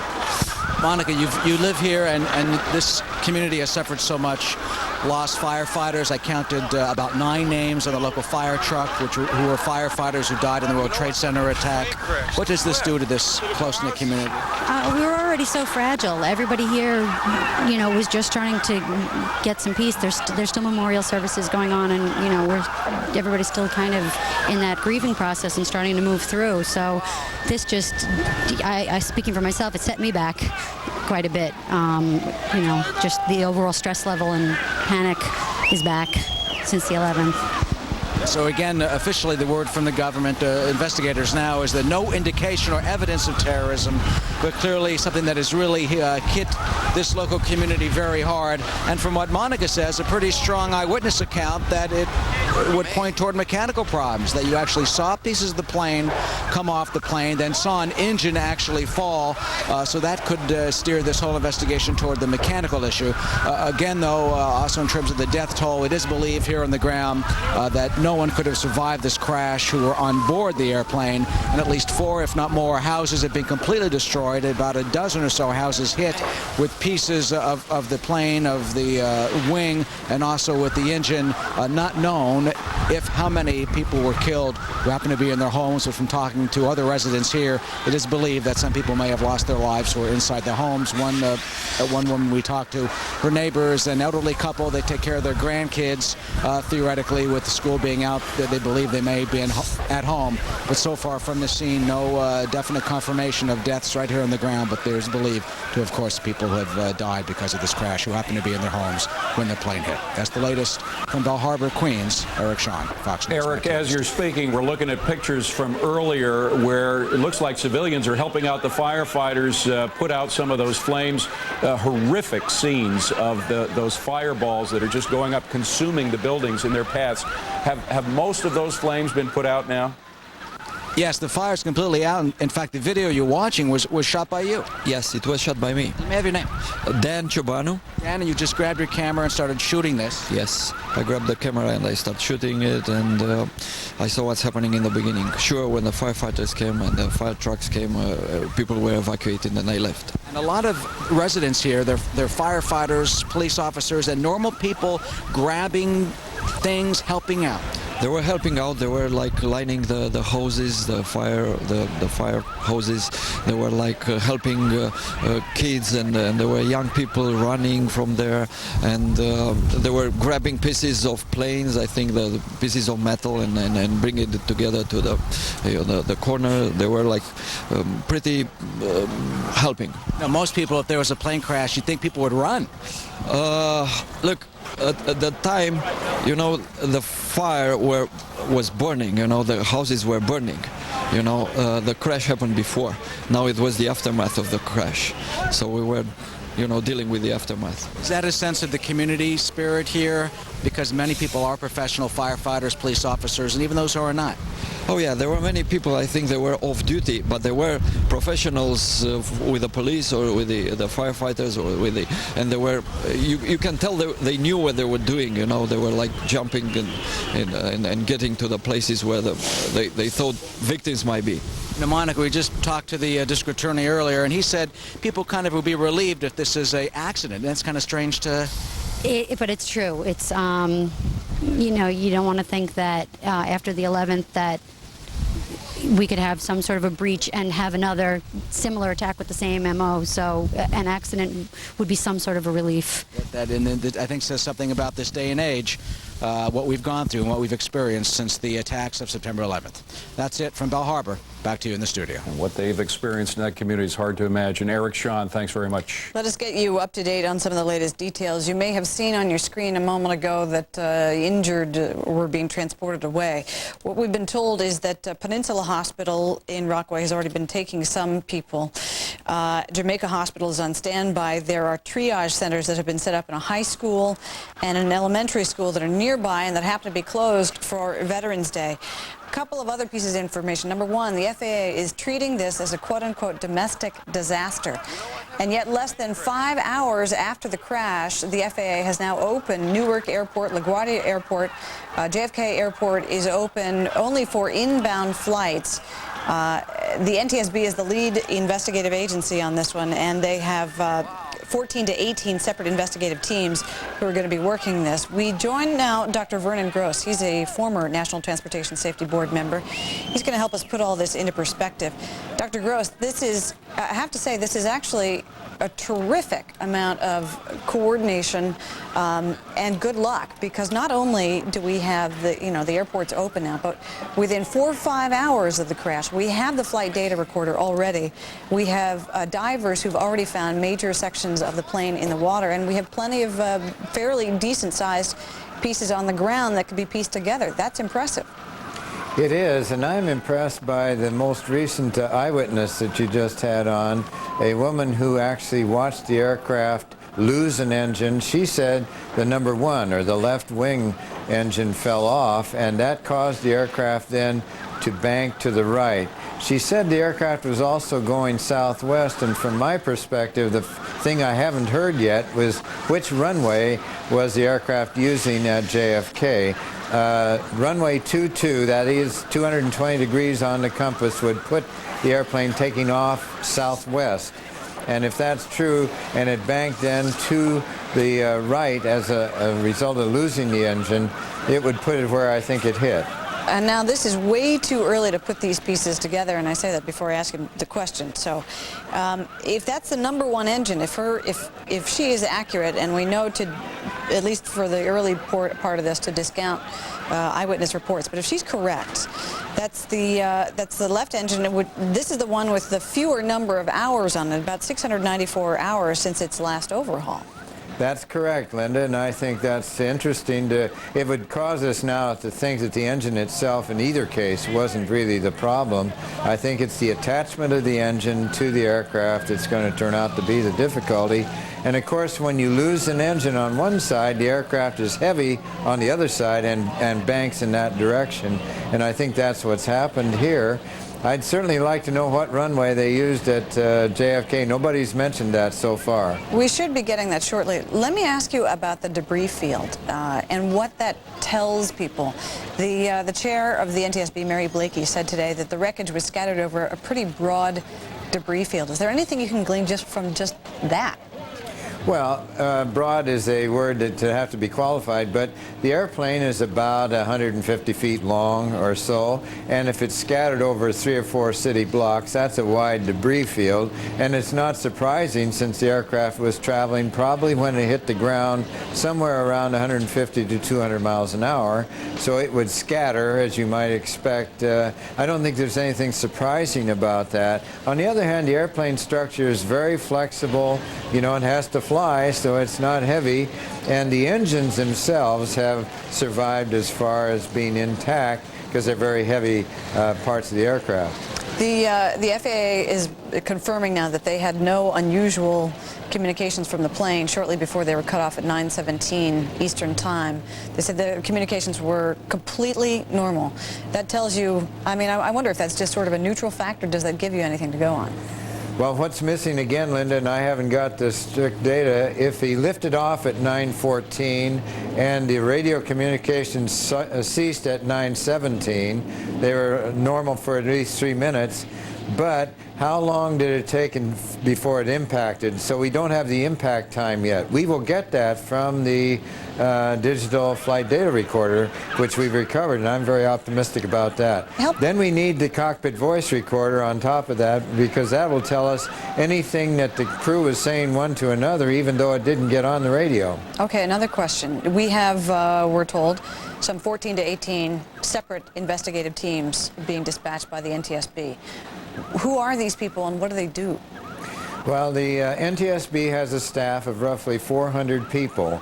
They cover all the transportation modes. They're not all aviation, but a majority of them do deal with aviation accidents. They form up in teams. One is called hydraulics, another is electronics, another has systems aboard the airplane. Another one looks at aircraft structure. Another one looks at weather. So they have these, and there's about a dozen or more teams like that, consisting of 3 or 4 people each, and then they gather together experts from American Airlines, who owns the airplane, from General Electric, who built the engines, from the FAA, who runs the air traffic control system, and all these parties come together, and Airbus will also be there because they manufactured the airplane, and they form up these teams, and then they have separate assignments to look at their specialty. We, sad to say, we have covered major air crashes before, and it is generally people get a little frustrated with the slow flow of information. Again, I have to say it is remarkable how quickly we are getting such detailed information from American Airlines, from the FAA, from the NTSB. I mean, to have American Airlines come out within hours and give us fully detailed information about each engine, about the maintenance record of the plane itself and the engines in particular, to have GE come out right away and say, these were our engines, we've got investigators on the way. This seems to me to be remarkable improvement from some of the scenes we have seen before with other air disasters. I think that's really true, and something that we ought to be thankful for. As tragic as this event is, there are things for which we should be thankful, and I'm particularly thankful that it doesn't look like it was a terroristic event, because if it were, then we'd just be beginning to scratch the surface. Yeah, truly. Back to the black boxes, because everybody sort of considers that the key to all of this. If we've got the flight data recorder and remarkably found it within, say, 3-4 hours of the crash, and if these black boxes are in the same place as the plane, doesn't it stand to reason that we should be finding the cockpit voice recorder pretty quickly? I would think so. They're both located in the tail of the aircraft, and as the aircraft impacts the ground, the tail tends to drag behind, and so they're generally easily found unless you're in water like you've been with TW800. But in this case, they should be close to each other, but they might be in a house, for example, that was collapsed and was burning, and maybe they haven't got that house scoured yet for the recorder. But they have beepers on them, too, so they'll be able to find the cockpit voice recorder very shortly. Dr. Vernon Gross, former member of the National Transportation Safety Board. Doctor, thank you very much for helping us put a little context in this. Once again, I want to let you know a couple of things that are coming up. In a matter of minutes, we should have a news conference with the mayor of New York City, Rudy Giuliani, and the governor of the state of New York, George Pataki. They are right now with family members of those who were on board American Airlines Flight 587. They're meeting with them inside the Ramada Plaza Hotel. That's just outside JFK Airport, and that is the same hotel that was used as the family center for the crash of TWA Flight 800. Many of us who were covering that crash saw the mayor of New York City and the governor of the state do the exact same thing, meet with the families and hold a joint news conference. It must be equally awful for them to think that once again they've been called in for that very same duty at that very same hotel to see yet more members of grieving families. 255 total on board American Airlines Flight 587, 246 passengers, 9 crew members. A news conference coming up. We'll also check in with the White House right after this.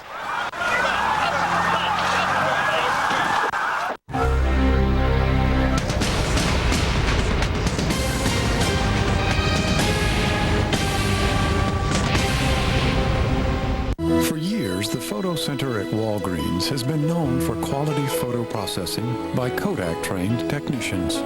Now, with the new Kodak Picture Maker machine, you can crop,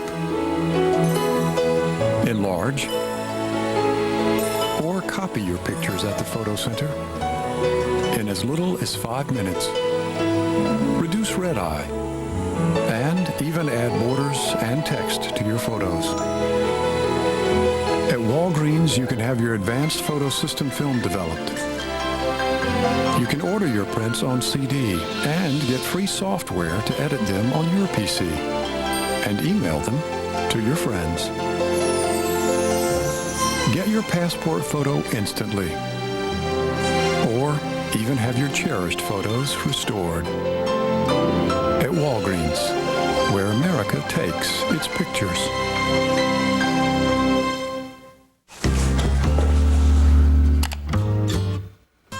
Wouldn't it be nice to think that lowering your cholesterol... Nothing to it. ...was this easy? Well, think again. And start thinking about oatmeal crisp. As part of a low-fat diet, it may help lower your cholesterol. And its plump raisins and crispy flakes with a touch of brown sugar are a really delicious way to do it. So quit dreaming. Wake up to oatmeal crisp and help bring down cholesterol. Gee, these roses don't look too rosy. Sometimes Mother Nature needs a little help. Like when Raymond's constipated. Maureen! I give him Phillips. It works like nature intended, gentle and stimulant-free, unlike other overnight laxatives that contain stimulants which can cause discomfort and cramps. Phillips helps his body work more naturally to relieve constipation so comfortably, he's his usual rosy self. Not like these flowers. Sometimes Mother Nature needs a little help. Phillips, the comfortable way. With winter on the way, it's time to get a head start on all your heating oil needs. You know, complete furnace service, tank insurance, and premium heating oil.